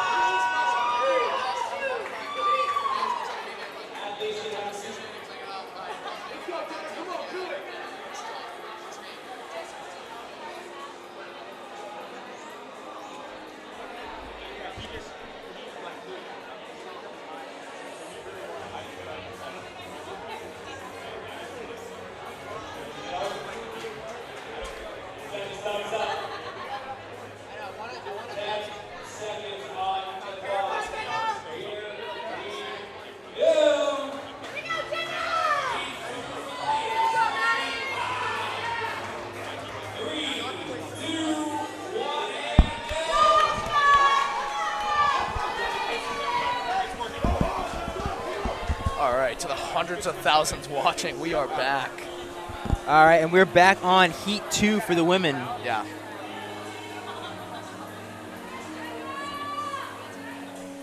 Starting that row. Jenna Kilvin, lane 1. Maddie Long, lane 2. Skyla DeSimone, lane 3. Tracy Jansen, lane 4. Jess Monte Deoka. And Amy West, lane 6. Hey, Jess, sorry. I don't know if I got that right. You're doing great, though.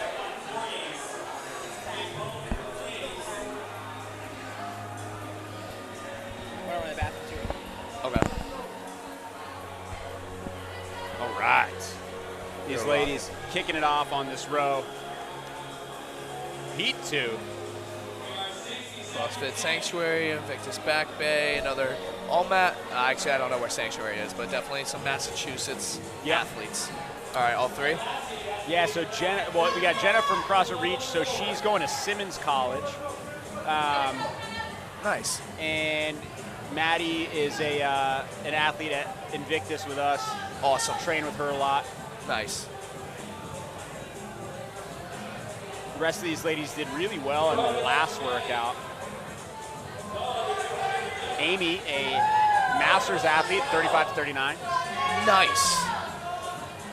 Love that. Love to see that. What's funny is, like, so you said Jenna's going into college. Yep. The age group in this heat, like, obviously this is a local comp, but it's good to see the sport, like, not a lot of sports spread from, you know, let's say Jenna's 19 to 35, 39 age. That's pretty cool. Yeah, it is a pretty cool spread. Yeah. I mean, it's also crazy to see how many people are good at this sport as young as they are. Like, so many younger athletes coming up. Yeah, very cool. I think if you ask me what 5 years, well, I was in college then, that's not fair, but like even 5 years ago, I don't really know people in CrossFit. Now it's no longer like a, hey, something I'll do later. It's like, no, like that's what I do now. That's your sport that you can do year round. You do that whenever you get into it. So that's pretty cool. For sure. Amy taking the W in that heat, it looked like. Nice. On the row. We got burpees coming up next, which everybody dislikes. What? Do you mind helping me? I want to try to get some athlete interviews. Yeah. But it's hard to look around and ask. So there's specific people I want to get. Okay.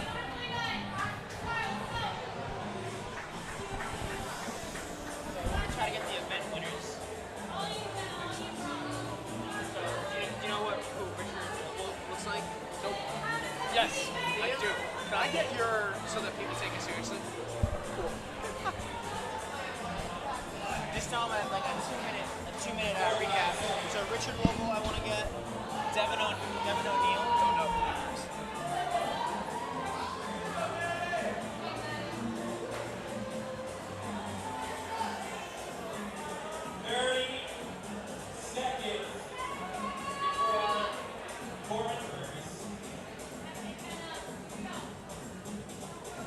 Oh, he was wearing the nose thing. Yep.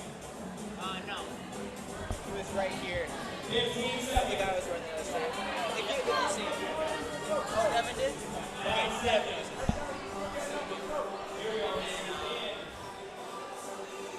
Devin. Burpees starting in 3, 2, 1, and these ladies are off heat 2, working through these burpees. 4 minutes to accumulate max reps. Maddie Long in lane 2 really likes bar-facing burpees, so you're going to see her set a pretty aggressive pace early on here. When she tested this, I believe she got 63 burpees or somewhere around there, which even based on some of the scores we were seeing in the men's heats earlier is a very competitive number.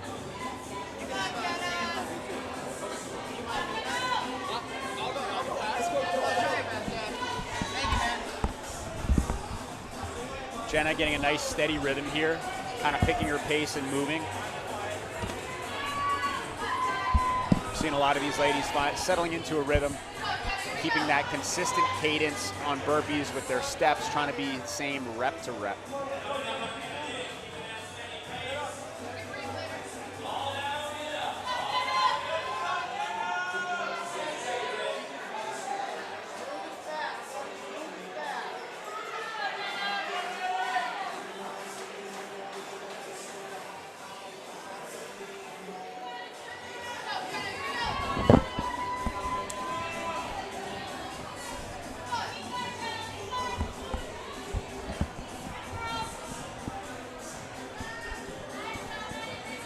and a half into this interval.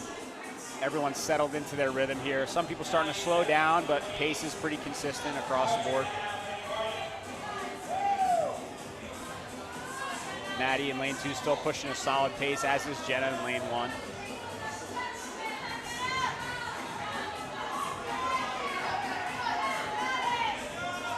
Amy down in lane 6, still pushing the pace a little bit. Did well on the row, winning the row for this heat, and she's moving pretty consistently through the burpees.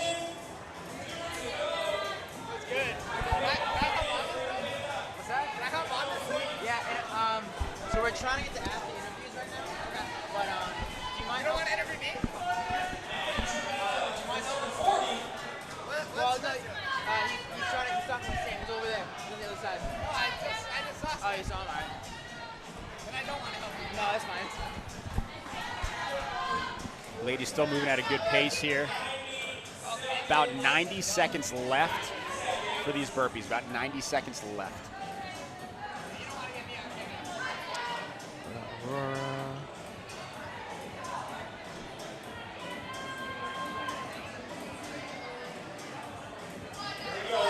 Skyla's been holding a pretty solid pace on these burpees in lane 3, taking a quick breath on the ground and then right back to work.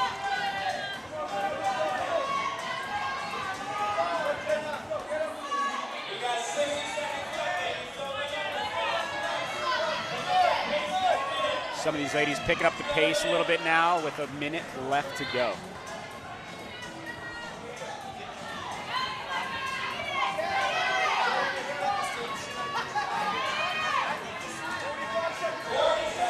.40 seconds left. See who's going to push the pace here towards the end of this minute. Maybe some people are going to start to strategically rest for the deadlifts a little bit.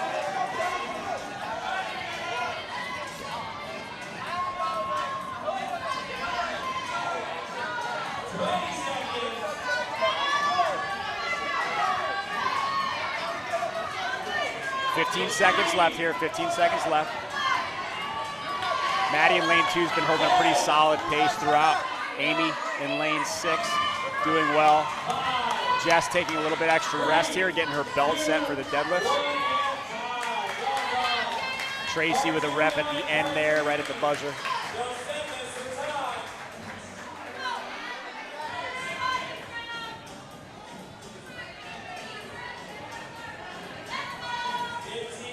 Who's going to be the first on the bar for the deadlifts?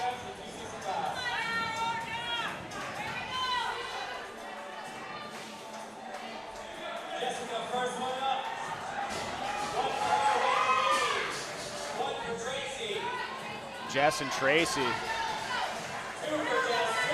Skyla stepping up to the bar. Solid pull. Skyla opening up with a touch and go set here. That's 3, this is 4. Opening up with a set of 4 for Skyla. Jenna opening up with a touch and go set. There we go. Jenna hanging on. There we go. Hanging on Let's for a go. big set here.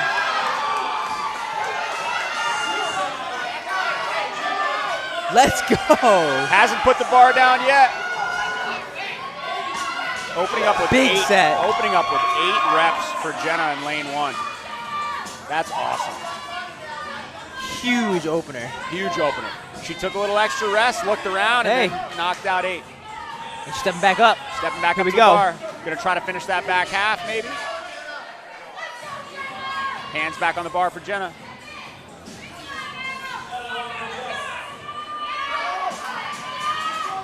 There we go. That's 2. 3, 4 to go. She's got 4 to go. Skyla hitting another rep. We got Tracy stepping up to the bar. Jessica on the bar.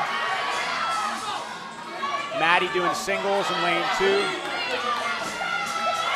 Amy with some good speed on the bar in lane 6. Jenna with 2 to go. Last rep for Jenna.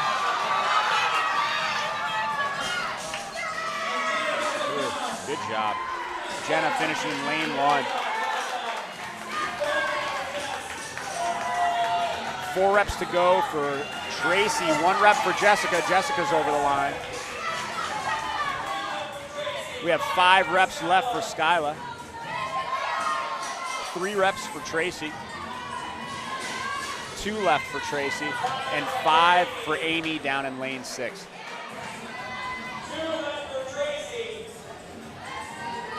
Good, 3 to go for Skyla. Tracy has 1 rep left, 1 rep left.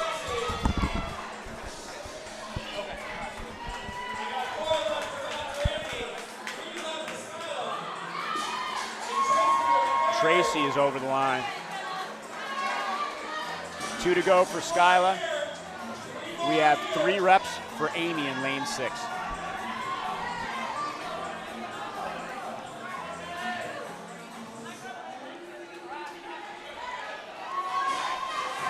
One for Skyla. She's hanging on. She's going to get it. And she's over the line. Let's go. Good finish. 2 to go for Amy. Maddie's still battling. Amy's still battling.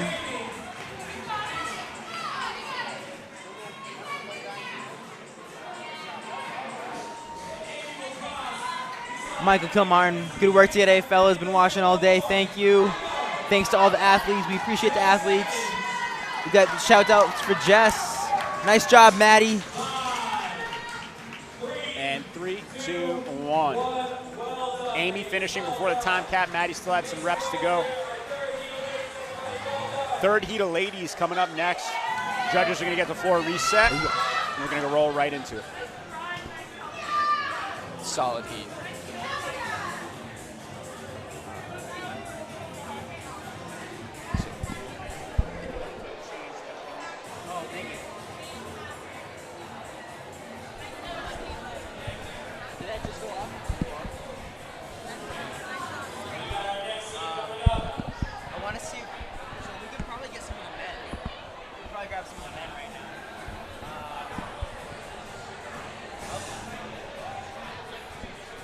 Grab Molonza.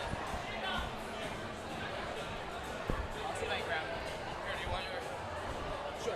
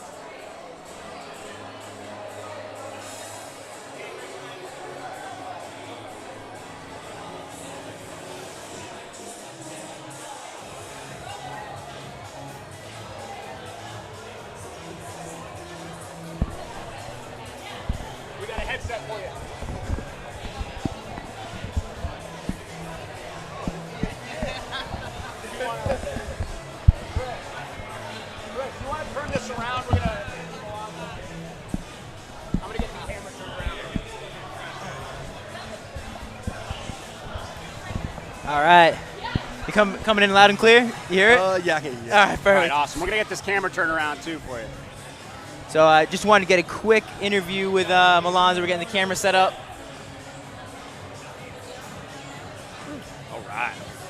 Good thing I got a haircut. Looking good, man. So Molonza, you got first place in the Monte Carlo, Yeah, so the third part of that second workout, which was supposed to be the 15 cleans, Yeah. but turned into being 15 down to 405.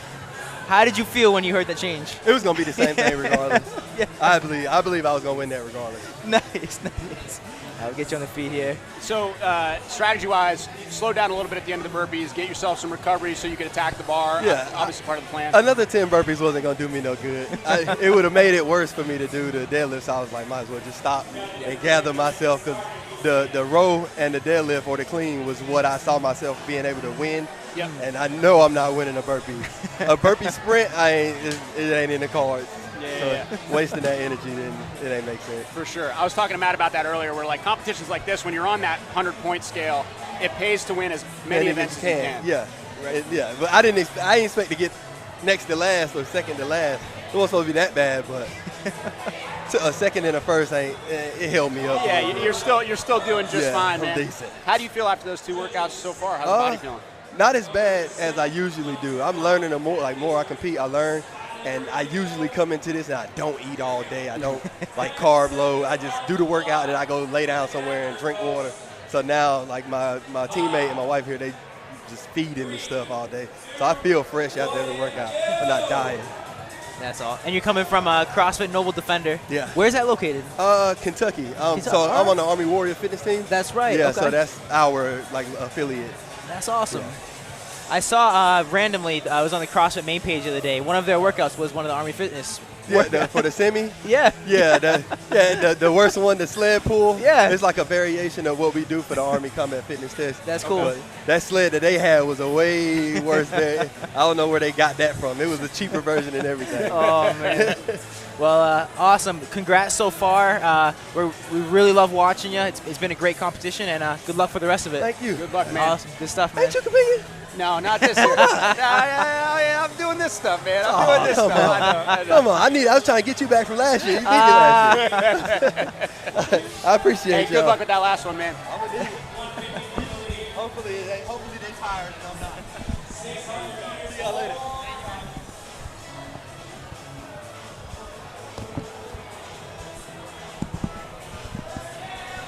All right, big thank you to Molonza. We're going to bring the feed back to the ladies on the floor now.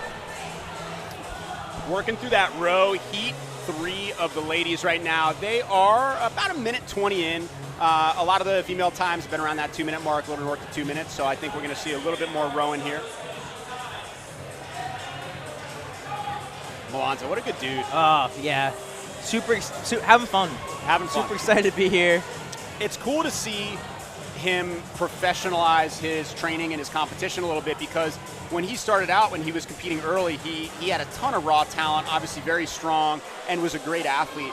But I feel like he's really dialed things in the last couple seasons, and he's been doing a really good job of, like he's talking about, nutrition between workouts, doing the little things. And for somebody who's already talented, that's going to make a big difference in helping him get to that next level. Absolutely. And it's clearly paying off today, because he's doing all right. He's doing great. He's doing all right. It's really cool to hear the stuff he's doing with the Army Fitness Test too. Yep. I know his involvement in that is pretty heavy, and I don't want to speak for him, but I know he's got a really nice career, and he's doing a lot of good things with that, just the Army in general and the people he's working with. For sure. Allie finishing up, Isley finishing up. Honestly, I'm pretty impressed with Tia being in the mix on that row, because she's a pretty short athlete. Definitely. Yeah. And in her own words, doesn't necessarily consider rowing to be a strong movement, and she was right there in the mix. Totally. We got chalking the feet right now for burpees. Love it. Which is super smart from Super Erin. smart. She's not taking any chances with this floor on the burpees right now.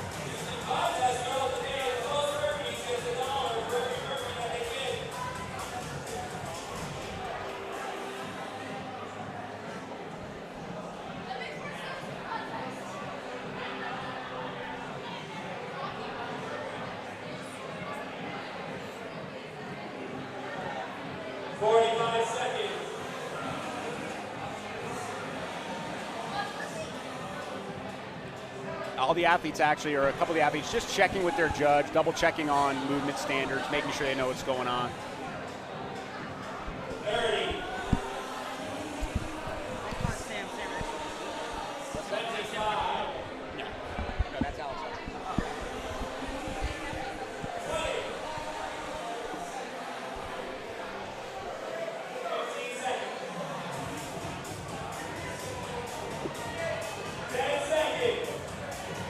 Isley competing in lane 1, lane 2, competing out of CrossFit Free. Blake Sama also competing out of CrossFit Free. Their coach Brandon Peterson is here, kind of hanging out. Really good program out of New Hampshire, so definitely expect to see some good stuff out of her today. Yeah, like you mentioned earlier, Pete Mason coming out of CrossFit Free. Yep. Did really well in the CrossFit competition circuit this year. They're pretty deep into semifinals. Is he with Underdog? Or is yeah, he spent some time in Vegas with Elena Buds as well. So both of them came out of CrossFit Free and just training with some different athletes this past season, spending some time out in Vegas. So they were competing out of there. But you know, a solid athlete.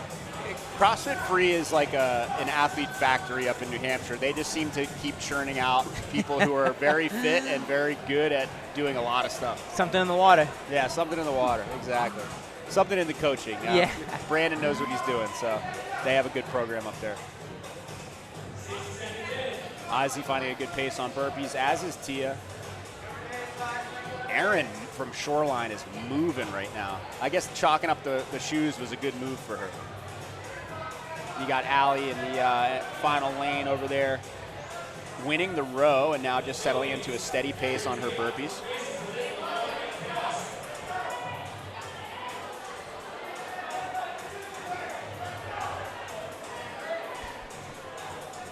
A lot of people getting a lot of dirt on the shirt from the burpees here today.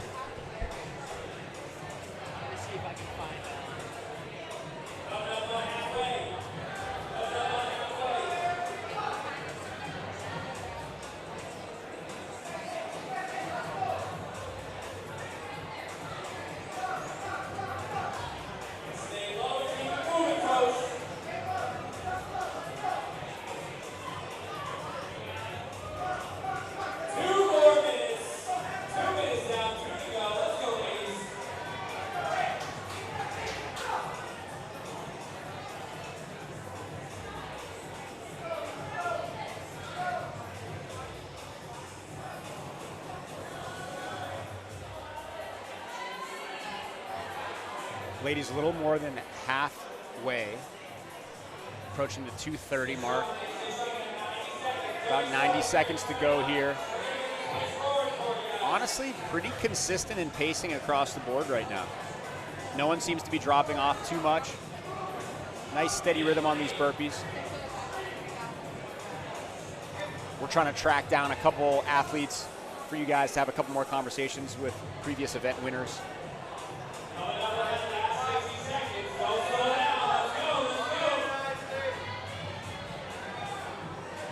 Pushing these burpees.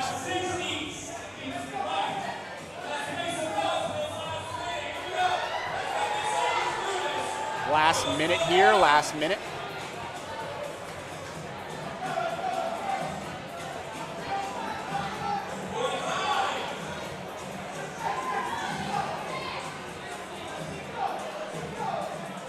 Cam holding it down on the mic, getting these athletes going.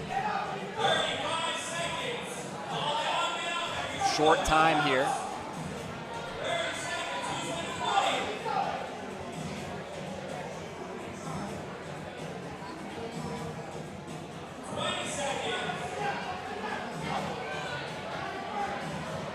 Allie taking a strategic rest before the deadlifts, much like Molonza did before. Same with Isley chalking up, taking a little bit of a rest here at the end. And you got Tia and Erin still pumping through those burpees. Erin has done what seems like a million reps.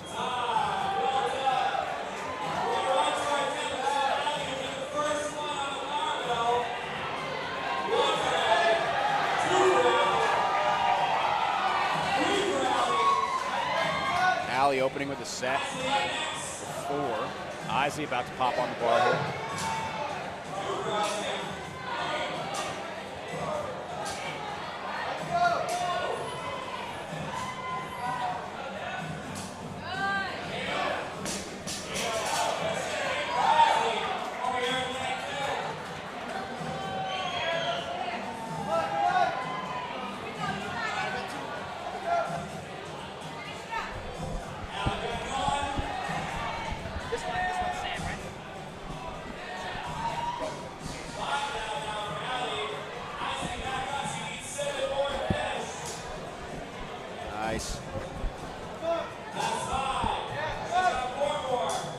Isley, 3 reps to finish.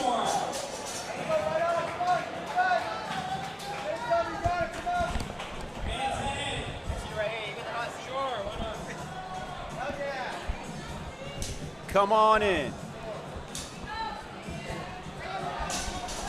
Isley over the line, finishing up the deadlifts. All right, Devin, what's going on, man? Hey, what's up? I love the. Yeah, There we go. There we go. We're live. I love the nose piece, by the way. Yeah, this thing's it's basically instrumental. I cannot breathe without it. Shout out to Intake. I've been working with them for like 2 years, and they're pretty awesome. It's like Breathe Right on steroids. So oh, nice. That's awesome. I'm pretty pumped about it. Well, we wanted to have you over. Congrats. We've been love watching you so far.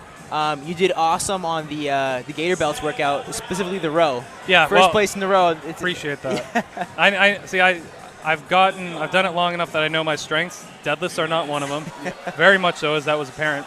And yeah, the rowing I can do good. I can do machines well. So yeah, you got to know where you can take the win and where you got to take the pretty hard L. So did you have a strategy going into it? Was it basically just all out the entire time, or? Yeah, because I recently PR'd my 1K,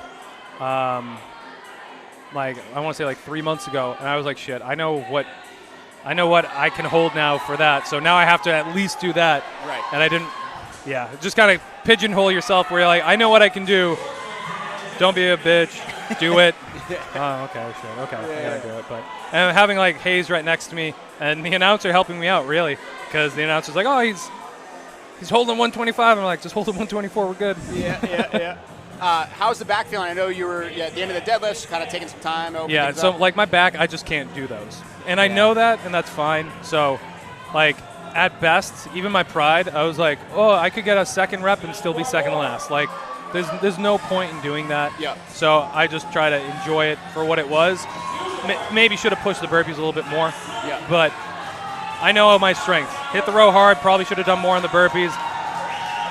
Whatever. Honestly, I was happy if I'd get one deadlift and I got one. So there you go. It's a win for me. Perfect. Yeah. How do you feel about the next workout? There's obviously that Echo bike or the bike in the middle. Echo bike I'm good with. I won that Echo bike workout 2 years ago. And like machines, I'm fine. Yeah. So it's a trap because I can go unbroken on all three pieces individually. Yeah. Can I go unbroken, torch the grip on the pull-ups, recover enough? Ideally I'm doing the bike in a minute, maybe a minute 10. And then is that enough to now hold on to a 70? The 70s suck. Right. 70s are like 50s. I'll do 100 of them. I'm okay with that. Yeah. But the 70s nasty. Yeah, for sure. So.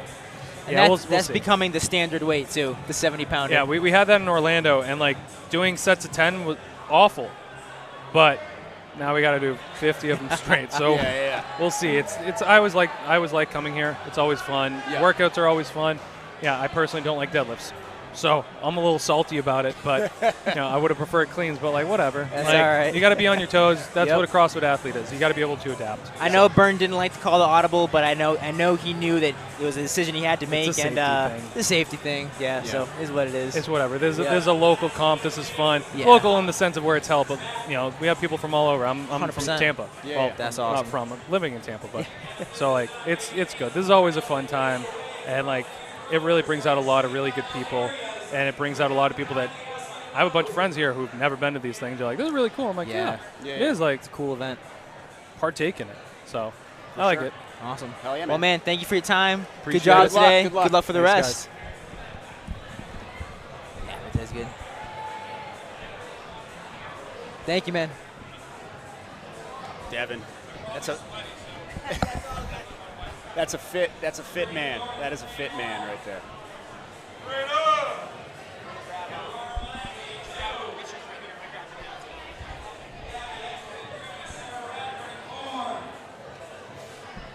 Heat 4, the ladies gearing up to rock and roll.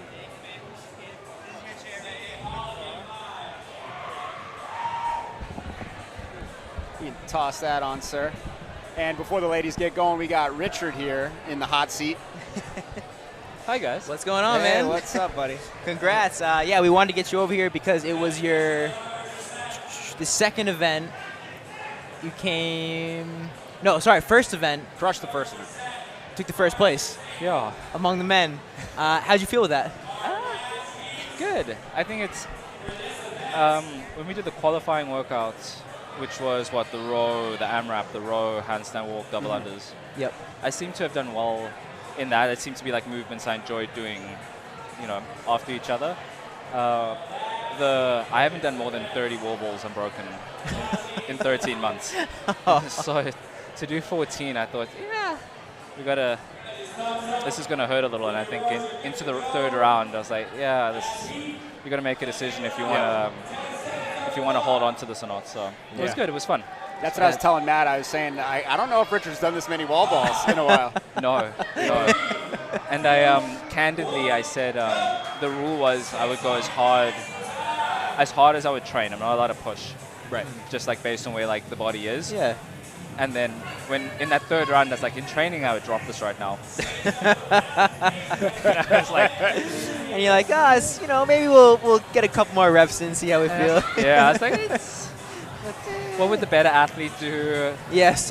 And then and then it really started to hurt. It was good. How'd you feel with the floor as the humidity, with the handstand walks? Did you seem like that affected you much, or? It was a little slippery. Yeah. I think a big thing is trying to get the body weight over the hands as soon as possible. Yeah. Right? So that like you're almost like stepping with certainty rather than chasing your hands in front of you. I don't know if that makes sense. Yeah. Like as you kick up, sometimes your hands are in front of you and that could cause a slipping sensation. Yeah. So I was trying to be cognizant of that. But the floor is a little bit slippery, so I appreciate with the second workout them changing it to deadlifts. Yeah, from a safety perspective.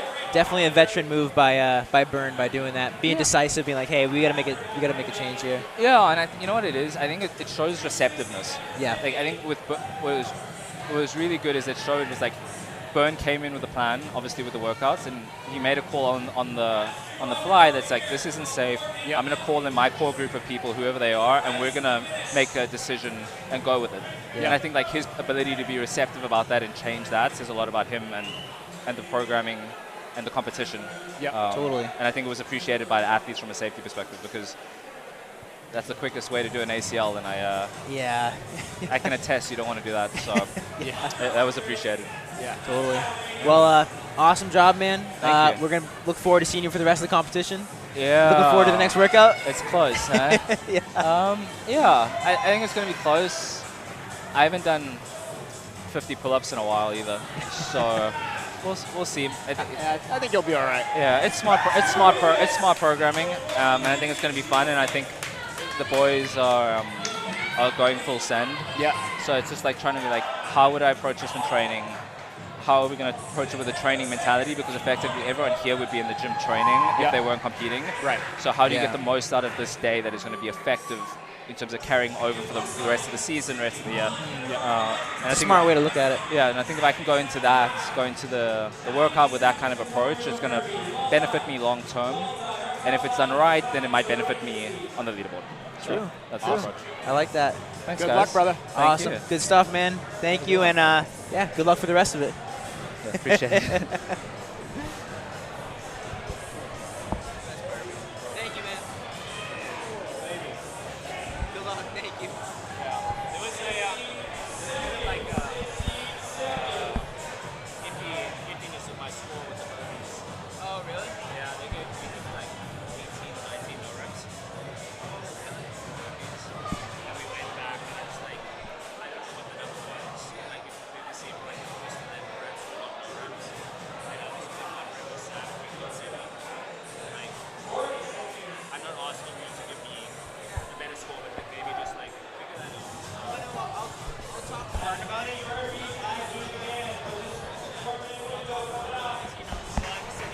So they adjusted it to that level. Like how they adjusted it? Yeah. So I'm just saying that it was like,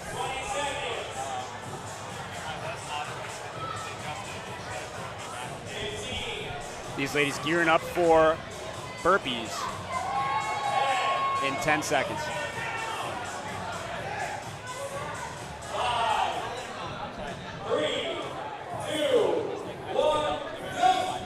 This is a group of fit ladies. We're going to see some fast paces that are started and held through this portion of the workout.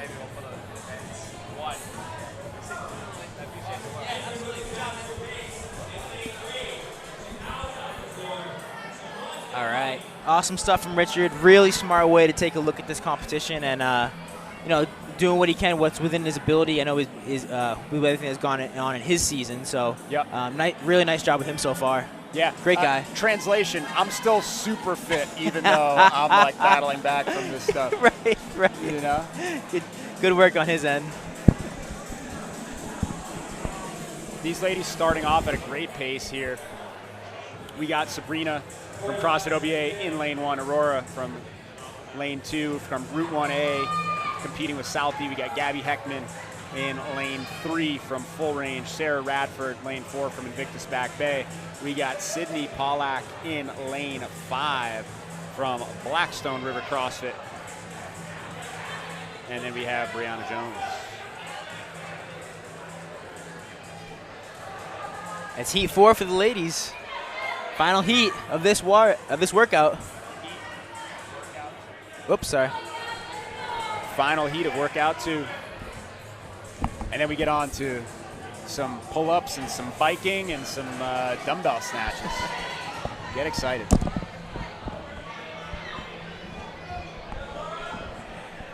These ladies are settling into a rhythm now, settling into a pace on these burpees, trying to find that pace that they can work at and stay consistent. I'll tell you what, Gabby Heckman is still moving, as is Sarah Radford.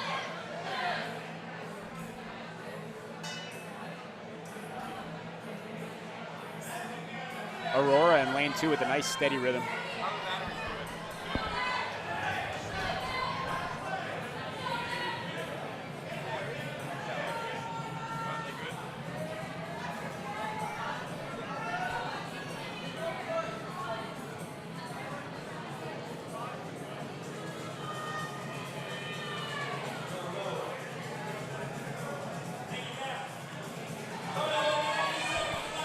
Sarah head down and moving.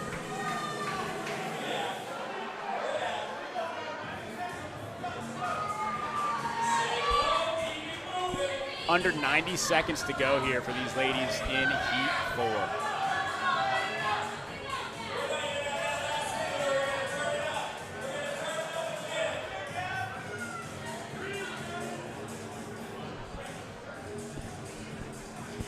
And we got some shout outs in the comments. From the last heat, Jenna, go Isley. And then we got Gabby saying, go Sydney.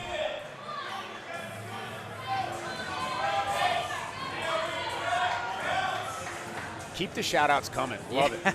Love it.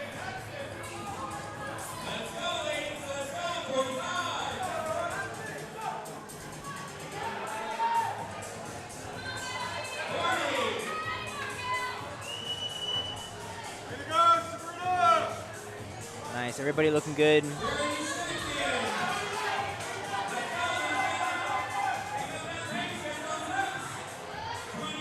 "25 seconds left on these burpees, and then we'll see people go into that deadlift. We got some strong ladies in this heat, so I think we're going to see some pretty impressive deadlift performances. We got Brianna taking a second, stopping a little early, chalking up, strapping up. We've seen that strategy work well for a number of athletes. Yep. And there we go, Brianna right with her first deadlift. Yep, she clearly enjoys this movement. Yes. No hesitation. Aurora right into the deadlifts here. Sabrina right into the deadlifts. Multiple touch and goes.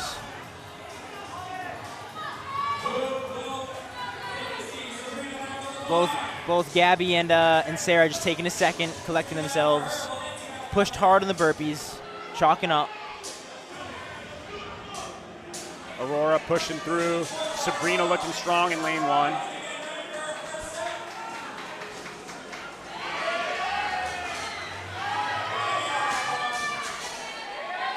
Gabby moving that deadlift weight.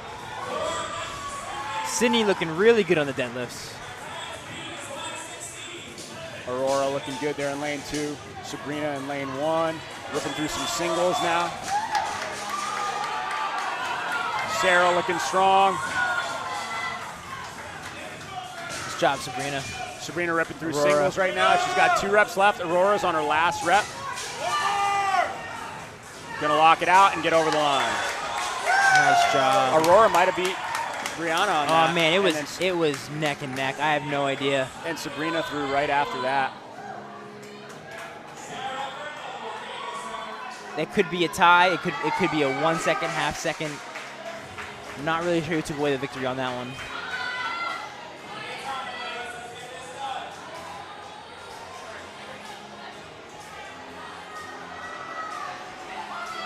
Gabby hitting a couple reps. Sarah here hitting a couple reps. Nice.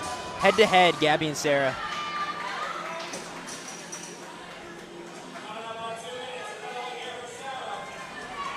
Nice, Sarah.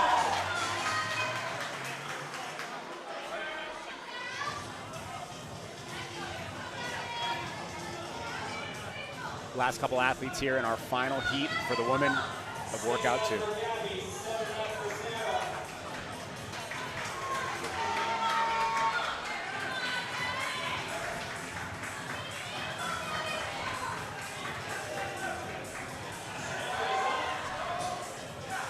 Nice work by Sarah. Get some touch and goes in there. There we go. You can tell these are tough reps from her, but she's keeping position. Definitely keeping position. She's got 5 left. Gabby, same thing. Really neck and neck here. Both fantastic athletes. Little friendly rivalry as teammates too, which is always fun. And the chat is blowing up. We got Syndey, we got Sarah. Everybody's shouting them out. Sabrina.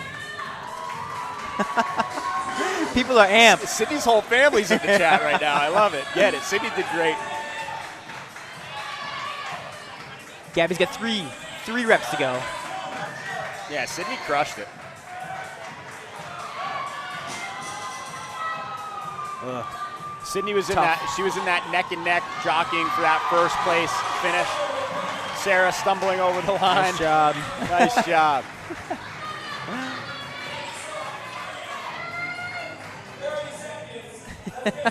She's pointing at something. Her Gatorade. Gotta hydrate. Gotta hydrate. Yeah. Nice job, Gabby. Gabby fighting. Way to through. come back. Fighting through. She's got 2 reps left.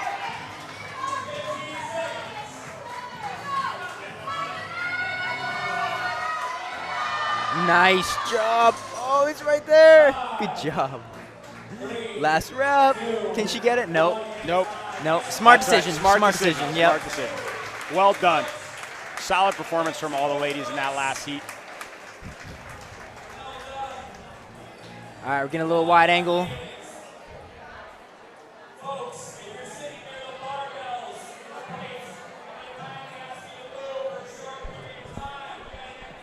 Judge is going to be resetting the floor here for our final workout. We're going to be starting with men's heat 1 on workout 3. Or technically not the final workout, but final regulation workout, I guess.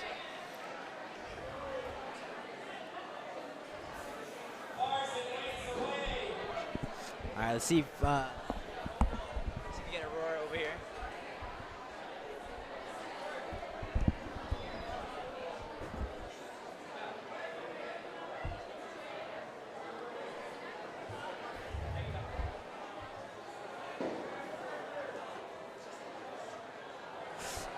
And the chat continues. Christy Pawlak, tell Syndey we love her. We got to get Syndey over We here. got to get Syndey over here.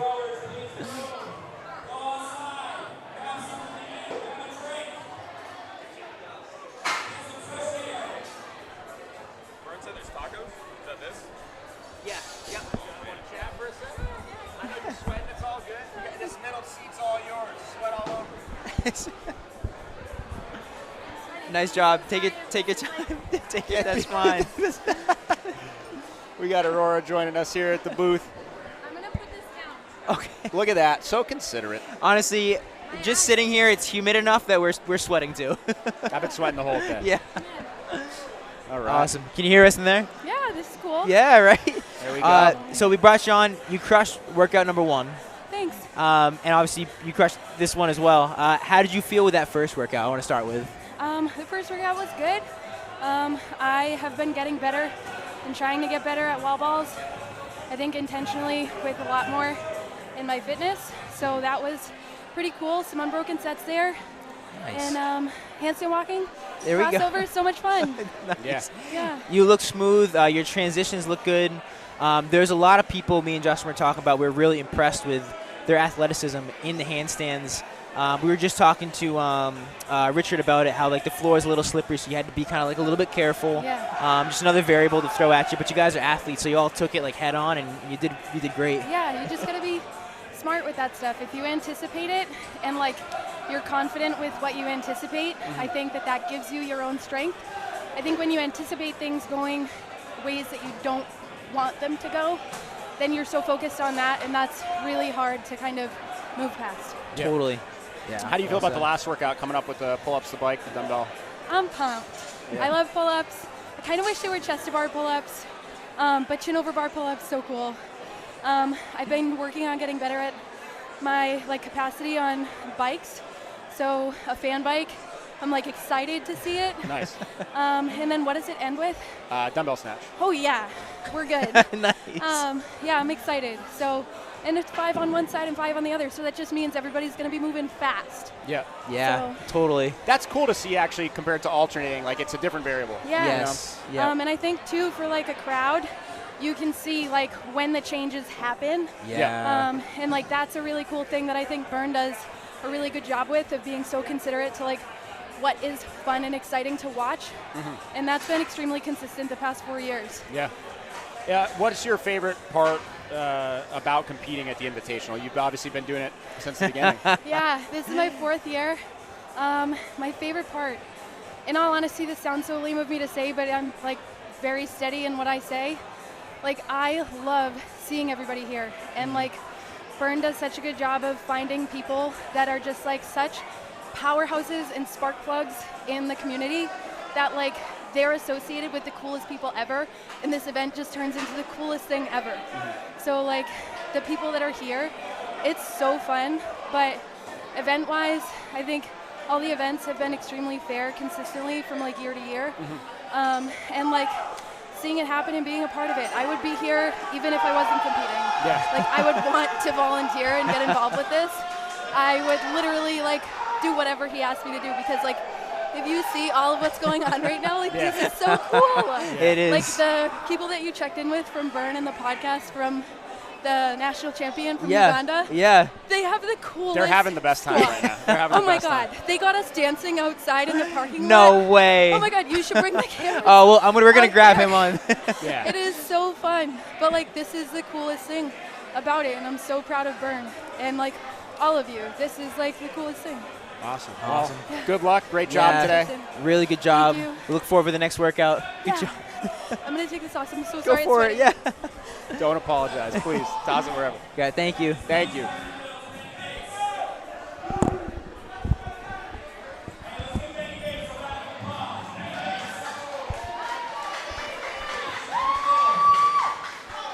at this. They have the flag out for us. This is the coolest fucking thing ever. We gotta get this on the. Oh yeah.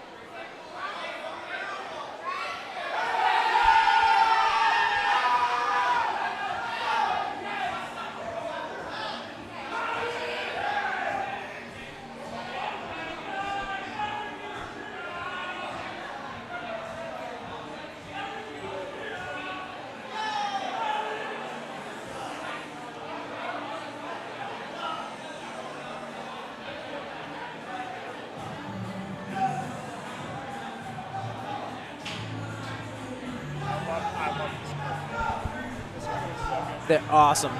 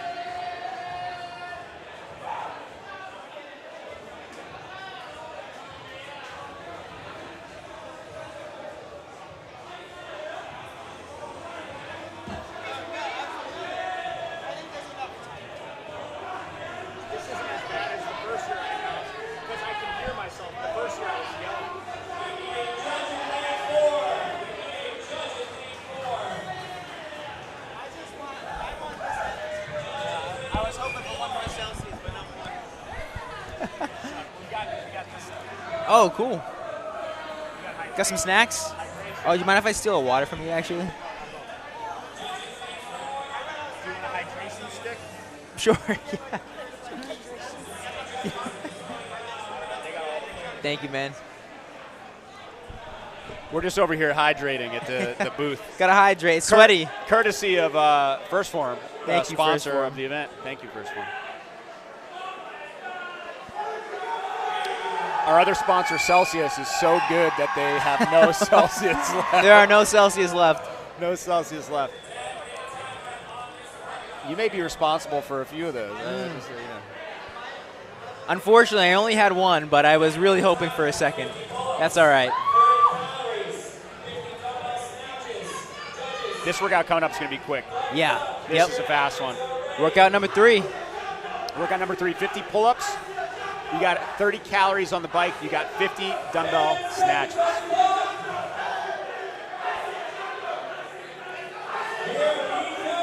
Derrick's hype crew is awesome. Yeah, they're going off.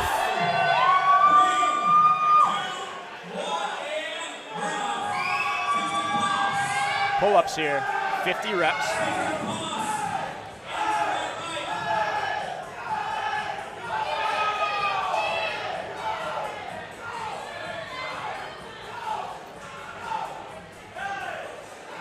Now, there are a lot of the male athletes who can go unbroken on these pull-up reps, but a lot of them are going to choose not to so that they can attack the dumbbell later on. We were talking to Molonza, obviously, about that. Like, hey, you know, or even Devin saying, hey, Right. I can do each piece unbroken, but I don't think doing that is necessarily the right move for this workout. Seeing some people drop down, some big sets to open up. We got the chats going off again. We got Sash, let's go Trey, let's go Sydney. From the last heat, we got watching live from London. What's going on in London? Nice, welcome.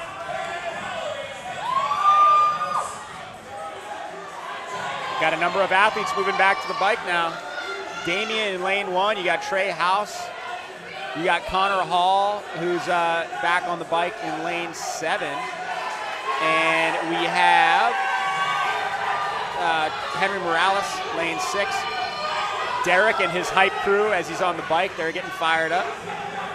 You got Andrew Canabo and Brian Lowe. Brian Lowe finishing up, getting back to the bike. Andrew Canabo getting close to finishing. And he is now on the bike.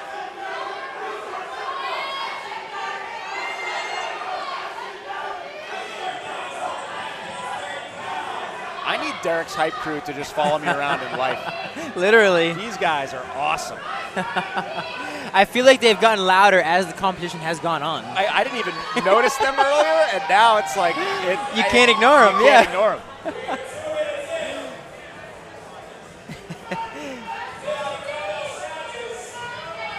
I love that, man. It's great. They're just fired up. Got people working through these cows. That was a big piece of this venue this year. CrossFit One Nation. Bern wanted to curate an organic experience with a crowd. Yep. And you know, have oh man, it's getting loud in here. It is getting loud in here. Damien off the bike. And this time we got the white and the purple shoe from Damien. Him and Bern changing outfits.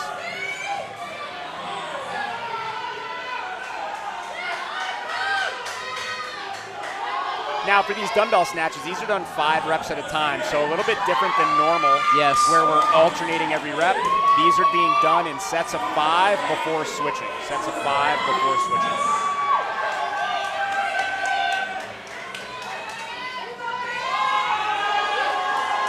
I love it. The crowd's going nuts, man. It's getting loud in here.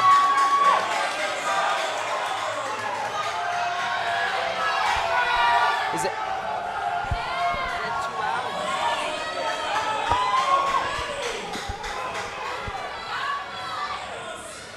Derrick moving on to the dumbbell. You know his squad's going to get loud here in a second.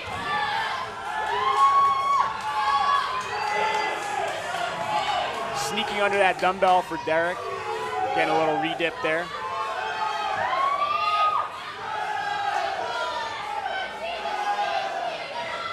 Trey House is looking really strong on the dumbbell snatch.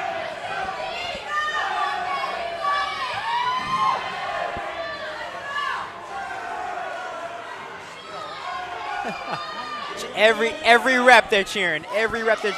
Is that you? Sorry. We are still now just at 4 minutes. Now just at 4 minutes on the clock.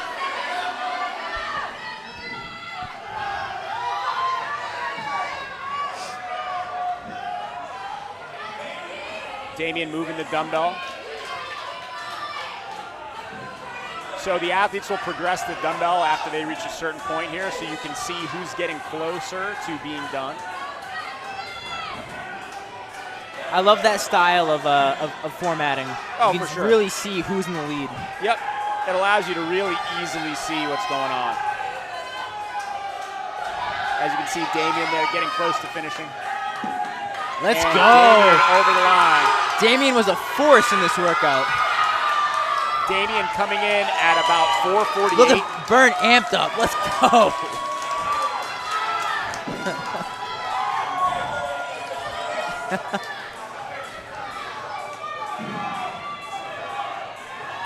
Damien under 450. Incredible final time on that workout.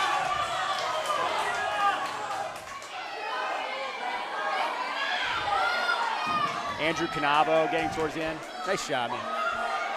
Andrew Canavo coming towards the end here.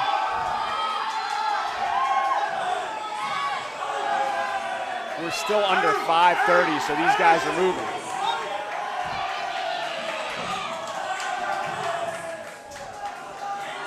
When I asked Bern about this workout in the pre-live show, and Andrew Canavo crossing the finish line.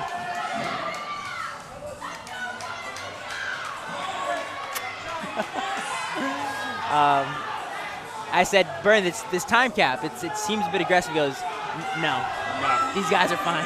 These guys will be fine.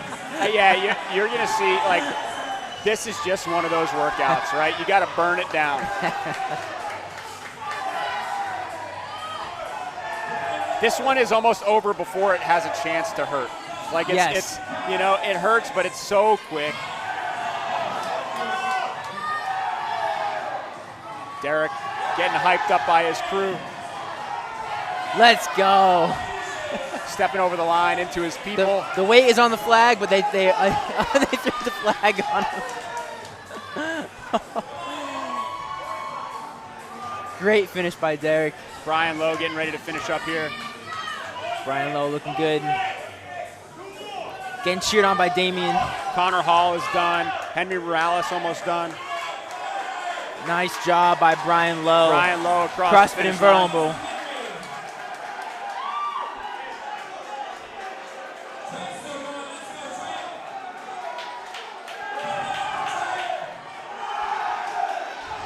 Look at and the Uganda crowd cheering on Trey. They're cheering on everybody. I love it. They just love to be here right now. They love it. They love every second of it.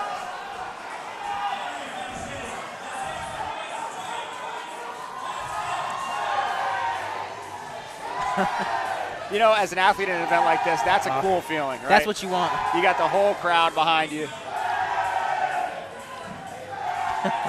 And Trey House over the line.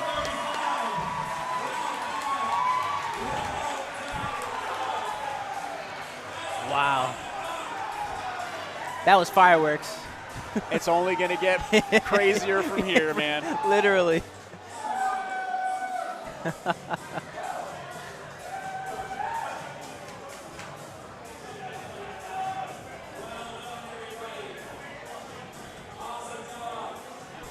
And that was heat one. That was heat one.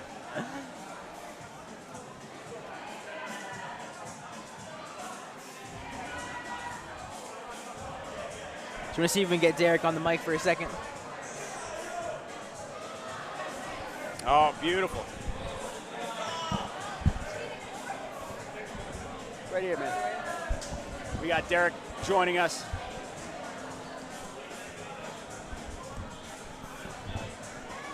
All right. Derrick, nice job, man. Thank you, guys. This really was good awesome. work so far. This was awesome. Man. How'd you feel on that last workout? It was nice, but I wasn't breathing. Yeah, like my lungs, they couldn't work just from the last workout. Yeah. The bike will do that. The Echo bike, hitting those calories and then immediately trying to go into the dumbbell snatch. Just two movements that are really tough paired together will take your breath away. Yeah, it expresses my heart a little bit. Talk to us about, I mean, the crew that's here for you, man. These guys are cheering like crazy. How awesome is that? I love it because those are my family from back home. Some of them are my brothers. Yeah, so I've known them for ever since I was a child. I'm motivated when they're here. You're like, not this alone, man. Yeah. That was cool when you came to the finish line. They were right there for you. They grabbed you. They wrapped you in the flag. They cheered for you. Yeah, that was cool. They knew I wasn't going to come here. So morning they wasn't here at the first workout because I told them not to come. Yeah, but after seeing me here, they're like, oh, fuck, they're going to come here. Talk to me a little bit about, you posted something on your Instagram earlier this week that you said you weren't feeling so good. You had caught a cold or something. You weren't sure if you were being able to compete, but you were able to power through and still make it today. Yeah, Saturday evening, I got a cough and flu. I couldn't breathe well. So since Saturday, I haven't been working out. I was just trying to catch up with school. Like I've been to my last exam on Thursday. So I was just trying to recover. I was fucking really sick. Like my friends told me not to go there. Yeah. Like I'm like, that chance comes once in a lifetime. Yeah. I don't know if I'll be here next year. I don't know if I'll be with this crew next year. So I'm like, let me go and try to move with them. That's awesome. Yeah. Well, we're glad you're here. You've been awesome to watch. And, really? Yeah. Oh man, it's been great. No, it's fine. It's been great. I'm glad you guys love me on my worst. You know what I mean? Yeah. Well, it's been awesome. Yeah. What, last question. What's been your favorite part of being here? Like, what is it about this competition for you? Sorry? Like, what do you like? What is the best part about this event, this competition? Like, there are people cheering, and in the athletics warming area, guys are lovely, guys are friendly, but nothing was fun about this. I wasn't breathing. I don't blame you. Awesome. Hey, thank you, man. Thank you, guys. Really good job. I appreciate it, guys. Yeah. See you next year here. All right. Sounds good. Have a great day. Bye.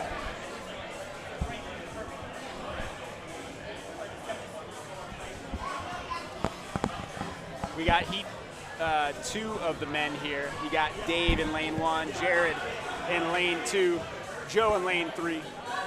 We got Chris in lane 4, Rodrigo lane 5, Steve lane 6, and Scotty Tybert in lane 7.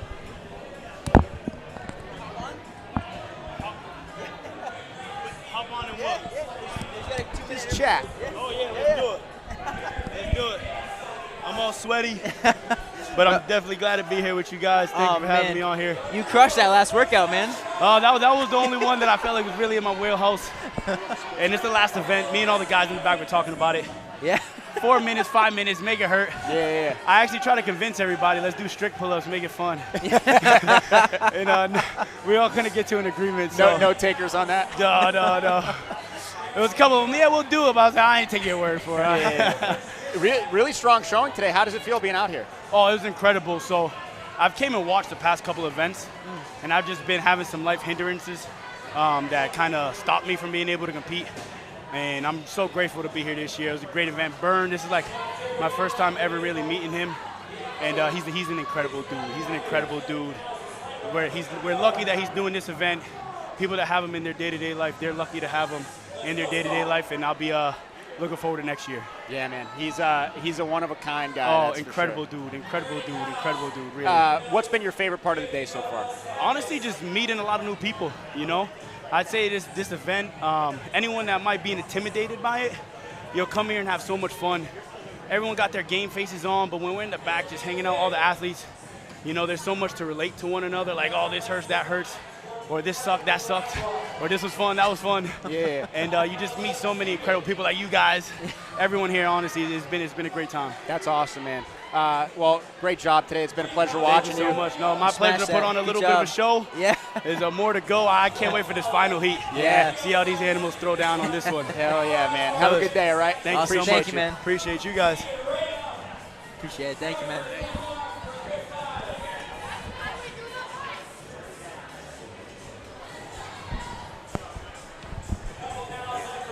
What a good guy. Yeah, great guy.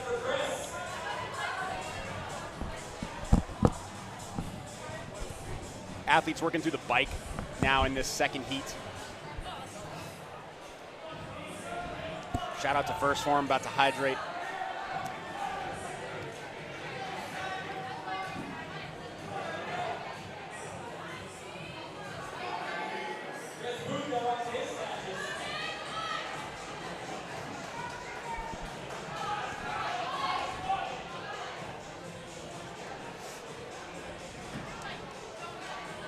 Some athletes already on the dumbbell. You got Rodrigo, you got Steve down there. These guys are moving. Scott getting off the bike, moving on to the dumbbell here. We got heat number 2 in lane 1. Dave Courtney from CrossFit Boston. Jared Vahey just coming off the bike for the dumbbell snatch over at CrossFit Providence and CrossFit New England. Lane 3, we got Joe Barone, Fit Factory. 4, Chris Booth over at CrossFit Little Creek, Norfolk, Virginia. Rodrigo looking good over at CrossFit Route 1. Lane 6, Steve Ledegar, CrossFit Medfield. And then Scott T-Burt, Invictus Back Bay / CrossFit Nashua. Yeah, and let's not forget we had Rashad Barksdale on the stream earlier shouting out Chris Booth. So cheering for him. He's got a squad watching. These guys looking strong so far. 70 pounds is not a lightweight by any stretch of the imagination. No, not at all. And it's a good heavy dumbbell. A good heavy dumbbell. But you couldn't really tell by watching these guys. They're making it look easy out here on the floor. Just to put it into perspective how impressive Damien's time was, we're already past 4:30, and no one's even in the second set or the second section of the dumbbell snatch, and Damien was basically finishing up right about now. So yeah, he moved through that workout. Yeah, really impressive showing. Rodrigo moving now to that final section on the dumbbell snatch.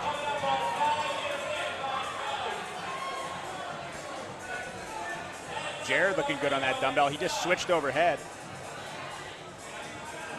It's a veteran move for the dumbbell snatch. That is a veteran move. Not easy to do, especially with a 70. But you'll notice with Jared, he's getting that little bit of a redip, so he's saving his shoulders a little bit.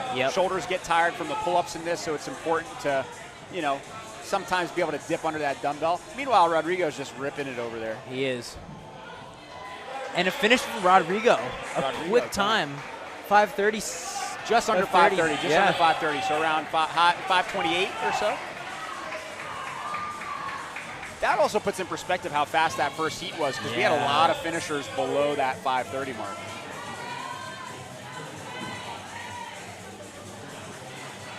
And then Steve from CrossFit Medfield crossing the line. Steve over the line.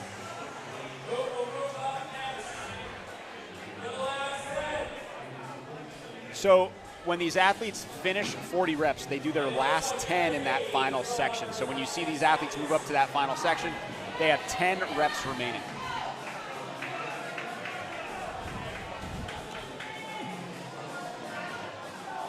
Got another shout out for Rodrigo on the chat. Payment works. Rodrigo getting some love.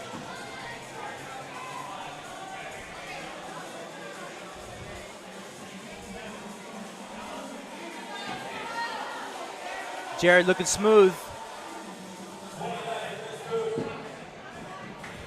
A good finish for Jared. Jared over the line, right around 640.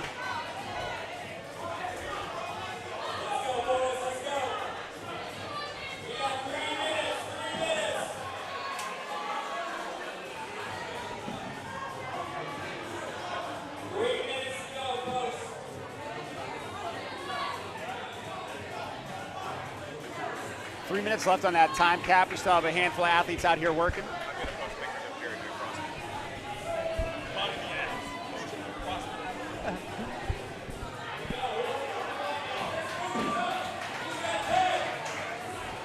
Chris Booth moving forward. Final 10 reps for Booth.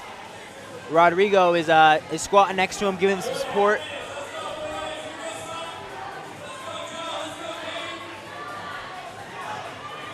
Dave chipping away.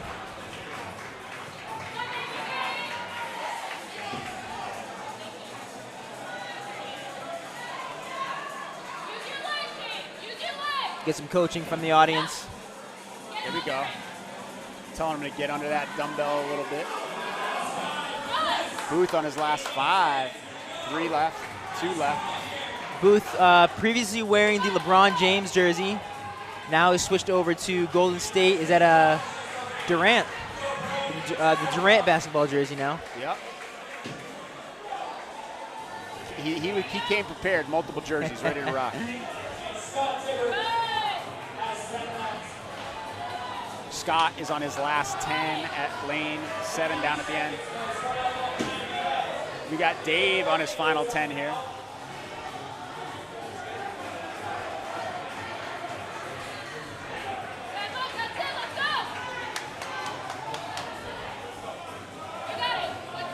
Final 10 reps here. Dave, Joe, and Scott all about to finish. Scott on his last 5. Joe crossing the line. Scott crossing the line.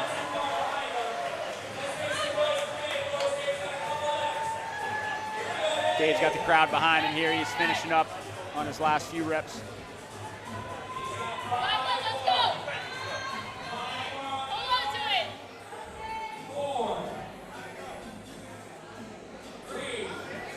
Last few reps. One more to go. Nice. Nicely done. Nice job. Dave over the line. Good.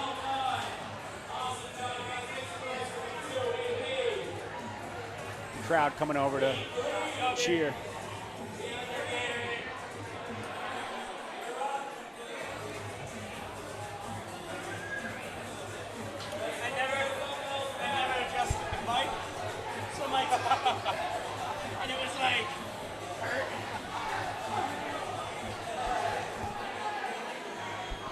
We got looking at the leaderboards now. Damien's obviously they're not official at all, but you got Damien Strait sitting at first place. Andrew Cavano sitting at second. Molonza sitting at third. Karch sitting at fourth. Jacob sitting at fifth. Brian Lowe sitting at sixth. Connor Hall seventh. Richard Wollbolt 8th. And Derrick Mwanje 9. Ian Ruthier 10. So if we look at basically right now we have one heat of times from that last workout. So if we look at that first heat, Damien first place at 4:47. The next fastest time was 5:42 out of that heat from Andrew Cavo. So Connor Hall coming in at 5:58, 6:24, 6:49 for Brian Lowe, Henry Morales at 7:13, and Trey House at 7:36. Those times from that heat are still competitive based on what we just saw in this heat here. So pretty solid job from that first heat of men. I think the energy that the crowd brought in that first heat elevated everybody. Oh, for sure. Everybody's performance went up. Without question. Without question. I mean, we had, an entire Ugandan family here cheering for everybody. Everybody. Once Derrick finished, they were cheering for the next guy. For anybody wondering, after our ladies finished that last workout, our current top 5 ladies after that previous workout, we have Aurora in first. We have Sabrina Gordon in second. We have Syndey, who got a lot of shout-outs from everybody on the chat. Syndey in third right now. We have Sezagor in fourth, and we have Sarah Radford in fifth. So those are your top 5 currently after the previous workout.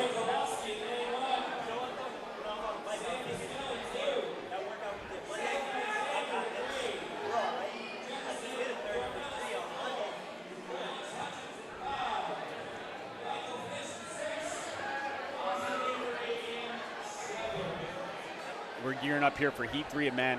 Jordan Koloski, Sam Pascal, Zach Alexander, Jeff Dornelas. We have Alex Hutchins, Mike Fish, and Austin Amory. So we've seen some solid things out of this crew thus far today. I'm expecting nothing less for this workout.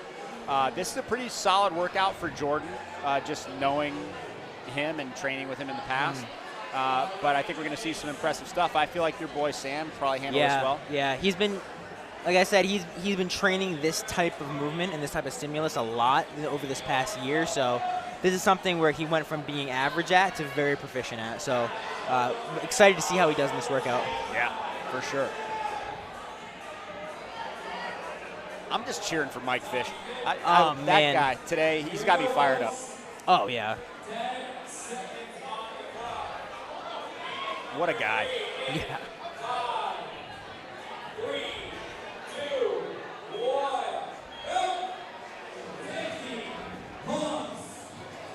I got to call it. This is. I know Jordan would point it out, so I have to point it out.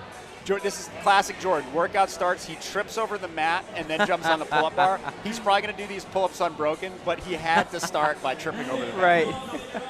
Just get that out of the way first. Get it out of the way. And then I'll go unbroken. He's got a really nice looking pull-up. Yeah, really great solid shapes. tips. Great gymnastics movements. Really proficient. Any type of pulling gymnastics he's really strong at. Pull-ups, bar muscle-ups, that kind of thing. So if he's able to make the final, he'll do really well there.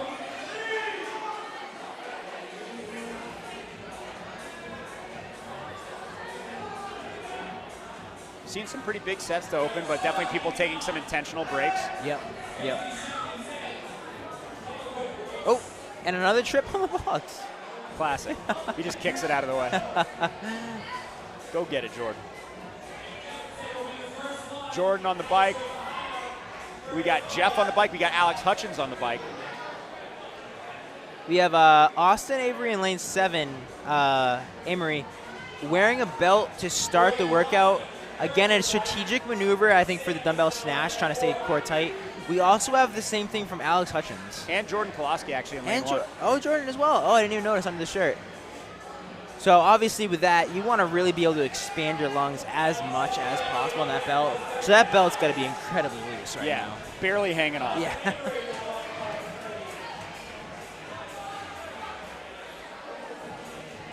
Mike Fish starting to struggle a little bit on those pull-ups.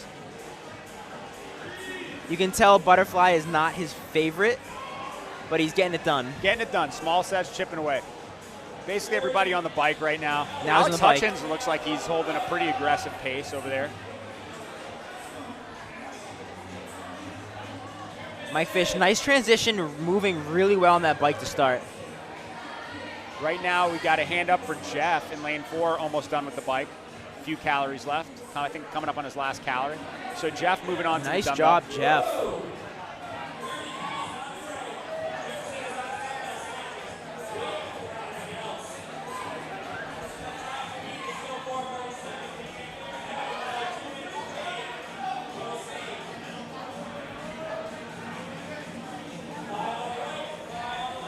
Working through those dumbbell snatches 5 at a time.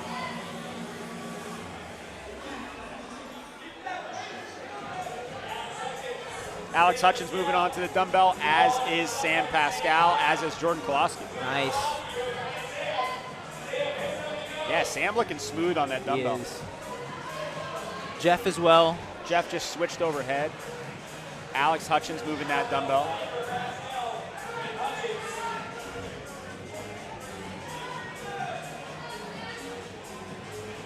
Jordan doing a switch overhead as well.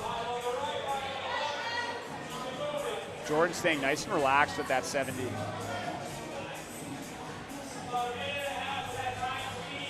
got Austin and Mike still finishing up on the bike.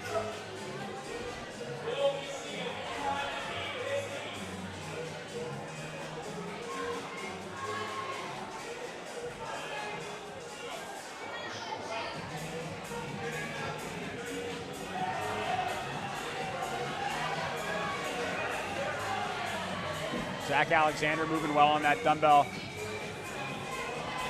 Alex Hutchins moving that dumbbell quickly right now.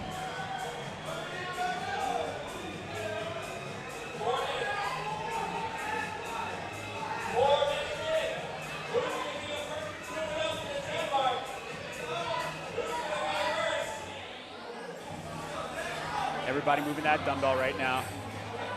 Mike Fish actually looks great on the dumbbell. I know he struggled a little bit with the pull-ups, but he's moving that weight quickly.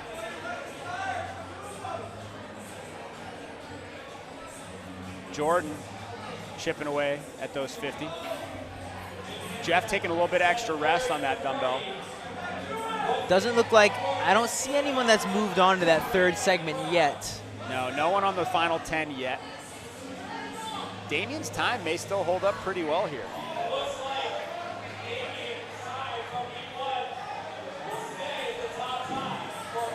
Yeah, Damien's still top time right now. Jordan on his last 10. Jordan moving really well with that dumbbell.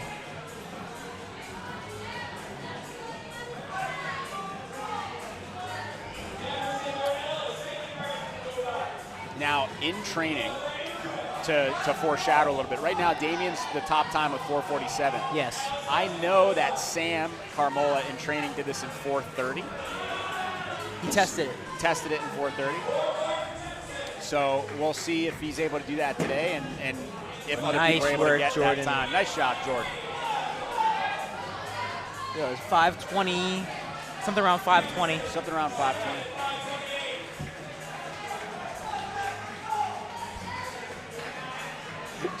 Jordan rolling back into a crate over here. Classic. Nice work. Alex Hutchins over the line. Jeff had finished up. Sam on his last segment here. Looking around as he's working through those snatches, trying to figure out where he's at, trying to keep that speed.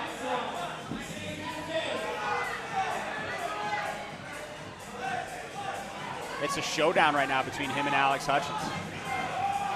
Or I'm sorry, between him and Zach Alexander. Hutchins already done.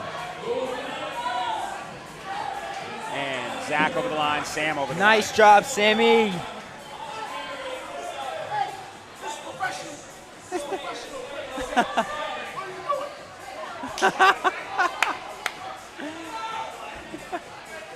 Sam finishing up.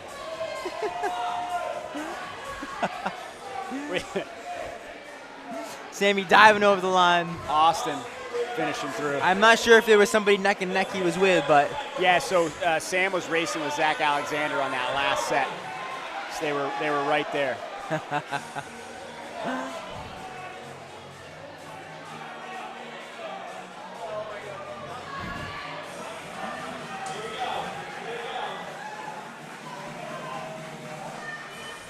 Damien's time from Heat 1 still holding up quite well. He moved quick through that. We're about 7 minutes in. We got Mike Fish moving well with the dumbbell. Damien was talking about watching the final workout, but it looks like he might be doing it. Yeah, what do you mean watching?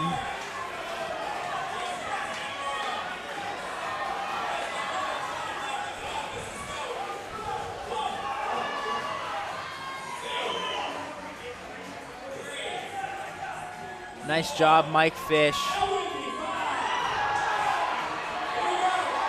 What an impressive showing from Mike Fish today.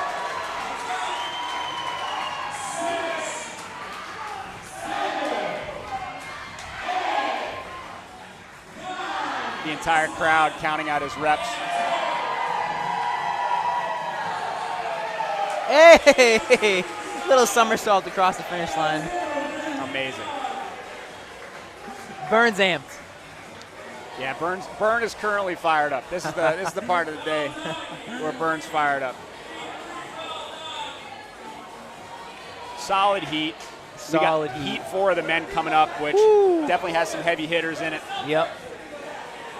Devin Johnson's going to do well on this workout, yes. I think. Karch, who's been doing well all day, is also in this heat. We got the two gentlemen from CrossFit Crack.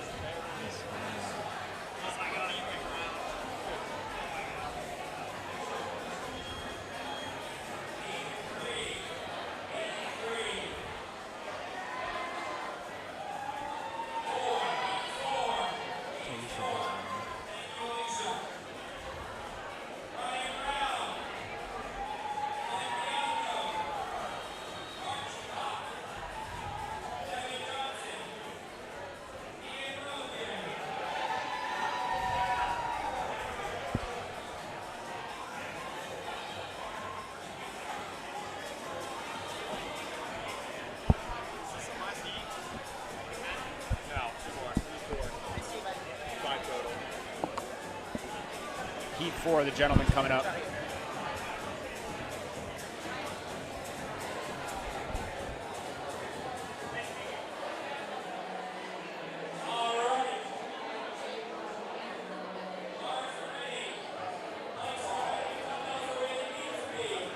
Heat 1, we have Ryan Brown. Heat 2, Benjamin Bianco. Heat 3, Stephen Riley. Heat 4, Karch Hawk. Heat 5, Devin Johnson. And Heat 6, Ian Routhier. This is going to be a stellar heat of gentlemen coming up. Some fast times definitely coming out of this group. Although Damien's time may still hold at 4:47 officially. That is an incredibly fast time for this workout.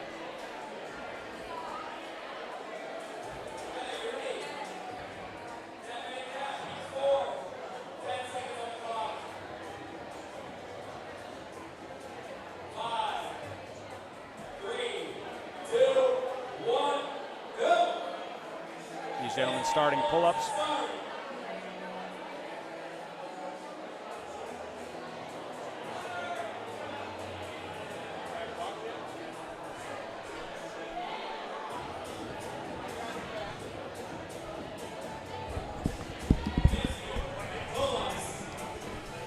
All right, so we are off. We're going to have Tayisha come over in a minute. She's on the Normatec boots right now. She's getting a little recovery. Recovering a little bit. Yep. Understandable. I can't imagine why after today's workouts. These guys chipping away at these pull-ups here.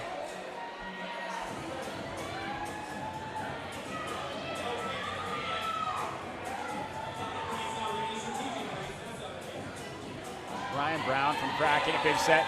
Ian Routhier and Devin Johnson both on the bike. Under a minute to finish those 50 pull-ups. Under a minute for both of those gentlemen. Benjamin Bianco on the bike.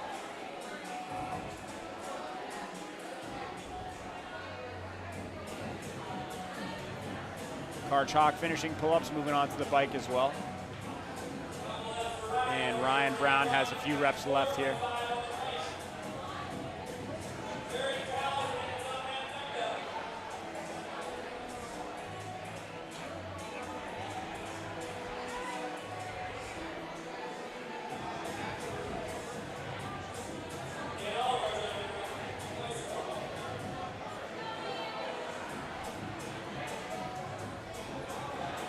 Everybody working through this 30-calorie bike, 30-calorie bike.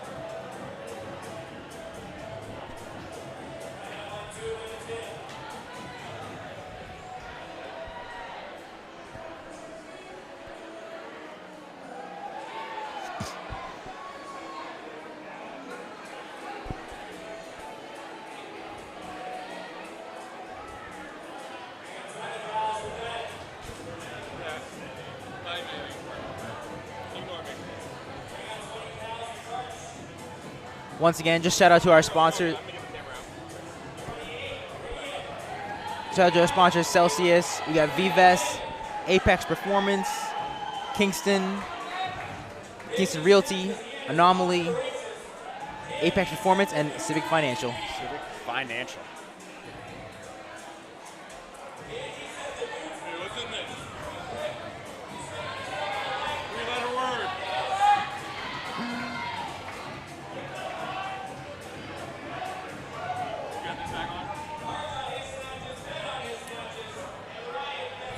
The entire field now on these snatches at the 3-minute mark.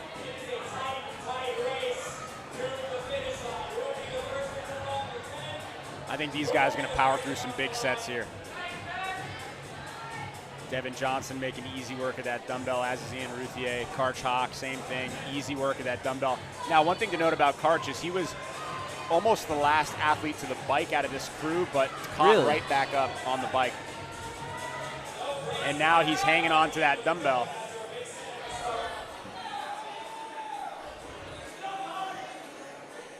That dumbbell doesn't seem to be too challenging for him right now as he hangs on. Now remember, the athletes, once they hit 40 reps, move the dumbbell to the final section for their last 10. So when they hit 40, you'll see them move that dumbbell for the last 10.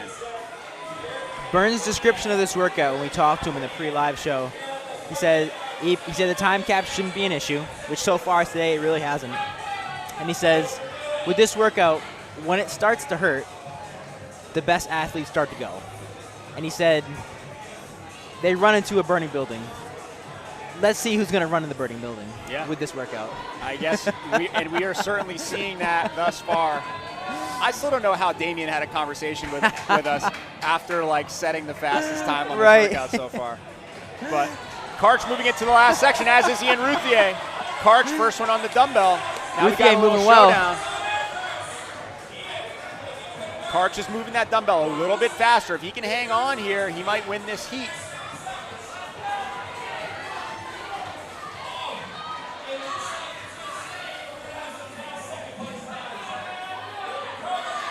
Karch on his last rep.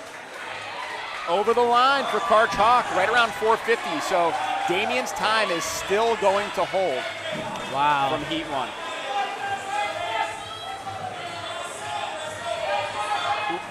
Let's talk about Karch Hawk today. What a day. Yeah, he's been great. He's really competed and been a top athlete for every workout. Every workout he's looked been great. In the mix. Every workout he's been in the mix. Nice. Nice job, man. We got bodies flying all over the place here. Literally, I got to dodge people here at the table. Nice. Ben Bianco finishing. So this heat 1 and 2 was Karch and then Ian. Now Devin Johnson's done. Johnson's finished. Looks like the whole heat is done. Wow. Everybody was pretty equally matched on that one. Everybody in this heat finished under 6 minutes, which is crazy. That is crazy. No outliers. Everyone was just good. Everybody was just fit. Yeah. That's unbelievable. Yeah.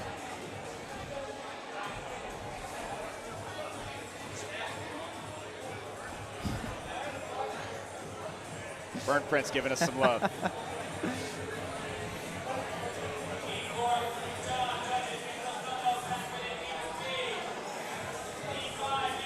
So last heat of the men coming up next, heat 5. It's going to be a big one. I was going to say, if you thought people were fast so far, I think there's going to be more fast people in this heat. You got Blake, lane 1 over at CrossFit Free. He's been great. Yeah. He's been a great athlete. We got Richard Wollbolt. I know he wants to come back and push hard on this one. Absolutely. I know he wants to. He's being smart. He's a really intelligent athlete. So he's going to do what he needs to do.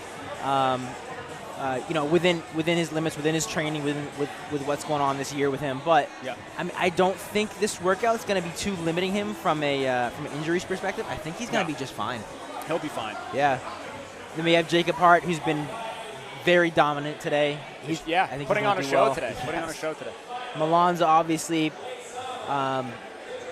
is going to be very good at this workout. I think the dumbbell snatch is probably going to feel like nothing for him. We got Devin O'Neill, Sam Carmola, which you said tested this. Tested this at 4:30, so we'll see. We'll see. Then again, I mean, when you're fresh testing your workout, it is different.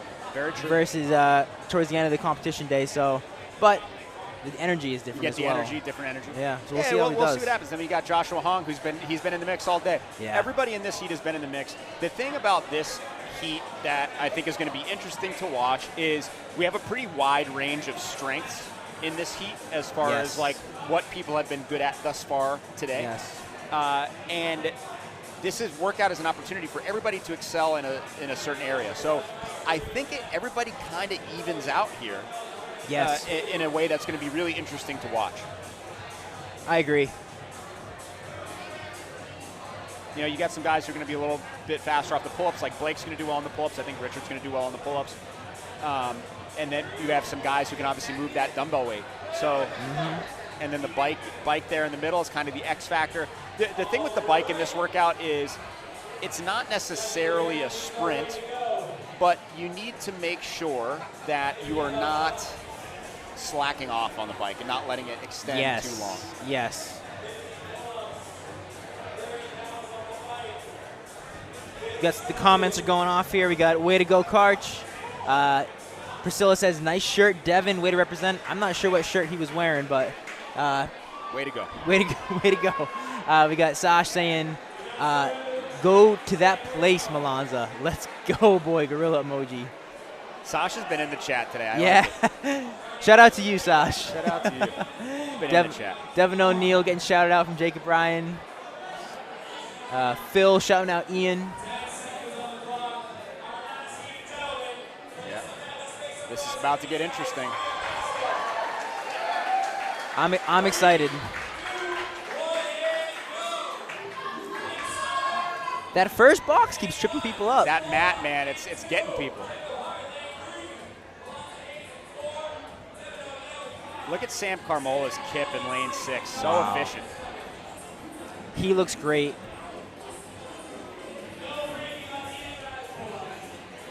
Joshua Hong looking really solid on his pull-ups Yes, as well. really strong.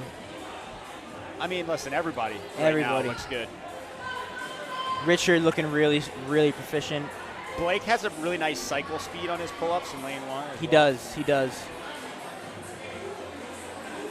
Listen, Molonza's a big dude. Yeah. He moves really well for a big guy. Incredibly well.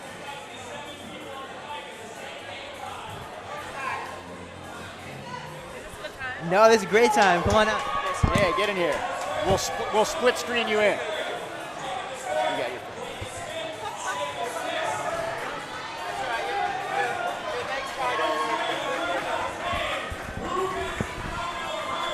All right, we'll get you in here. Okay. Hello. Yeah, look at that.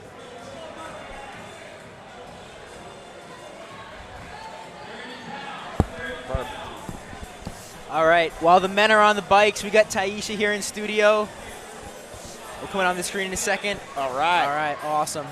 So, Tayisha, awesome job so far today. Thank you, appreciate We it. wanted to have you on. You crushed it on workout, the deadlift workout. Oh, yeah. You came first place in the patty mounts. Oh, I didn't know that. You crushed it, yeah. Thank you. How'd that workout feel for you? Honestly, I felt more confident in the second workout compared to the first one because, like, you know, crossovers and the handstand walk. I'm still working on the gymnastics, and crossovers just threw me left field. Yeah. But deadlifts, I feel very confident because my PR is way higher. So, Nice. yeah. So you felt good with that weight? Yeah, I felt good with that weight, yeah. Were you happy with the announcement of the change from the cleans to the deadlift? Honestly, I would have been fine with the cleans, but Yeah. I was happy with the deadlifts. Yeah. There you go. Yeah. There you go. There you go. How's the rest of the workouts been so far for you? It's been pretty good. You know, I think it's just keeping my pace up. I think that's the thing I still struggle with because I just want to keep going faster and try to look at the time. I'm like, okay, how much time do I have left? But Totally. I think with this competition, it's teaching me just keep my pace up and just stick with what I have, I guess. Absolutely. So you're training over at CrossFit Kendall Square. Kendall Square. So during the pre-show, Bern wanted to make sure to highlight you because he's seen how far you've come over the past year and two, and he's watched you grow and get better in the sport. So he's like, watch for this girl on Saturday. I love Bern. I appreciate it. Yeah. So I want to make sure he had a special shout out for you. So you did awesome today, and it was really cool to see you, especially on that deadlift workout. Thank you. You crushed appreciate it. guys. Yeah. I love Bern. I love what he's doing with this, and you know, the whole point is just to get more diversity, and I love that. Absolutely. So, yeah, he's done a great job. I love this competition. So. What's your favorite? Last question. What's your favorite part of today, Ben? Oh my gosh, I would have to say the atmosphere. Yeah. The atmosphere has been crazy. Just to watch like Trey or, you know, just have the crowd into it as well. I think that's what's really making for it. Like my friends were like, I love the atmosphere of it. And it's like you make it feel like you're home. So that's really what's great about this competition. Awesome. Yeah. He does a great job. Good awesome. luck. Good stuff. Appreciate it. Thank you guys. Have a good one. See ya. These men powering through here. Working through these dumbbell snatches. Jake Hart moving quick through this set here. I mean, this dude is pulling that dumbbell down, really going for it right now. Right now. Oh, and a great finish. Jake Hart, just over 4 minutes. Wow. That's fast. Yes. That's really fast. Yeah. Sam Carmola on his last set. Josh Hong just finished. Sam Carmola on his last 10. Molonza finishing. Wow.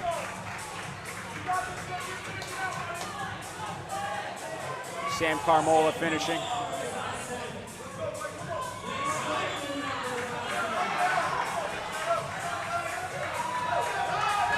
Sammy Carmola over nice. the line.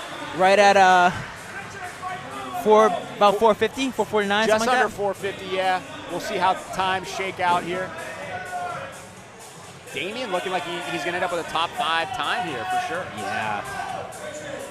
Richard on the last 10. We got Blake working through his last Richard rep. moving forward. Blake Devin looking on the good. last 10.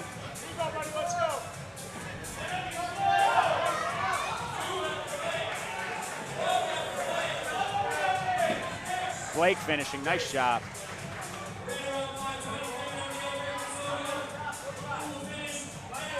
Richard on his last 5. Devin on his last 4.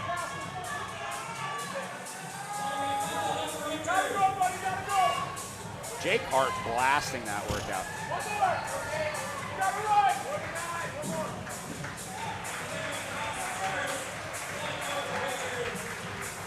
Nice. Richard finishing out. Every athlete again under that 6-minute mark. Incredible. We knew the last heat was going to be fast. Fast. Fast. Yeah, Jacob Hart, 4 minutes is crazy.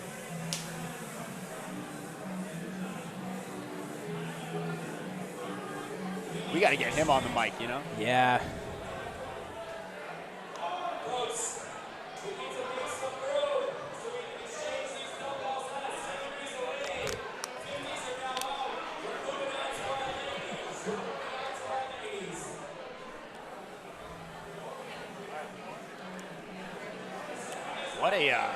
What a show for that last heat.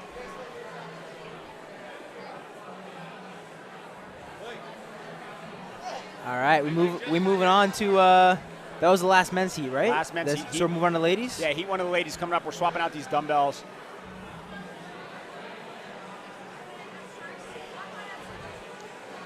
And then we'll be switching gears for the final.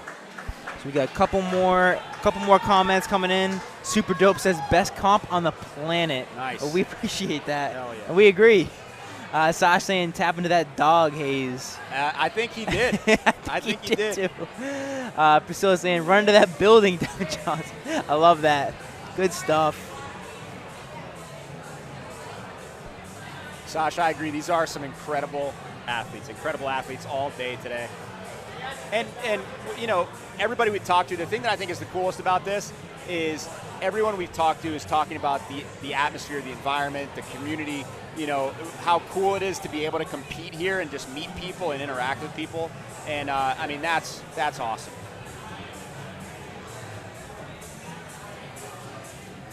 I could definitely speak to that competing at this event last year. It is very unique in that regard.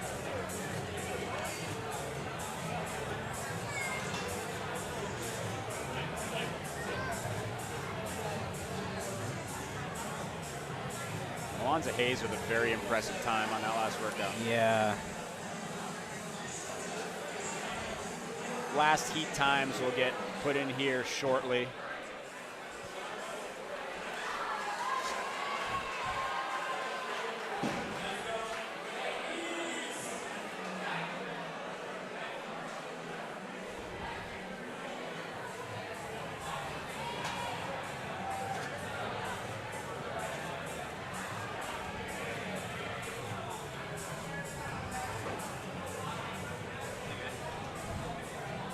Oh, thank you.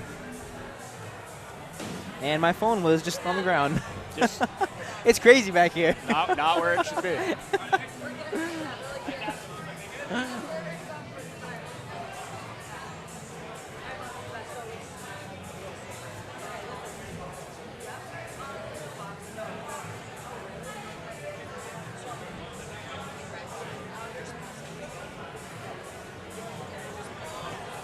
Bern currently about 27 minutes ahead of schedule. Incredible. So that's what we like to see.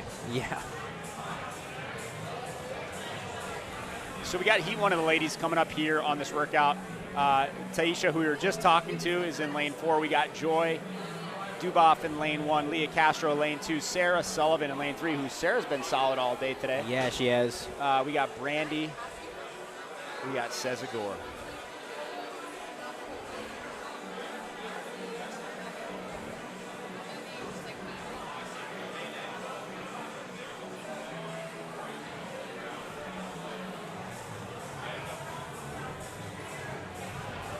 Are we might be live with scores for the men here. Let's see. Not quite yet. That last heat is still not in. Still not in. But again, as we're starting these female heats, your top 5 thus far are Aurora, Sabrina Gordon, Syndey Pawlak, Sezagor in 4th, who is in this heat. Yep. And Sarah Radford. Tayisha in 6th, we just had on the mic. Tayisha in 6th. So listen, realistically, she could go finals. Tayisha and Seza in this heat both have the ability to crack, or in Seza's case, stay in that top 5. Yeah. So don't sleep on these ladies. They're doing well all day. And we talked about the importance with Molonza, the importance of winning events, and Tayisha really showing that with that deadlift win, bumping her up the leaderboard. Huge. She didn't realize she won. Yeah, well, there you go. That's always fun, right? Yeah. That's better news than thinking you won and finding out you did. I think actually she got her score was tied for first place, but that's a win. Hey, doesn't matter. Win. All right, so the men's scores, I believe, are now live. Okay, cool. So it looks like, barring any type of adjustments, it looks like your top 5 going into the final are Jacob Hart taking first in that last event. Molonza literally 1 point behind. 1 point behind. Karch Hawk in 3rd, Ian Routhier in 4th, and Joshua Hong in 5th. Sammy Carmola just outside the top 5 in 6th place, followed by Ryan Brown, Richard Wollbolt, Devin O'Neill, and lastly, Jordan Koloski to round out your top 10. So like I said, barring any type of adjustments, that looks like your top 5 going into the final workout.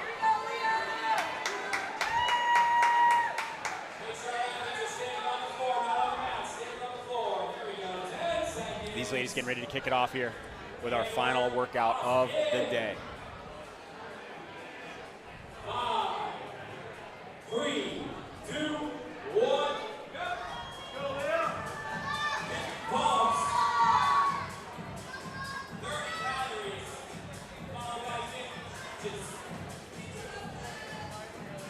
Seeing these ladies breaking up the pull-ups into quick sets, getting right back on the bar.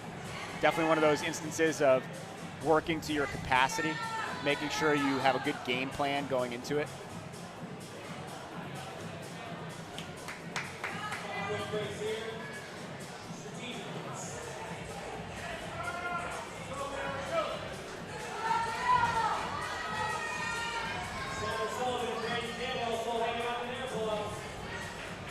Sarah looking really good. Very good. Very smooth in the pull-ups. Sarah Sullivan coming into this workout in 10th place.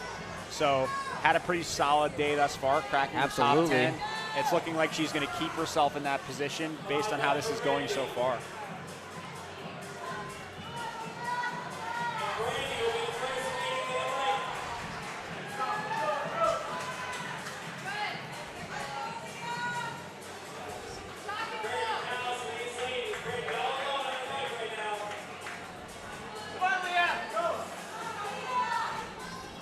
So a quick flashback to the men in that last one. The Get Rich or Die Trying workout 3, Jacob Hart took first with a time of 4:05, which is incredible. Joshua Hong not too far behind him with 4:25. Molonza with 4:32. And then we had Damien Strait, who was in the first heat at 4:47. Shout out to Damien. Like, heat 1, and you just set the time to beat until the last heat. Yes. We have 2 ladies here on the bike. We have Brandy and Sarah Sullivan both working through those calories.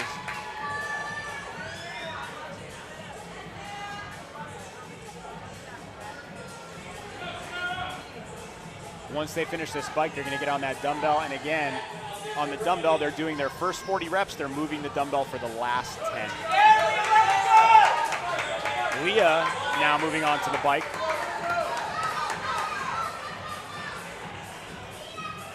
We got Sezagor moving on to the bike. Tayisha is finishing up her pull-ups.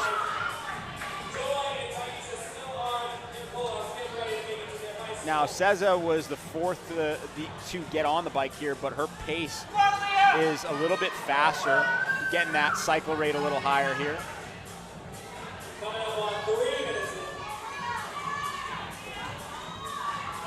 Joy finishing up her pull-ups, as is Tayisha.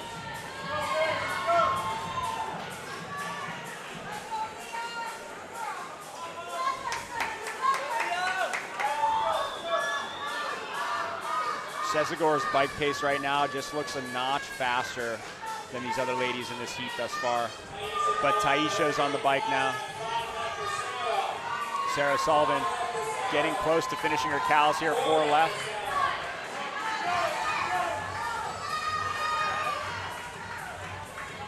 Last few calories here for Sarah Sullivan.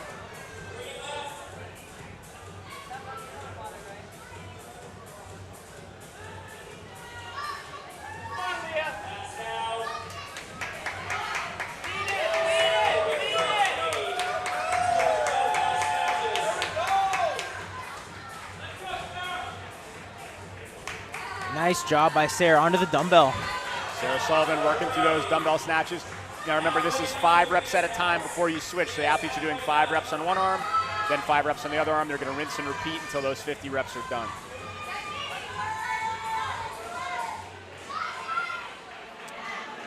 This workout really is just about like lighting yourself on fire and seeing what happens. You know, like it really is. There's some strategy, obviously, as far as knowing your capacity on certain movements, but this really is just one of those workouts where you got to just go.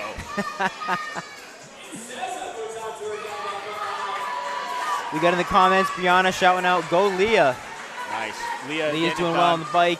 Working through that bike right now. Joy's now on the bike.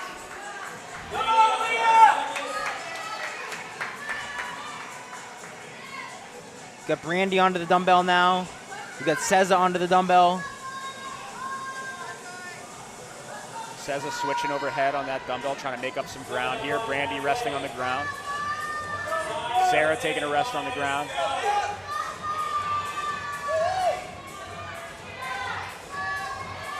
Seza now switching, taking a brief rest. She's glancing around, trying to see where she's at. Last couple calories for Leah. Tayisha on her last couple calories as well. Yeah, let's go, Leah. Come on. Leah moving on to the dumbbell.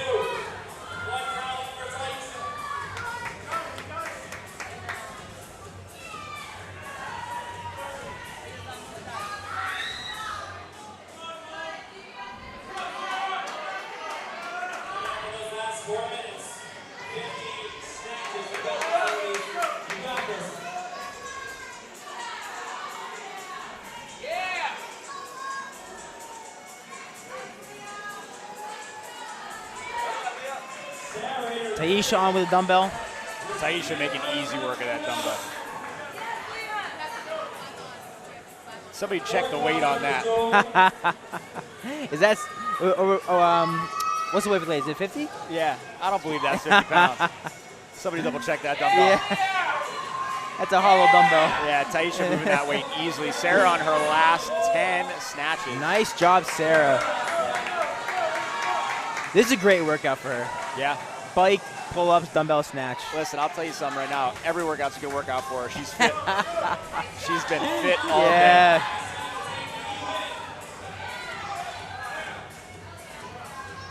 Nice, good job to Sarah. Leah doing great. Yeah, Leah. Joy's now onto the dumbbell. Joy made up some ground on that bike. She did. She did. She was the last one on the bike, but she's right in it. Right in it. Sarah finishing up. Well done.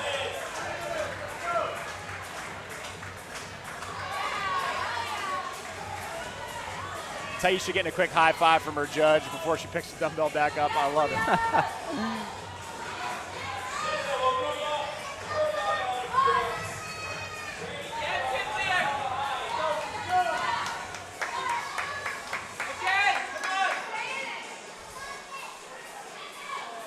cycling that dumbbell right now. Seza on her last 10 reps.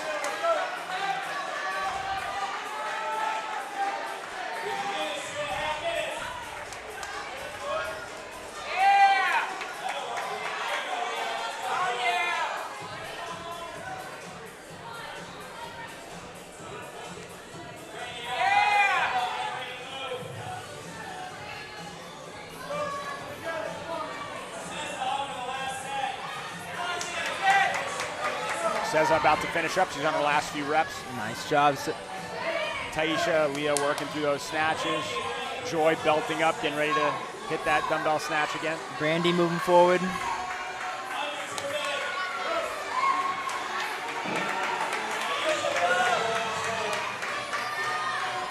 Tayisha on her last 10, as is Brandy.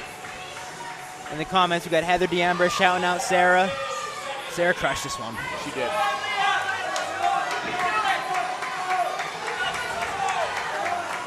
Tayisha making up some ground. Like I said, somebody check the weight on that dumbbell. Brandy, though, cycling right with her. Yep. Oh! Photo finish. Photo finish. Fantastic. I love the excitement. You know, it's good to have a little drama at the end of a workout.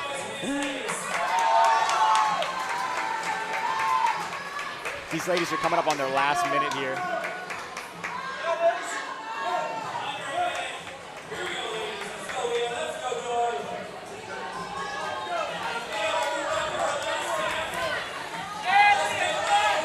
Here we go. It's getting loud in here. I'd also like to point out that Dave in lane 2 has been judging all day. This guy's been judging in lane 2 all day. And he did a cold deadlift at 405. Is he an Invictus guy? He is. He is, yeah. Nice. Encouraging the athletes. Love to see it. Nice job, Leah.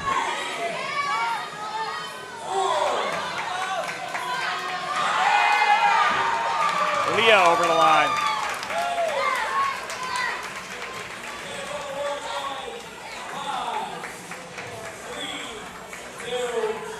Nice job. One more rep for Joy. Joy getting one more at the buzzer. Love to see that. Great effort.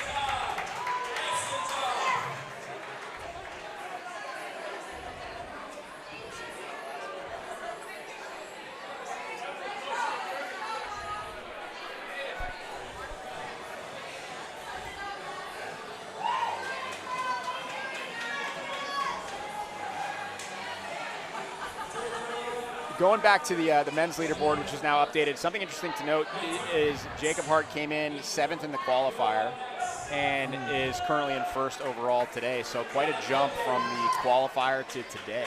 Yeah. Big jump.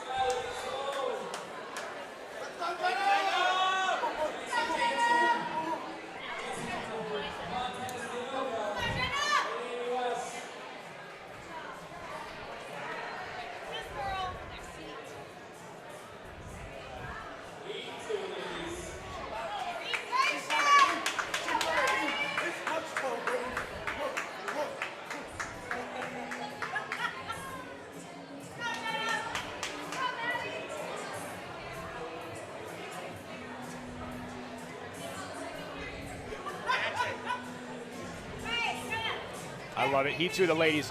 Jenna's squad has the giant cardboard cutout again. I mean, I love it.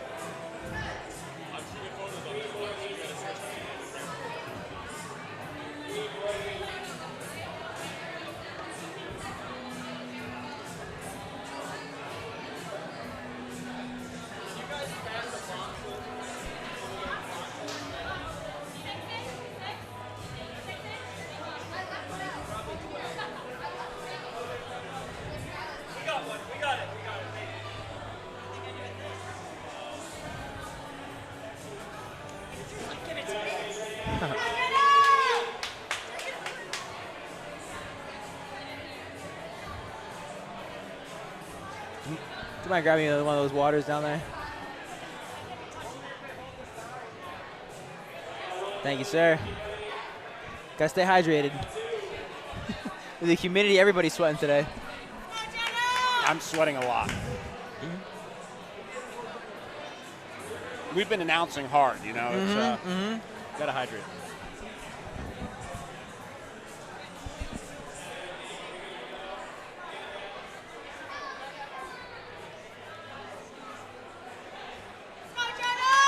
All right, we got Heat 2 about to get underway.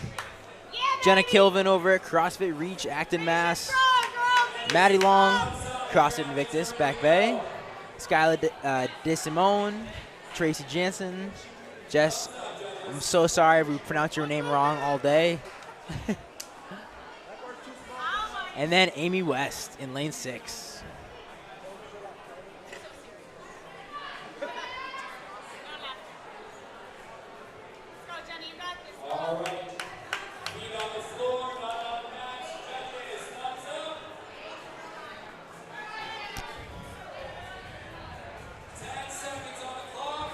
Amy West, also an age group qualifier athlete, 35-39, which again, like we said, equally as hard as qualifying. Oh, yeah. Equally as hard. Equally.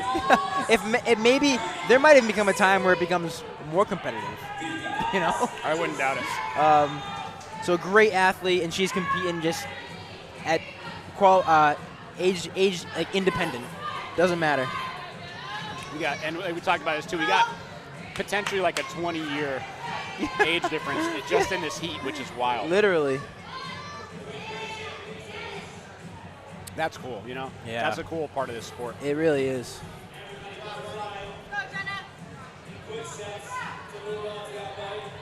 I was recently talking to somebody, one of the other members here, just about working out as we get older and, you know, as like a role model for your kids. And she was just saying how it's become such a huge part of their family that by her working out, you know, both her children see it and like want to get involved in fitness, and like that's such a cool thing for health and wellness and just like passing down good behaviors to your children. Absolutely. You know, these masters athletes are inspirational.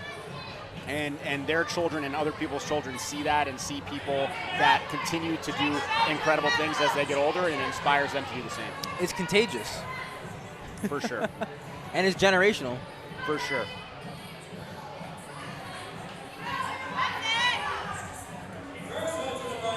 Wow. Jessica, lane 5, already on the bike. We just crossed the 90-second mark. That's incredible. These ladies chipping away here.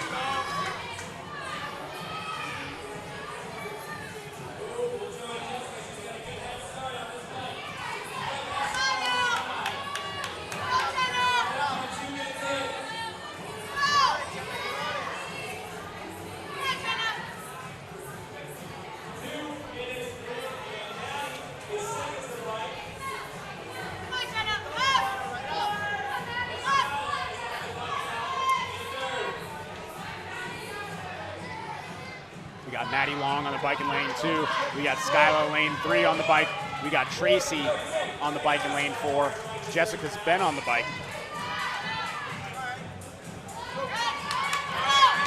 Jenna now on the bike.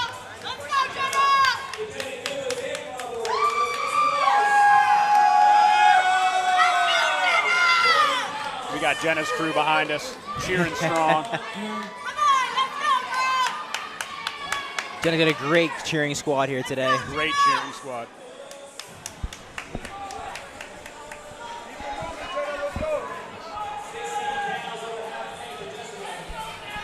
Jess Monte Deoka is from Blackstone River CrossFit in Millbury, Mass. Nice. You heard of that one? I have not. No. But there was somebody else from Blackstone River CrossFit as well on the male side. Was it on the male side? Let's see. Syndey Pawlak. Oh, no, Syndey. Syndey Pawlak, also from Blackstone River CrossFit. All right. Syndey was getting a lot of love on the chat. Also very fit. Jessica's clearly very fit. First one on the bike here. Absolutely. So, hey, shout out to Blackstone River CrossFit, Millbury, Mass. You guys know what you're doing. Tracy Jansen right next to her, Medfield CrossFit.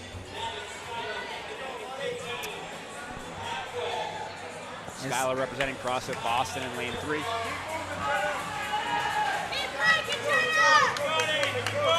Jessica is about to finish her bike calorie. She's on her last 3.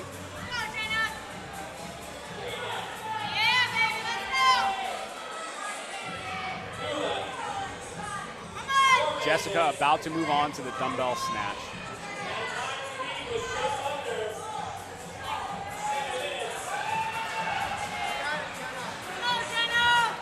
Jess off the bike.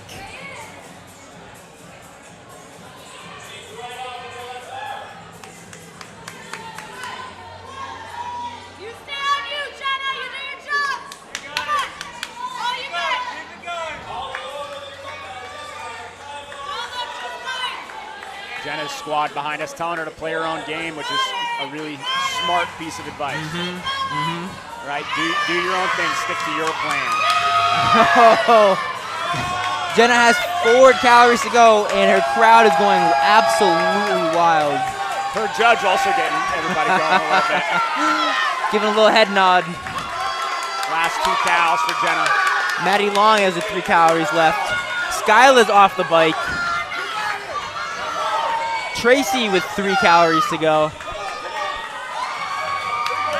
There we go.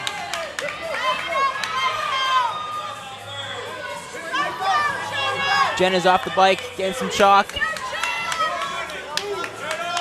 Skyla moving through that dumbbell, as is Jessica.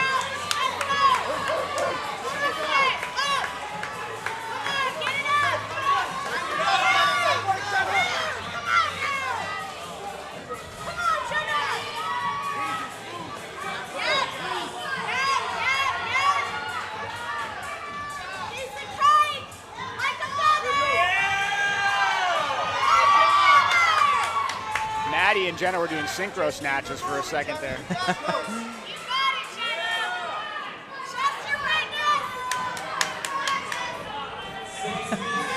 The chat board's also going wild. Go Blackstone River CrossFit, go Jess, go Syndey. Shout out to Gabby Pawlak. Crushing it, I'm guessing she's related to Syndey, and she is going in on the chat. Sam is asking, what heat is this? This is heat 2 for the ladies. Heat 2 for the heat ladies. Number 2.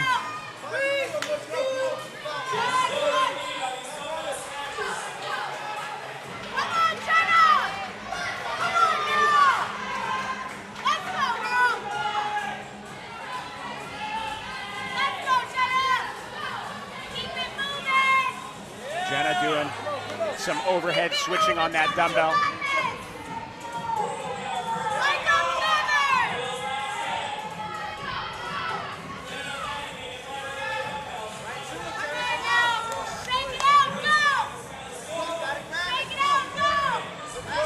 They're all chipping away here. Amy West moving on the dumbbell. Maddie Long belts off. She means business. Yeah, she's like, forget about the belt. Forget about the belt. I don't need this. I don't need this anymore. Oh, we got Jess moving forward.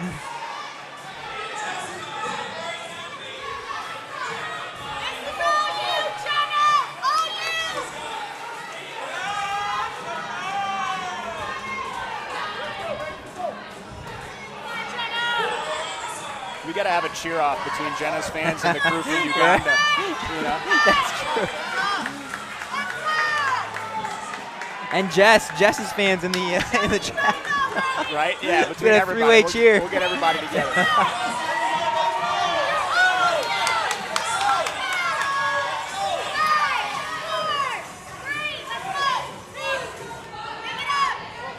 Skylar on the last 10.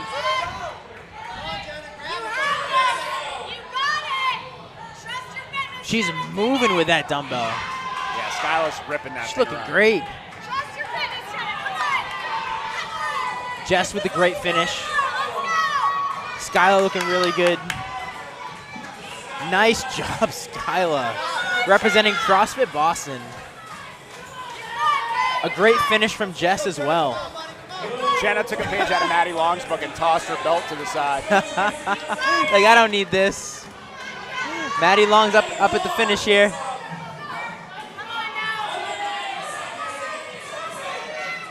Amy West moved the dumbbell. She's also rocking the Vans. I love it. Jenna moving up to the final position. Maddie's on her last 10 as well.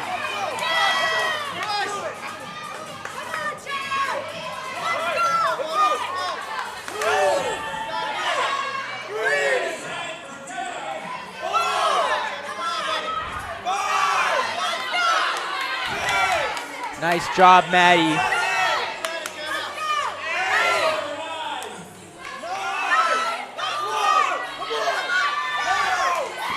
Nice job, Jenna. Jenna with a finish.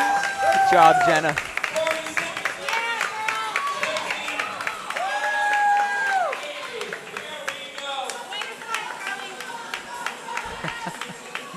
Bern Prince going around showing some love to the athletes.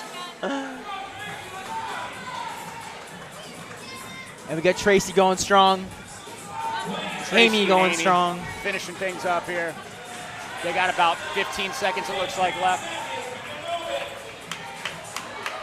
Amy doing really well.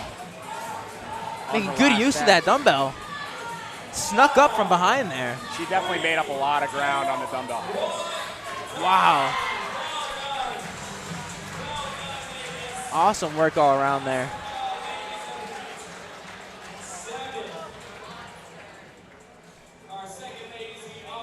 Ladies Heat 3 is coming up next. Judges are resetting dumbbells.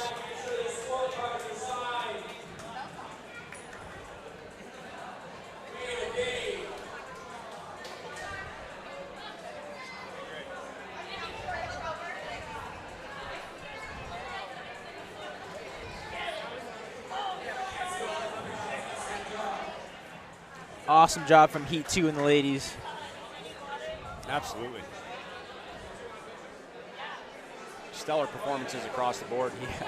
Amy made up a lot of ground at the end there on that dumbbell. Yeah.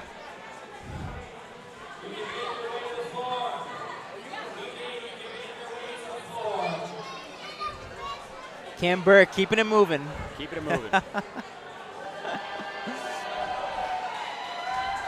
Bern may have a knife in his back with that one. Like, hey, don't you fall behind schedule. Come on.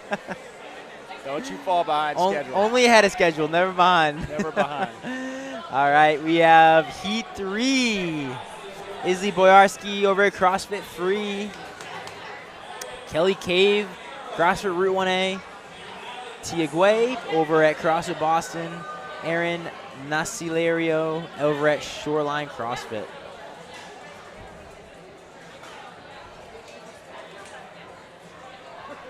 We also have Allie in this heat who's been in there, but it wasn't on the heat list. Oh, okay. So she's down at the end.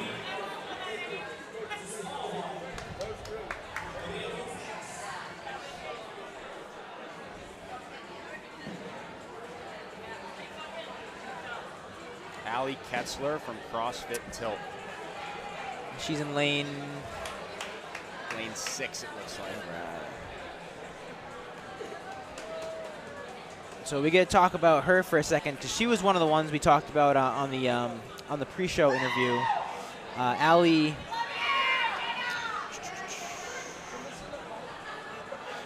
coached over at CrossFit Tilt and had an emergency gallbladder surgery in April of this year. Wow. And when she was asked about that, her biggest thing was she said she wants to make a comeback for the comp in June. Like as in today, and she did. Nice job.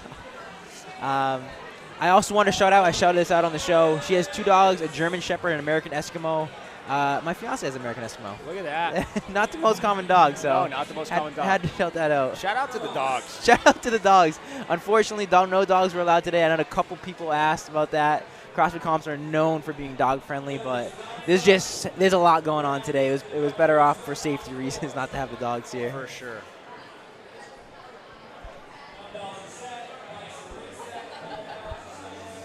All right, we are getting set for Heat 3.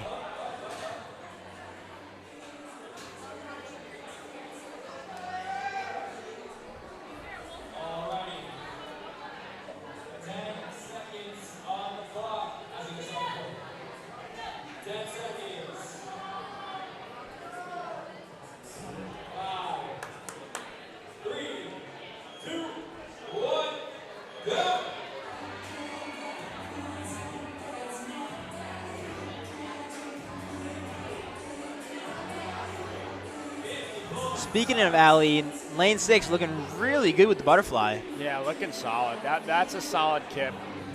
Chipping away, small sets, good plan there. Yes. I like to talk to people about, with movements like pull-ups, with movements like even wall balls, things like that, is just not doing hard reps. Yeah. Meaning, like, if you feel yourself getting out of position or you feel like you're forcing it, just reset, right? Reset. Especially movements that don't have a long reset time, like pull-ups, drop down, jump back up. It's better than fighting through bad reps or awkward reps and wasting energy. Absolutely. Then you almost get like diminishing returns too. For It sure. gets sloppier and sloppier. It gets harder and harder. Yeah, it's just not worth hanging on through those bad reps. I mean, if it's like your last couple of reps in the Sure. set, yeah, whatever. Yeah. But if you're talking about a workout like this, where you have a lot of work to be done, it's always a better idea to just drop down, reset, quick reset, and get back to work.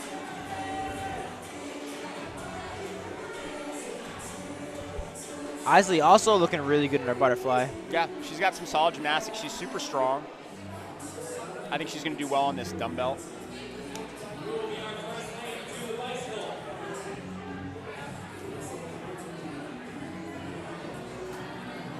Tia looking good on the pull-ups there as well.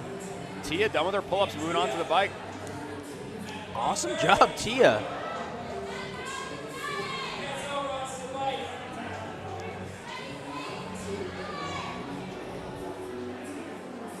Those Echo bikes are really built for big athletes compared to the assault bikes. For sure. And I can see with Tia on there, it looks tough. It looks tough as far as range of motion. You could just tell someone with long limbs would do very well on the Echo bike, even compared to an assault. No, for sure. It's the thing about the Echo bike, if you don't necessarily know the difference, for anybody who may be listening, it is the assault bike is chain fed. Yes. The Echo bike is belt fed. So for the chain, it carries over a lot of residual momentum. So if you get the assault bike spinning really hard early, it'll tick away some extra calories for you early on, and that can work to your favor. With the Echo bike, because it's belt fed, it doesn't do that. It starts faster, but it also slows down faster. So with the Echo bike, it's about kind of a smooth pace, getting right to where you want to work, and then going from there. Whereas on the assault bike, you really want to kind of hammer it for 5 to 10 seconds, and then just kind of ride that out a little bit to start your bike. Absolutely. Yeah, less of a, okay, let's rev my engine as hard as possible versus, all right, let's reach cruising speed. Exactly. Yeah, the Echo bike, you want to get to cruising speed quick, but you're not going to get a lot of extra benefit from really trying to rev things up at the beginning. Echo bikes are a little more comfortable, but they're a little bit harder as well, in my opinion. Totally.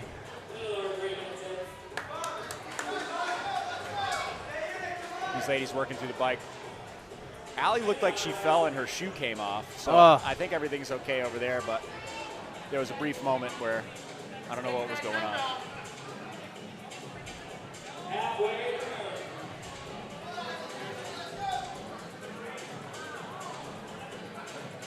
Tia's been on that bike for a little bit. She has. Probably nearing the end of those calories. We'll see. Should see her judge's hand go up here in a minute. Got a little judge competition side to side. They're laughing it off a bit. One's trying to look at the other. Yeah, you got to know what's going on with the other lanes. You know, trying to give your athlete information. Yeah. Oh, we got 5 calories. Yeah, Tia's hand, judge's Tia's hand at is 5 in there. calories. 5 calories left.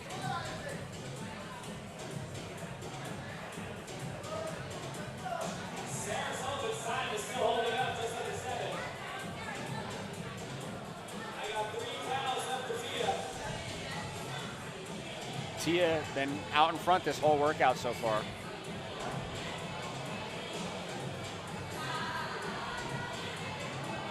And Tia moving on to the dumbbell. Aaron also beast mode on the bike. 2 calories to go. Really caught up. Yeah, absolutely. And just looking at her posturing, she looks confident on that bike. Yeah, very confident. Strong position on the bike. Isley with 5 calories left, making up a lot of time there as well. She's reaching the dumbbell before Tia has done her first one. And like I said, watch Isley on the dumbbell. I think she's going to do really well on this snatch.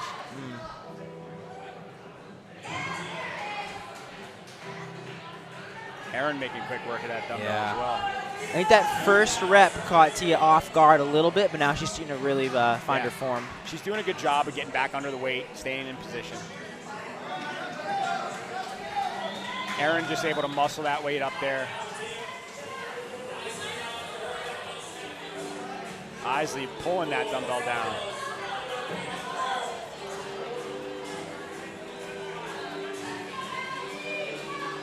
Allie trying to make up some ground on that bike. Isley's looking strong on that dumbbell. Very strong.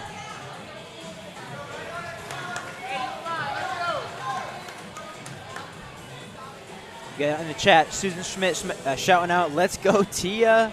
Nice, Tia. Hell yes, Tia. Susan's all about it. Tia's been doing great. We agree, Susan.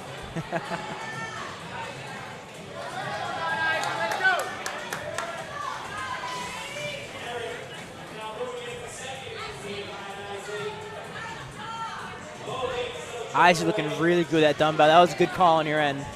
Yeah, she's moving that weight. Very proficient.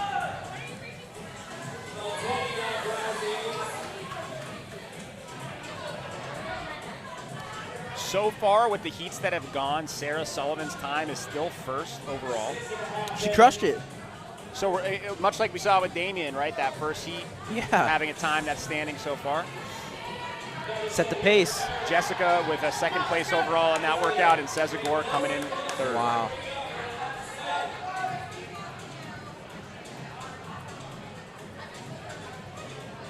Now, Sarah Sullivan's time is still going to stand in this heat. That second place time is up for grabs at 7:44. Right now, they are just approaching 7 minutes. Isley's on her last 20 snatches, so she can definitely make a run for that second place time. Allie Kelser is now onto the snatches. Making good work of that dumbbell. Looking like really not too much of an issue for her. Very proficient with that. No she issues could make at up all. some really good time here. She could. She pushed that bike a little bit. Last one to the bike, but did well on the bike, and now she's moving that dumbbell. It's looking like the second place time from Jessica of 7:44 may still stand, although Isley's right there.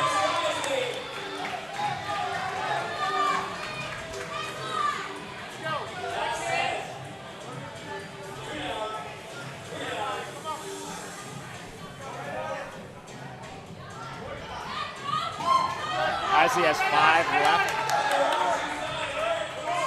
So Jessica's time of 7:44 is going to stand, but Isley may come in under Sezagor's time of 8:17.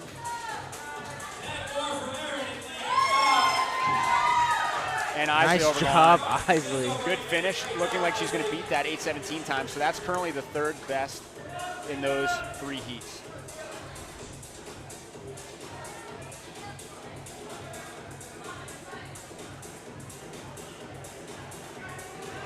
Five left for Aaron.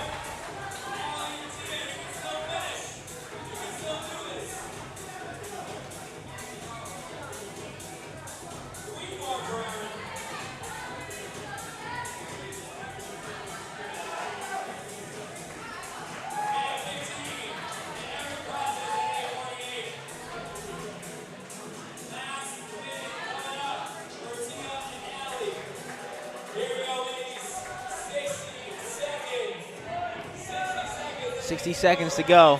Last minute here. Tia working through those reps. Allie working through those reps.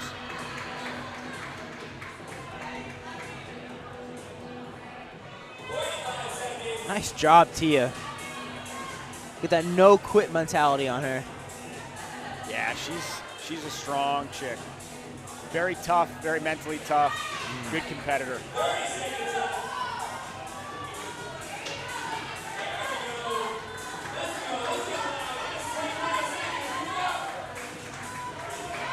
Just under 30 seconds. They're neck and neck, Tia and Allie in this one.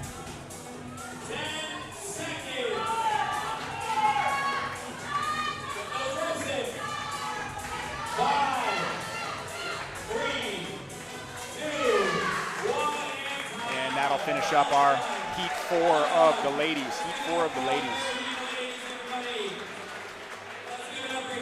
We have our final heat of ladies coming up, and then we're going to be setting up for our final event, which has already been released. The one thing I like about Bern is he doesn't mess around with like secret workouts or whatever. He wants everybody to know what's going on. He wants everybody to be prepared. Yep. Well, I asked him. There was something on the pre-show too. I asked him because people were with the cleans. They were saying, "Oh, the 155 weight for the women's clean is too light."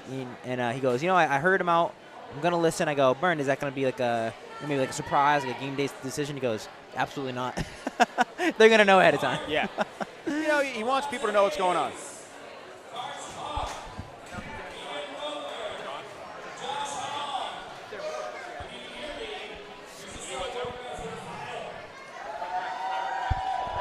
I don't think there's any more. I checked.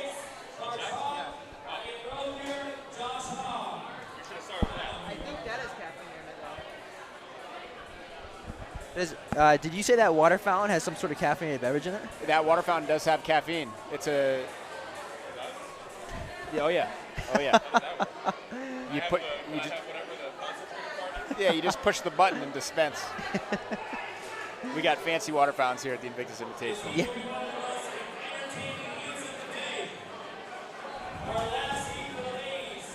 Last heat for the ladies.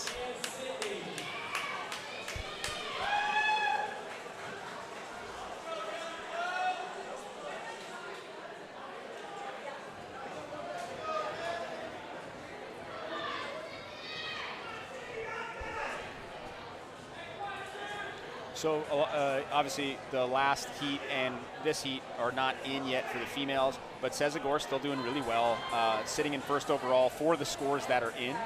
So she's looking like she may stay in contention for that top 5 spot.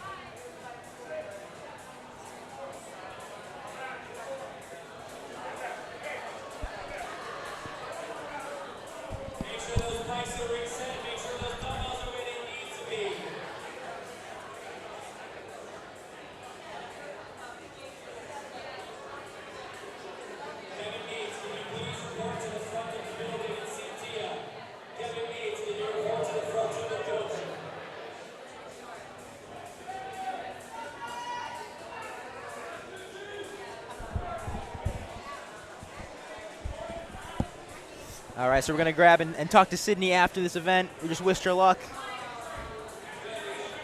Yeah, we got to get her on the stream. Team Pawlak for the win. Listen, the people have spoken. We heard the people, and we're going to get Syndey on the stream after this. I'm rooting for her. Yeah.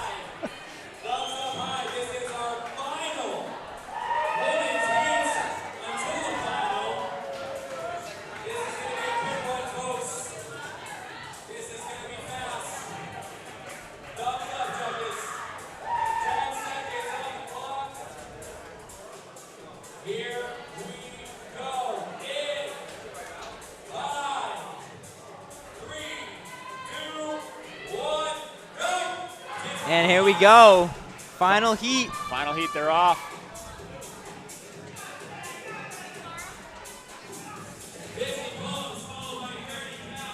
Lane 1, Sabrina Gordon, cross at OBA. Lane 2, Aurora Vellente. Really Route 1, we'll call it cross for Route 1. We got Gabby Heckman from Full Range, Sarah Radford, Invictus Back Bay. We got Syndey with all the fans in the chat from Blackstone River CrossFit.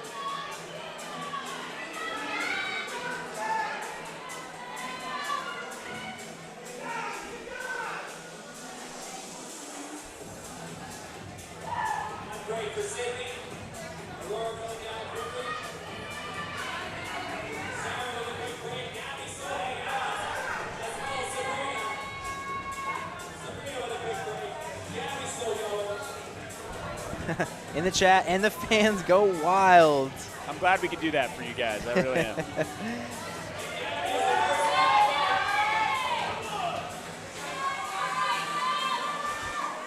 So an update after that last heat. Sarah Sullivan's first place time stands at 6:54. Jessica's time stands at 7:44 in second. And Isley bumped up to third overall with a time of 8:09.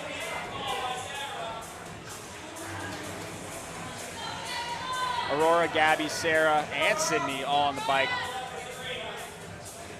We got Syndey taking the wrist wraps off. Yeah, hey, don't need them anymore. Sabrina working through her pull-ups, trying to finish those up here. Sarah Radford also took the wrist wraps off. Had a little slip on the bike. Hey, even the bike pedals can be slippery when it's humid like that. You got to chalk up the shoes. Syndey's looking like she's keeping a pretty good bike pace right now.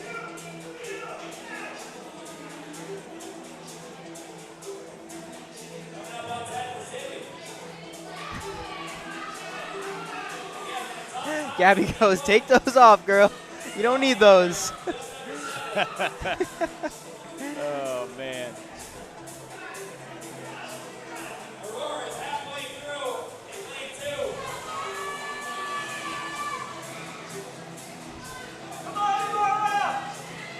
Aurora powering through that bike.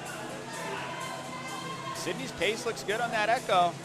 I think she's hearing the crowd back home on the chat. She can feel the energy.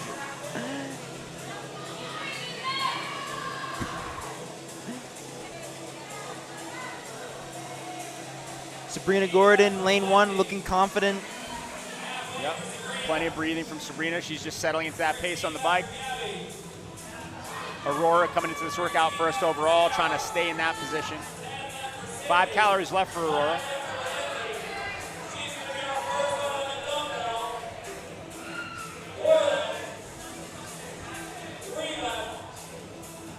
Sarah Radford putting some chalk on her hands, anticipating, and into the sports bra. Anticipating for the dumbbell, or just wants more grip on the bike, or both. A little bit of both. Yeah. Syndey's about to finish up her bike. She's on her last 3 cals. She's going to be the second female to the dumbbell. Aurora is on to the dumbbell snatch. Sarah Radford on her last 5 calories. Sabrina made up some ground. She's on her last 3 cals. She's moving on the bike. Syndey second to the dumbbell. Oh, it's going to be close.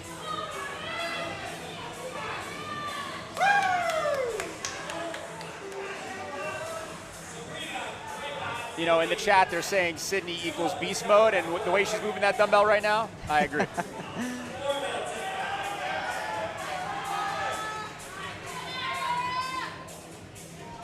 Sabrina looking smooth on that dumbbell. Aurora's on that dumbbell. All females in this heat are now on the dumbbell snatch.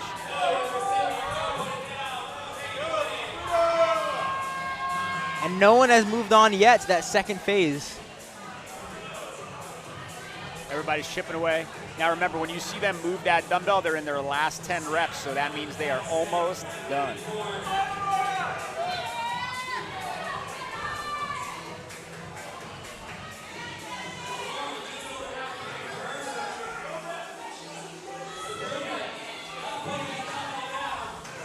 They all look very proficient with the dumbbell. Yeah, no one's having any issues right now. Syndey's halfway done her dumbbell snatches. I just heard her judge say 25 reps.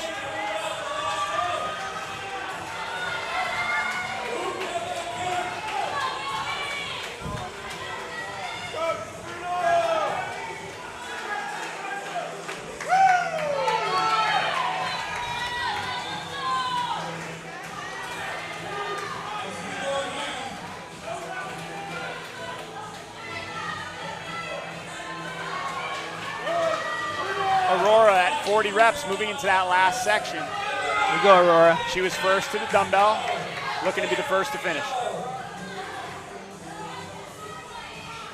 And you got Sabrina right behind her.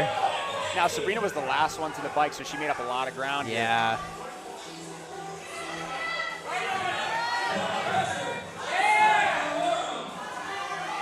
Syndey moving to the last section. Syndey onto the last section. 10 to go. So right now, Aurora, Sabrina, Syndey, first, second, third.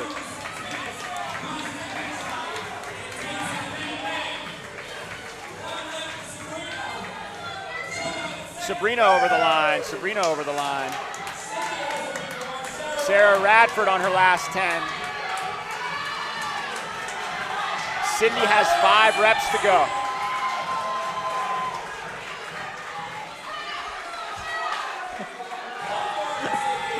We've been getting fed all day. Fed all day. We love it. Syndey is over the line. Syndey is finished. Syndey is finished. And everyone so far who has finished in this heat is faster than the previous best time. Sarah Radford over the line. Gabby's still out there working.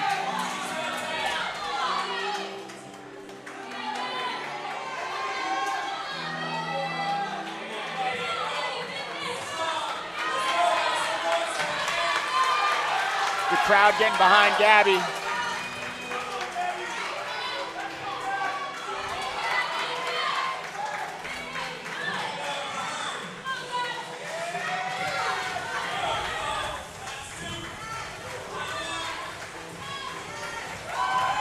And Gabby is over the line. finished.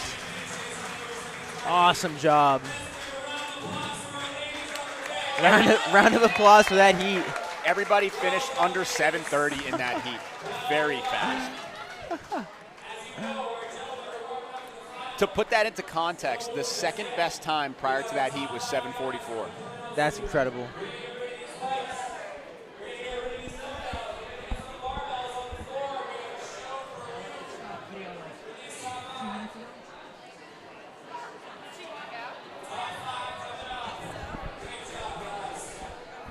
There we go. Now it's working.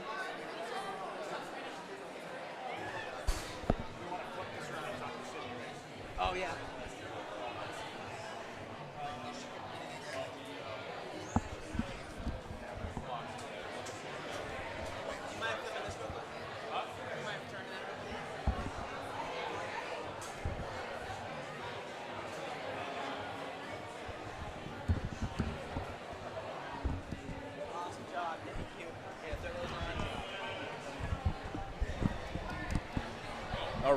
All right, Syndey.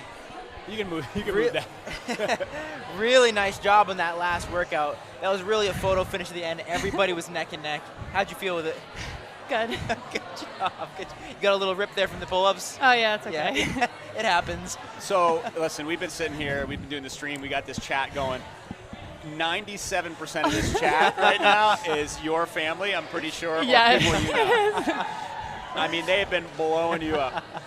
I also wanted to ask you, too, so your second workout on the rower, you tied for first with Aurora exactly at 2 minutes and 0.7 seconds. Yeah. That doesn't happen on a piece of cardio equipment. That's crazy.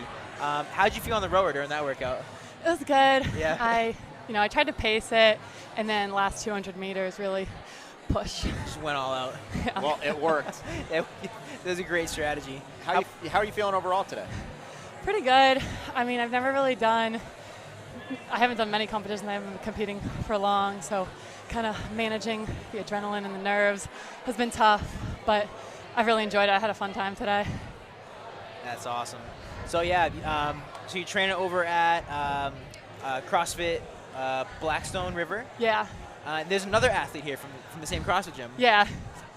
Was it Jess? Jess, that's right. Yes, because we were seeing some people cheering for her in the chat too as well. Yeah. That's awesome. It seems like you guys have a good community over there. Yeah, it's awesome. They're super supportive. We have a bunch of people that came out here today to watch, and everyone who couldn't make it, they wanted to be watching at home on the live stream. So. They are. They are. What's been your favorite part of just being here today so far? I've loved getting to know all the other athletes. Most of them have a lot more competition experience than I do, and just experience in general with CrossFit. So getting to talk to them and learn from them has really been a great experience, and they've all been super nice. That's awesome. Well, we've been excited to watch you today. Great job. Hopefully we'll see you again here next year in the future. Yeah. Great work. Thank you. Good job today. Nice job. Awesome. Thank you. Thank you.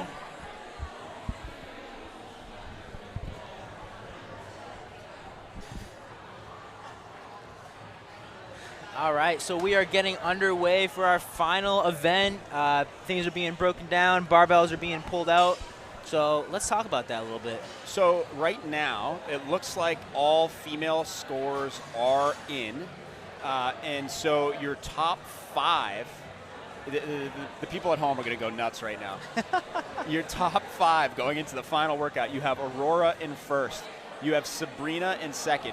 You have Syndey in third. Syndey in third place going into the final workout. Sezagor in fourth, Sarah Radford in fifth. And assuming nothing gets changed, updated, whatever, all scores for that last workout are in. And that's looking like your top 5. That's awesome. And I'll continue just shouting out the next 5 there. We got Gabby Hetchman at 6 over at Full Range Fitness. Sarah Sullivan, CrossFit New England, number 7. Tayisha Examond, number 8 for Kendall Square. Isley Boyarski, CrossFit Free. And then Erin Nasliero at Shoreline CrossFit. So that's your top 10. And for the people at home, Syndey, third place going into the final workout.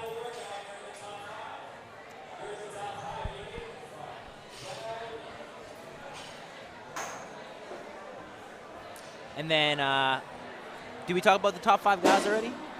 We did, but let's go back through it. So your top 5 men, just because we mentioned it a little while ago, we have Jacob Hart in first place and Molonza Hayes in second. Now, they are separated by 1 point right now, 1 point. So this is literally whoever wins the final takes the event, or whoever places higher in the final.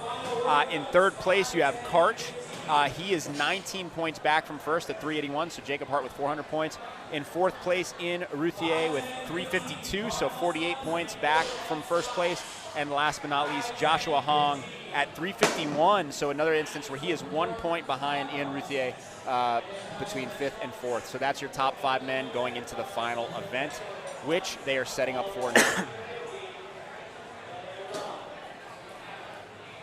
And the final event, Hi, It's Me, the Anti-Hero. Two Taylor Swift songs combined in one. It's, I think, Hi, It's Me, I'm the Problem, It's Me. I don't know if that's the name of the song or that's the most common lyric. And then the Anti-Hero is one of her newer songs. I think Bern got the creative, put them two together. And Bern's a creative dude. He's a creative dude. So this is for the top 5 males and top 5 females only. This is the finals. This is to determine who the winner is. So we have a 5, 10, 15 workout of bar muscle ups and overhead squats. 2 classic CrossFit movements. Yeah. High skill gymnastics, high skill weightlifting. Yeah, this is a cool workout because you're combining 2 movements that are challenging, that look exciting. So it's like a fun thing to watch for the spectators. The overhead squat weight is 155, 105. So this is a weight where, you know, people are going to try to hold on to unbroken reps, but it's going to be challenging to do so, especially after everything else that they've done today. Yes. This is a quick workout. Yes. You know, for your top 5 athletes on either side. But that being said, this is going to be challenging for them to keep those sets unbroken or to do big sets after everything else that they've been through today. Yeah. Oh, we got the producer. There we go. Chris, Hey. hopping on. Hey, I saw all the viewers. They said, fantastic job. No complaints, no ads left on the screen too long. They said it was. They actually have been raving. They said without a hitch. Without It's a been hitch. going- without a hitch, it's been going off. That's how they said it. We had a little Nope. issues It's all right, in the middle, but after that, You were no must have been issues. in a different chat. No issues during the course of this stream. Oh man.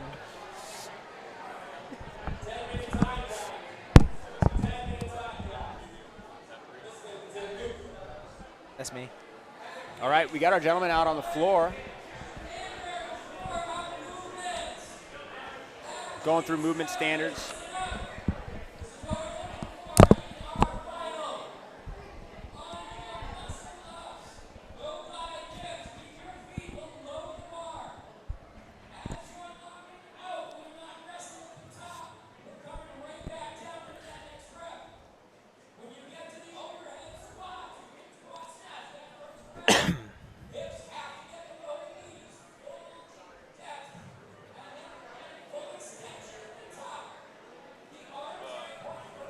I swapped these out, so channel 4 is now the stationary one, and the gimbal one is now channel 2 when it turns back on. You see that? So if you want to put the gimbal one on, it's going to be that one in a second. Okay. Yeah. This one? Oh yeah, sorry. Oh. Bern has had his final outfit change of the day. Final outfit change of the day. Get this man on the headset. Get this man on the headset. Here, sit here, sit in the middle. Watch your foot. Yeah, there we go.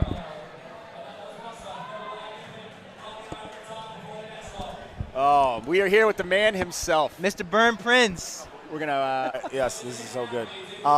Shout out to Uncle Luke, who's judging out there. He hurt his knee playing ultimate frisbee. I probably shouldn't say this on national television, but whatever. I was wondering what was going on with the knee brace out there. Yeah, okay. He's out there limping, voice creaking, just giving directions. I love it.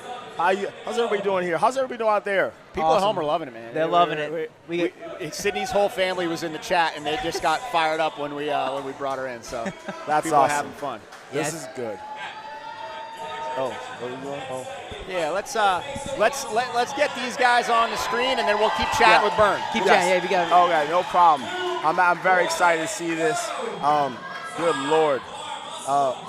I'm impressed with the skill level of all these athletes that are so big. Like it's one thing for all these gentlemen to move weight. That's easy. But the pull-ups, the bar muscle-ups, I mean, it's been impeccable. Yeah, absolutely. This is Bern, genius workout for the final. We were just talking about the programming's been great, so kudos to you today. And even the athletes have said that, where they felt like they were really good tests. Mm-hmm. I really appreciate that, and I know we're announcing, and I know you, Jay Wright. I always go to Justin Wright. I'm like, hey, what do you think of this? So it's all good. Matt, what are you thinking? What's going on? What are the people saying to you, Matt? Oh, man, it's been a great day so far. We've had a ton of athletes getting them on here, interviewing them.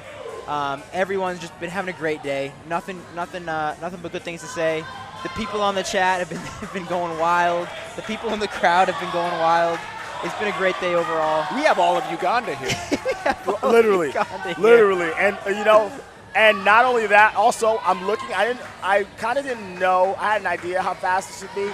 This is fast. Yeah. Oh, yeah. Who's in the lead right now? These guys are neck and neck. Oh. Jacob Hart's having himself a day. Molonza's all fired up. Yeah, Molonza's been fired up. He told me it should be a 2-day event. I love the pieces, but it's 2 days. Isn't good for my blood pressure. 2 days every 2 years. Oh my God, this is not good. Right now, this isn't good for my blood pressure. Right now, Ian Routhier, Molonza Hayes tied for first. Jacob Hart right behind in third. Well, right now I'm looking at Joshua Hung making slight work of these bar muscle. So I'll tell everybody out there, and you two gentlemen, my thought process on something like this is I wanted to see what happened with the round of 15. I was very curious to see if anybody can go 15 unbroken. And I think Joshua Hong might be the first one to do 15 bar muscle-ups unbroken. He's close. He's really close, right? It is interesting from the floor's perspective, and please don't let me interrupt. I'm sure the flow's been great. From being on the floor, what people are asking me, who's very excited about this workout. This one particular. Oh, yeah. Well, he broke it up, so let's see where he's at. He went 14. He went 14. He almost got unbroken. One remaining. Oh, so he's got 50. Oh, my goodness gracious. Gentlemen, I'm going to have y'all take over. I'm so thankful that y'all came. I'm just going to be the man with the big hat. All right, man. You do your thing. Thanks for joining us, Bernsey. Man, what a guy. Yeah. Glad we got him on the mic a little bit. Earlier, he was adamant that he wasn't getting on the mic. So I mean, he was on last year. We got Joshua Hung about to finish. We got Jacob Hart first back to the bar. Woo! If Jacob can hold on here, this is going to solidify first place for him. Ian Routhier back to the bar. Yep. Molonza has 2 reps left on the bar Wow. muscle up. Jacob Hart hanging on. Joshua Hong dropped the bar. Jacob Hart could win this event overall. And Jacob Hart is over the line. Incredible. That solidifies first place for the day. Wow, what a finish. Listen, I'll tell you something right now. That kid came here to compete today. He did. I didn't even see. Did Joshua finish right before him? No, Jacob finished before Joshua. Joshua dropped the bar, failed a snatch, and Jacob went unbroken on the snatches, or on the overhead squats rather. Wow. Listen, what a way to end with an exclamation point.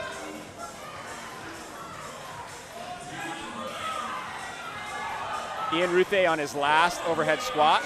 He's finishing. Another top 5 finish for Ian. Another top 5 finish.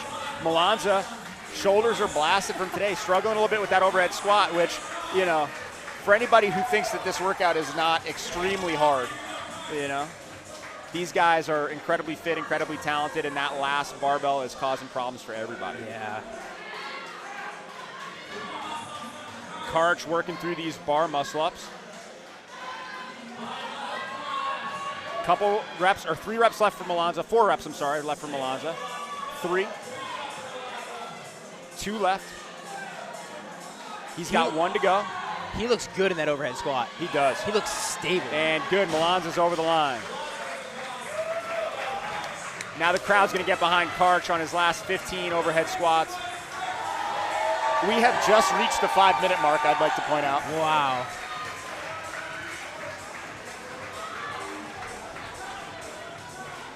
Did he cap this one? I didn't have it written down, but yeah, whenever Karch finishes, that's the cap. Strong position, fighting through those squats.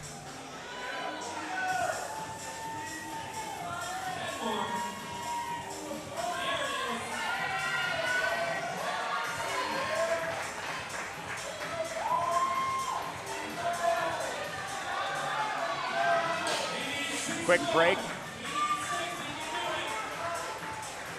Gonna chalk up a little bit. Yep. We got the whole room, eyes on him. Whole room's behind him right now. It's a good and a bad position to be in. It's good because you get the energy from everybody, but it's bad because I don't know if I want this many people looking at me. You know? Truth. Everybody getting him going. Here we go.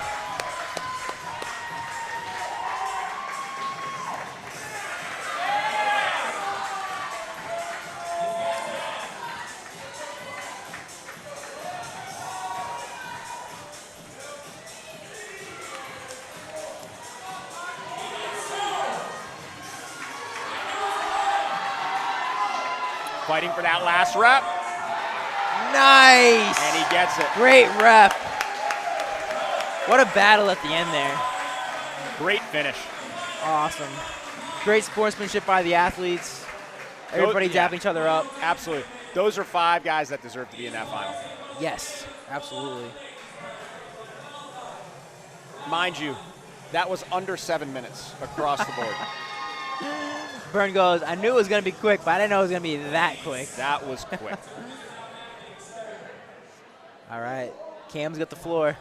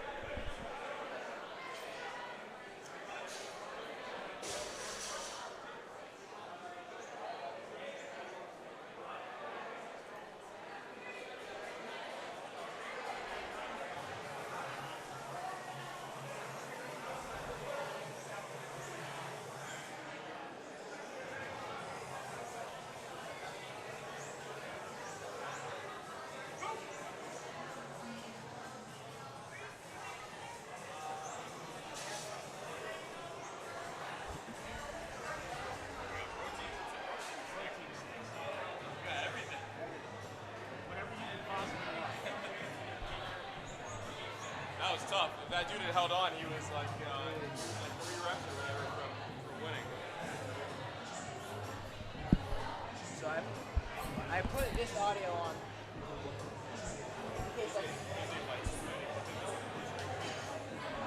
Maybe.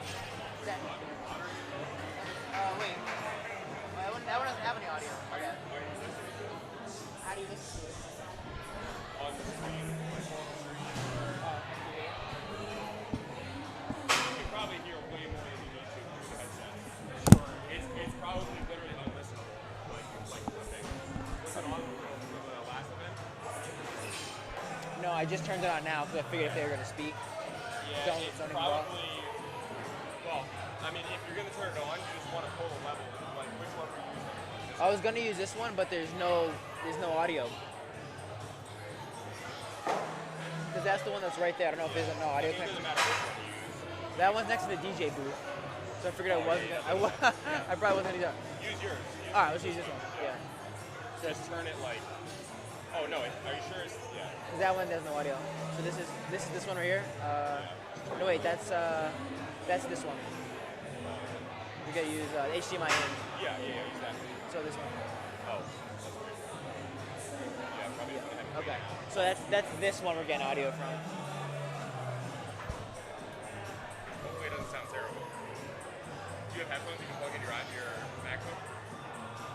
I think so. It's only gonna be like 10 seconds, from now, but.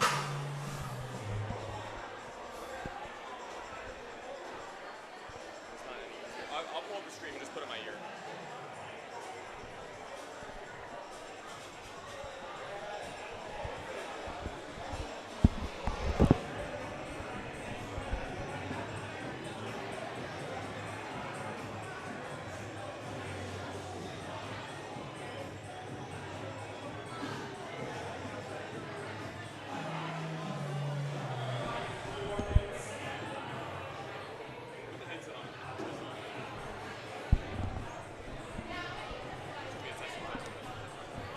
All right, and our final ladies are about to go.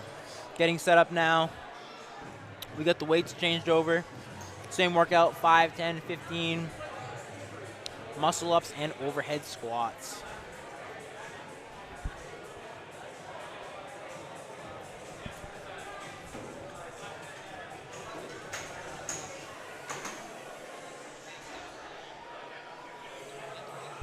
But yeah, it's at least not belligerently loud.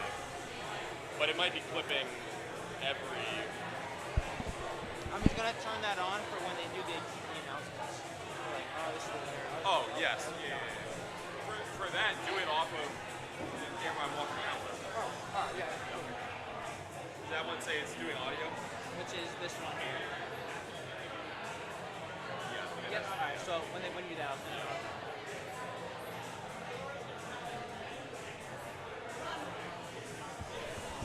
Oh man. Top 5 ladies are getting set up now.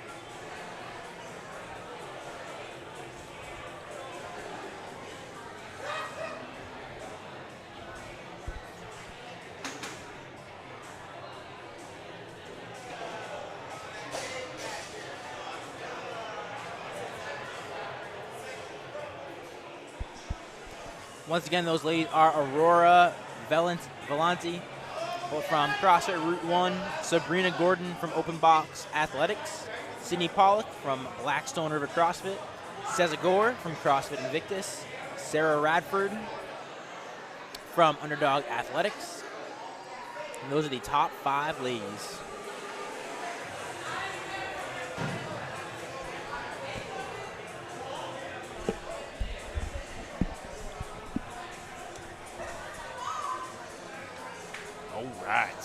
All right.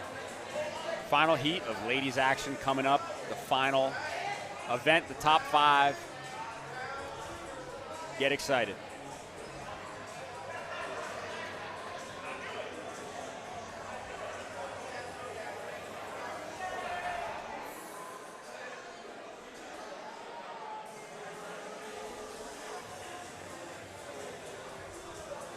So in one of her pre-comp interviews, we talked to Aurora, and she said she was really looking forward to gymnastics and the heavy barbell. Well, there you go. Here we go. Let's see how it goes, Aurora. You got what you wanted. Some of her favorite movements are ring muscle-ups, and barbell snatches. Now, not quite rings today, but that is pretty close. That is pretty close. That is pretty close. Pretty close to ideal scenario. And we got a couple fun questions from some of these athletes. We got how do they take their coffee? Aurora, she gets the cold brew and oat milk.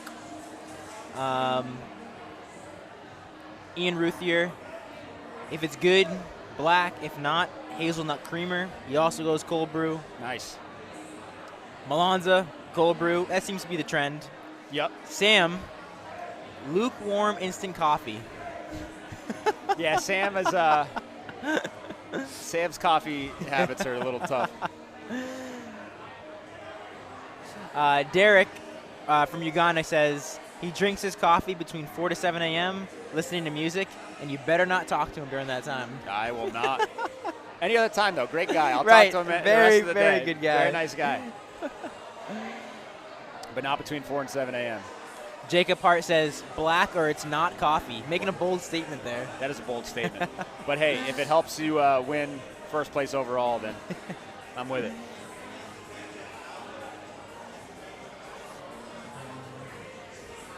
Syndey just warming up some bar muscle-ups over there like a boss.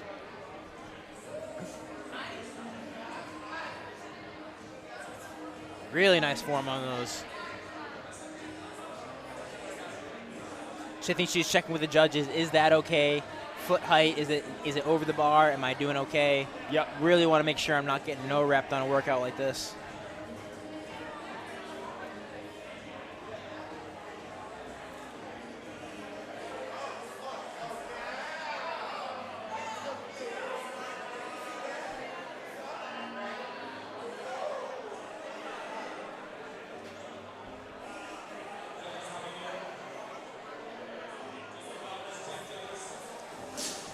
Got a couple selfies to go. Absolutely, you got to. You got to. Oh, we should grab one real quick. Make sure I don't have pizza on my face. Hey, Chris.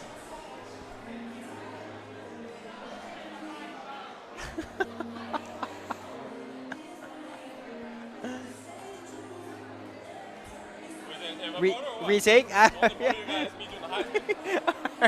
right, one more. Media squad. We're so happy to be here. You guys want to hit one of these workouts after? Yeah, yeah. I'm down, Which yeah. one? Yeah. You Yeah, think just all of them. 5 deadlifts? Yeah, all of them. Maybe a medley? We'll do one round of each workout. Yeah, exactly. Like a strongman medley. 15 bar muscle ups. We got Aurora doing a little dance, getting ready.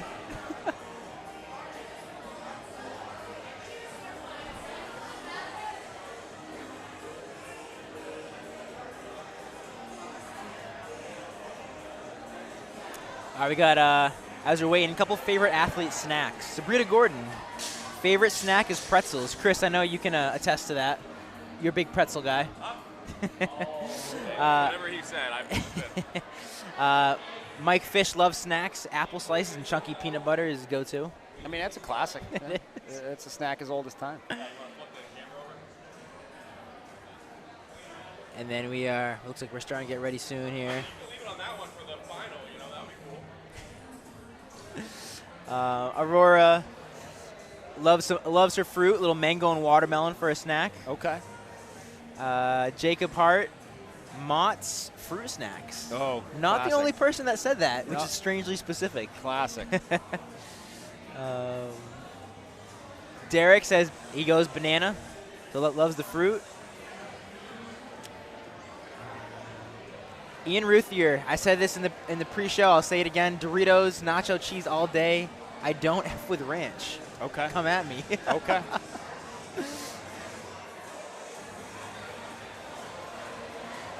Molonza goes for the gummy bears.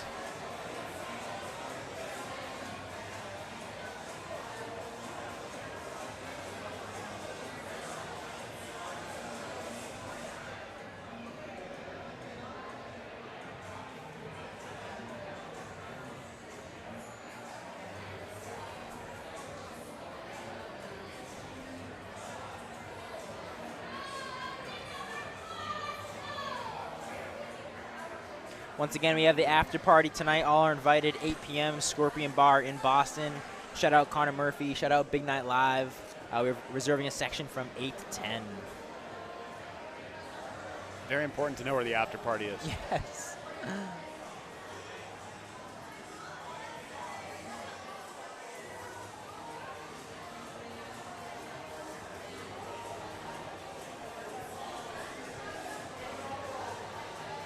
Once again, thank you to our sponsors. We got Celsius, which they really got us through today.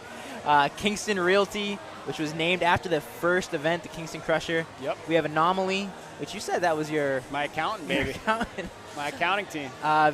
V-Vest. That's a type of vest people have been using in CrossFit for protection of the sternum, right, I believe. Yep. So really cool product there, especially if you're used to like slamming the barbell on your chest. Definitely check out one of those. Yep. We have Apex Performance Nutrition. Luckily, the camera angle, you cannot see the 2 slices of pizza that are right in front of us now. Yeah, they did not sponsor the event, but we got snacks. Yep. And then Civic Financial, shout them out. A couple others around the room. We got the Veterinary Emergency Group. We got Boston Spine. We got First Form. We're eating their protein sticks, protein bars. We got First Form everything on that desk right now. Yeah. And shout out One Nation for a great venue. Great venue today.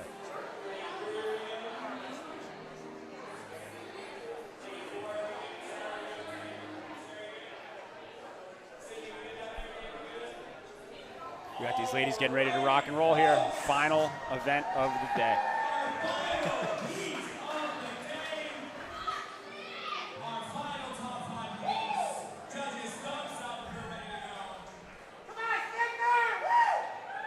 We got the Syndey squad in person now.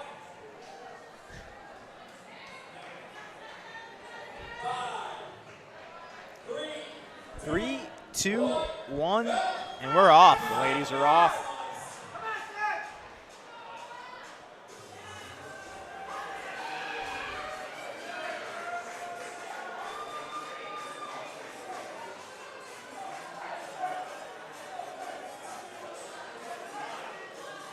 Aurora moving on to the barbell, as is Syndey. Wow. Aurora and Syndey neck and neck with the barbell. Sabrina getting to the bar now as well.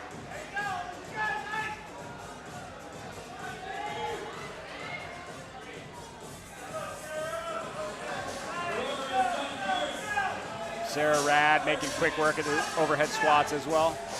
Aurora is back on the muscle ups. Syndey also back on the muscle ups.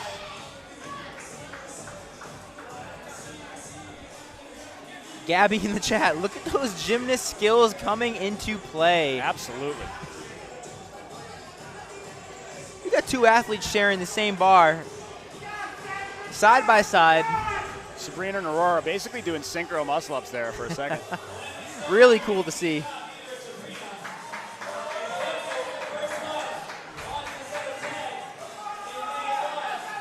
Syndey cranking through muscle ups here. Working through that middle set of 10. Aurora back to the bar. Seza, nice, squeezing out some muscle ups here. Finish her muscle ups, on back onto the bar. Aurora back on the barbell.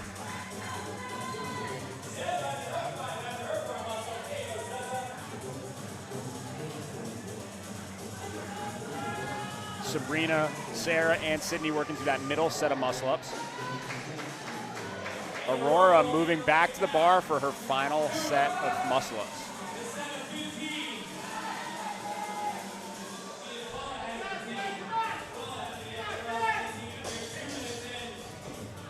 Syndey moving back to the barbell. Syndey and Sabrina neck and neck here.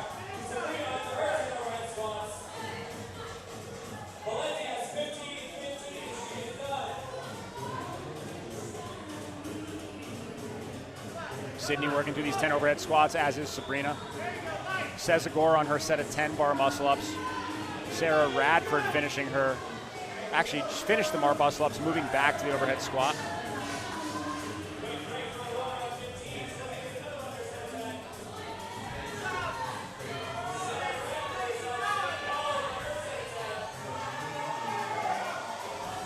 Sarah Radford looking strong on these overhead squats. Looked very proficient with the bar. Sabrina has now made her way back to the bar for her set of 15 bar muscle ups. Syndey has made her way back to the bar.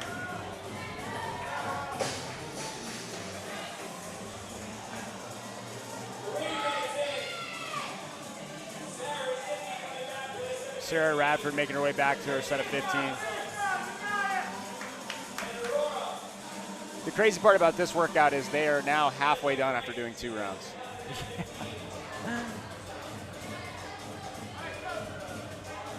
Those ascending rep schemes, not fun.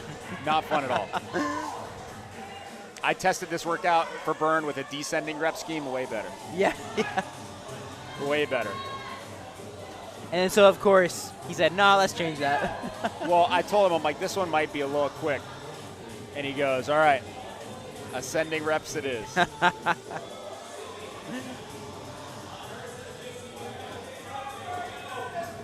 Syndey looking good on the muscle ups. Absolutely. Chipping away there. Sabrina chipping away. Sezagor chipping away, doing single reps over there. And Sarah Radford working through a set of 15.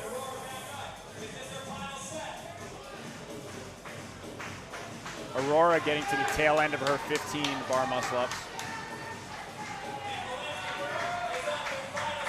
Aurora on the barbell for her final set. She is under 430 right now.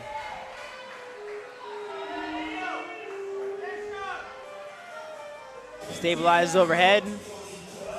That bar feels a little heavier on that third set. Yeah, those shoulders shaking a little bit here.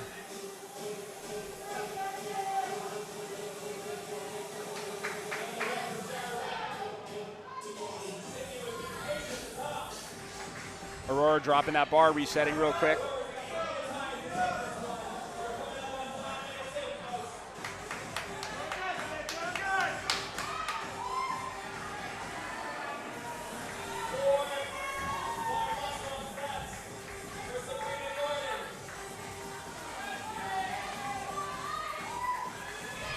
Nice job, Aurora, looking sturdy. Facing the media booth here. Facing us over here. Pitched at an angle. She has 5 reps left on that bar.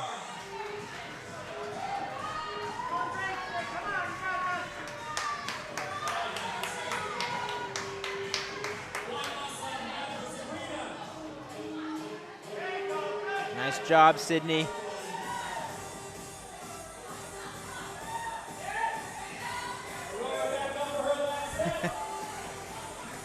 Mark Beltran in the chat says Justin Wright for president.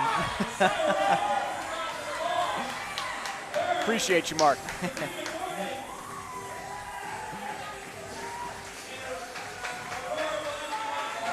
So now Sabrina on that last set of overhead squats. Radford on her last set of overhead squats. Radford moving really well with those squats. Really well. Sabrina's looking strong on that bar. It's looking like Sabrina may make it over the line first, followed by Sarah Radford probably here.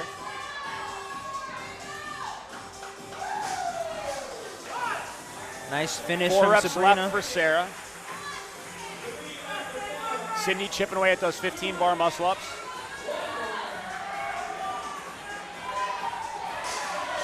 Sarah Radford coming over the line third.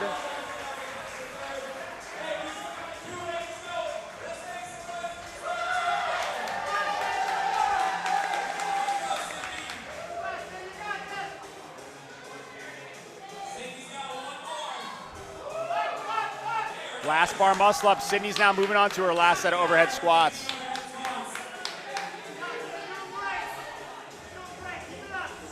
$15 reps left for Syndey.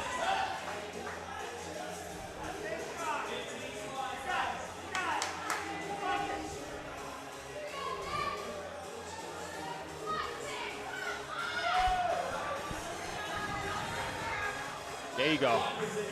Working through her reps here.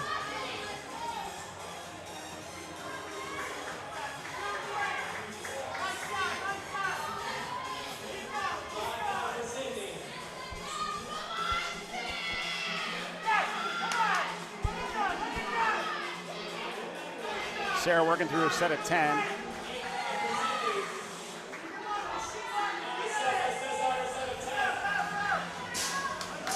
Syndey dropping the bar briefly, taking a quick break on her last set of 15. Sarah finishing her set of 10, going back to the bar. Syndey's on her last set of squats.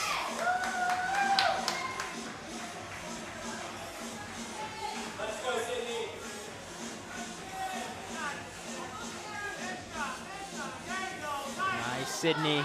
Stabilizes. Yeah, getting that weight set. Good reps. She's on her last 4. That's 12. She's got 3 reps to go. She's got 2 to go. Last rep. Nice. And she's got it. Syndey over the line. Nice job, Syndey. And into the hearts of the people at home. little rip in the hand she showed the audience, but didn't hold her back. What a day! Kept powering what through. A day from Syndey. Yeah, absolutely. Bern's chatting with her right now. What a congratulating. Day. What a day.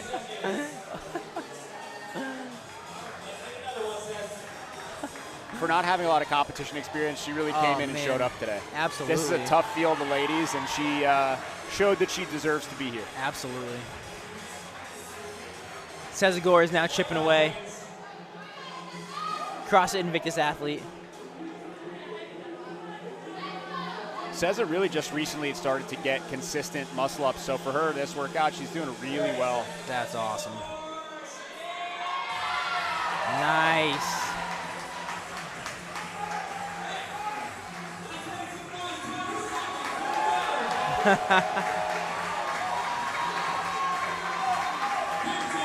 Pushing for one more rep for Seza. Bern says one more rep. Bern says one more rep. Oh! Give the people what they want, you know? 100%. What a way to finish. What a way to finish. And that's a wrap. So we're going to stick around just for a little bit, go over the awards, and then we'll wrap up the live stream here. So we had winners. We got announcements going on with Cam. Round of applause for the volunteers. Round of applause for the sponsors.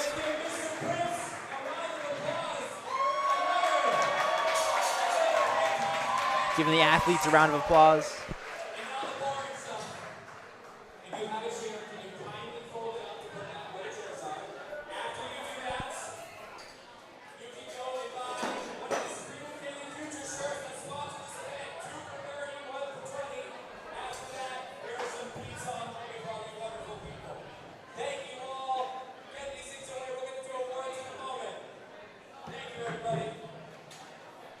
And I think that might be a wrap.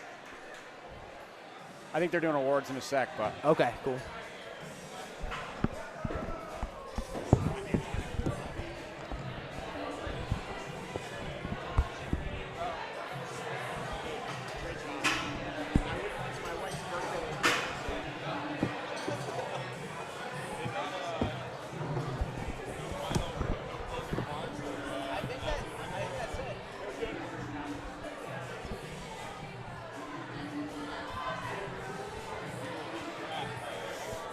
All right, so the final winners are, we have Aurora, Vellente, and we have on the, then on the men's side, we have Jacob Hart. Awesome job, everybody. Thank you, everybody, for sticking around. Oh, best live stream ever. Thank you so much. We're going to sign off here. I'm not sure if they're doing awards now or later, but it looks like it's gonna be a little while, so we're gonna sign off. Thank you everybody so much for sticking around and being on. Thank you so much. Justin's taking off. I think it said his wife's or fiance's birthday, so he's taking off now. But thank you guys for staying on, and it was a great day. All right, we're gonna be signing off.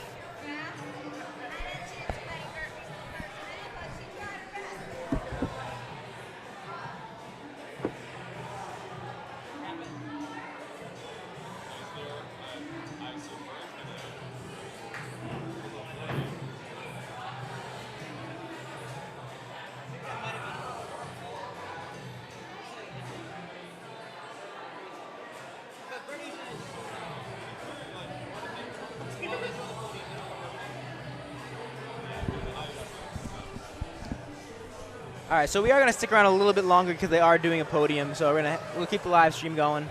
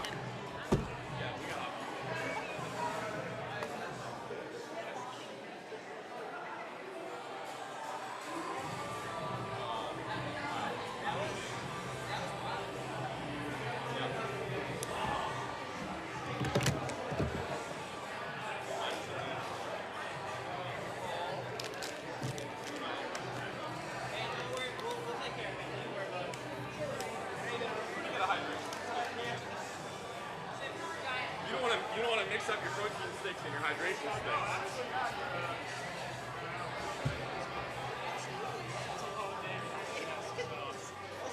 It's only an 8-hour stream. What's the big deal? What's time? How long is the live? 8 hours?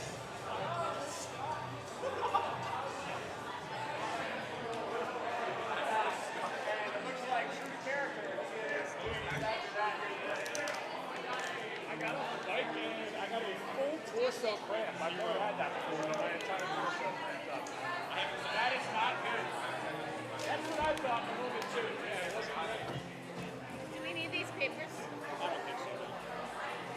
Thank you so much. I got a bunch of bags because I took like some, because I took some, like one round that I didn't work out, like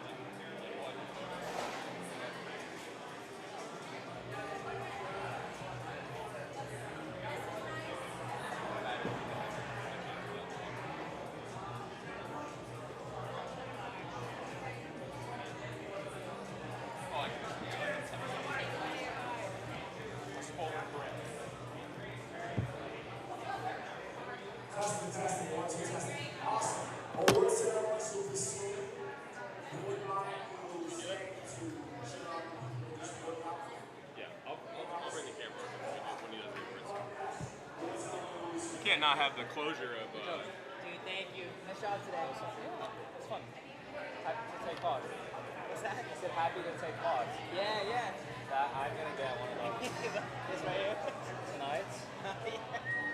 That was, genuinely, that was the reason why I did it. To get pizza and have a Coca-Cola. There you go. I don't drink sugary That makes it worth it. No. Nice job, man. Hey, good keep.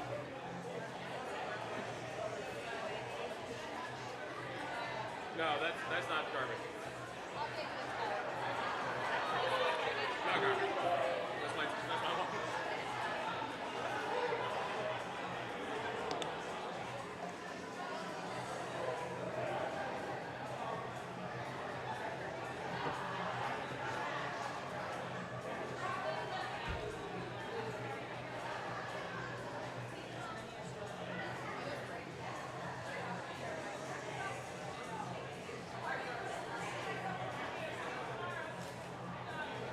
No, that's not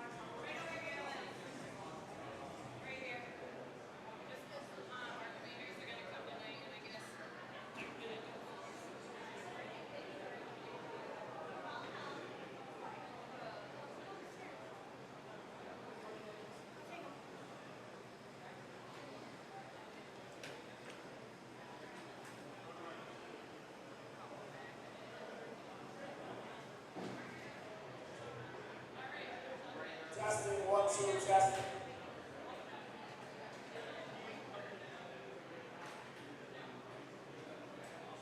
Come on, Toya.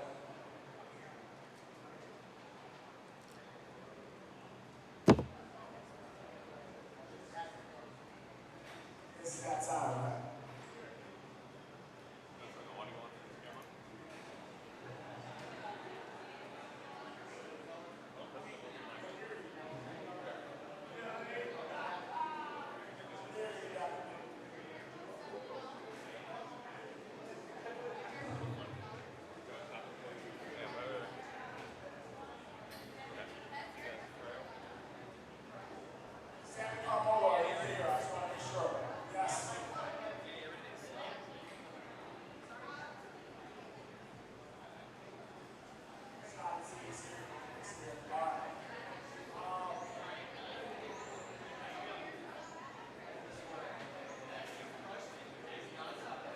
Everybody's fine.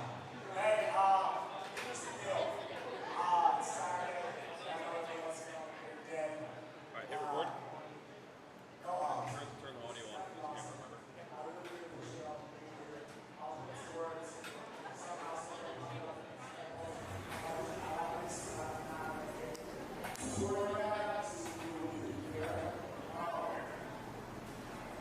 Cam, shout out, shout out, Cam. Oh, yeah.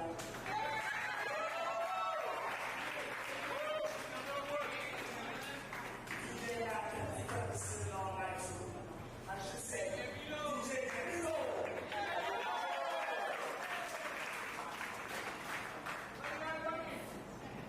You have no idea how much I want to be known.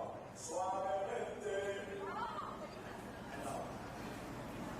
To Matt, Justin, Chris, and the live stream, we're doing the live stream today.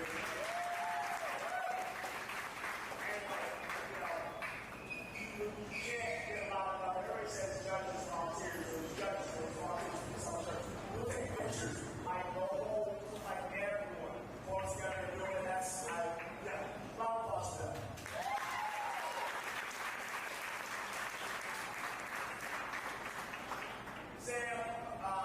Sam H, raise your hand. This is Sam's gym. Let's try.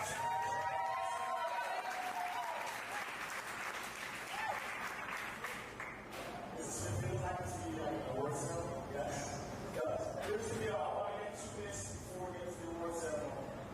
It's 4 years in. I got 4 hours to be here to see the wheel. Stop. Sam.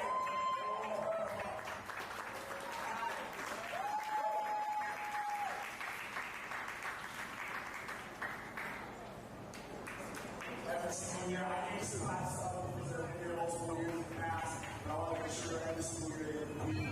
And now, that's it. Right? As teammates says, I'm talking about Chris talking about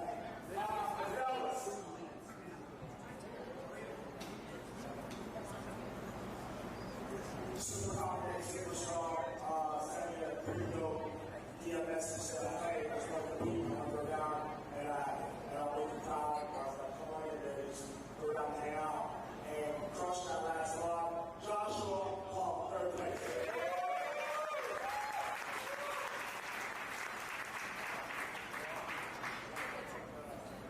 I'm taking the 12 pounds and the grips. And then that's it.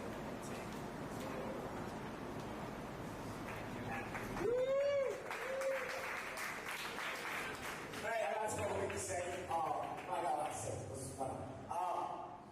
They're all the prizes, most of the prizes are cash prizes. Kayla, you're gonna kill me. I probably should have had a bag with some of the gifts and whatnot, but we'll work on it. Cool. On the second place, speaking of people that have been here for multiple years, comes down. If you ever emailed him, you're not getting much of a response back. It's like, hey, love for you to come down, just I'm in. That's it. And every year he does it. I'm so happy he's here. In second place, Molonza, hey.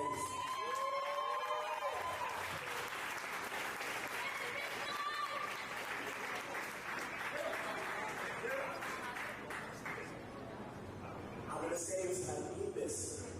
This envelope is for cash. So, count it before you leave, please. later on, probably in like 5 minutes, I'm going to drink that beer or pizza in the cup, and I'm going to have a good time. So make sure you come one before we leave. In first place, honestly, he could be the master on days notice, and then all of a sudden the kid's a semifinal athlete, and he deserves everything he gets. First place, Jacob Hart. Let's go, Jacob!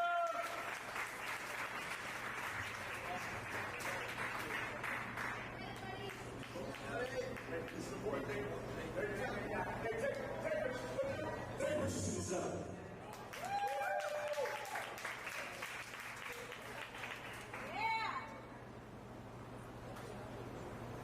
Great job, fellas.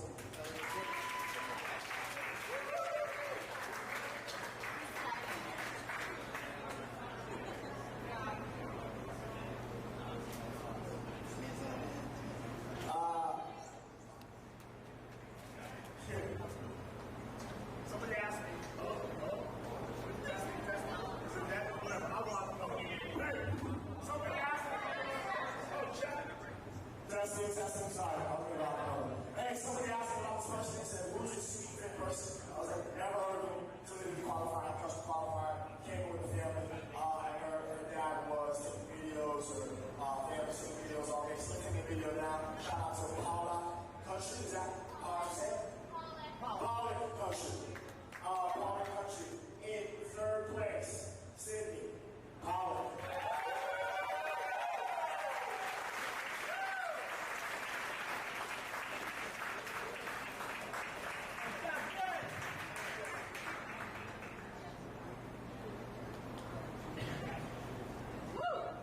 Instagram's a funny place.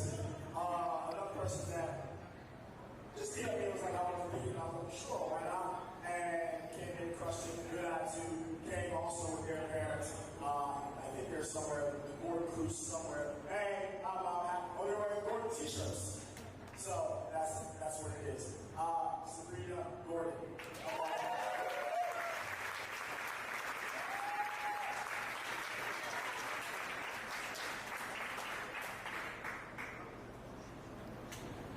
I'm not trying to be funny at all. Please compare it when you leave college system. You should college right and see it. Just like we do.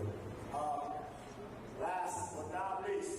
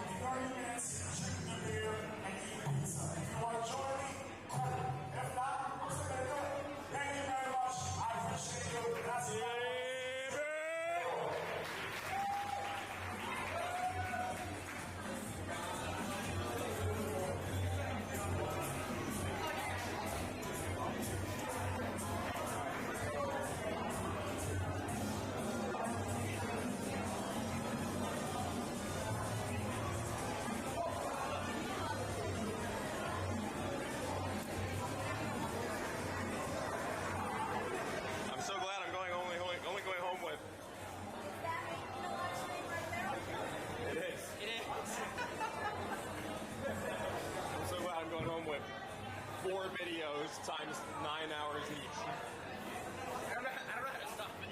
It's gonna keep going. It's better that way. Give me my bottle full of disgusting electrolytes behind you.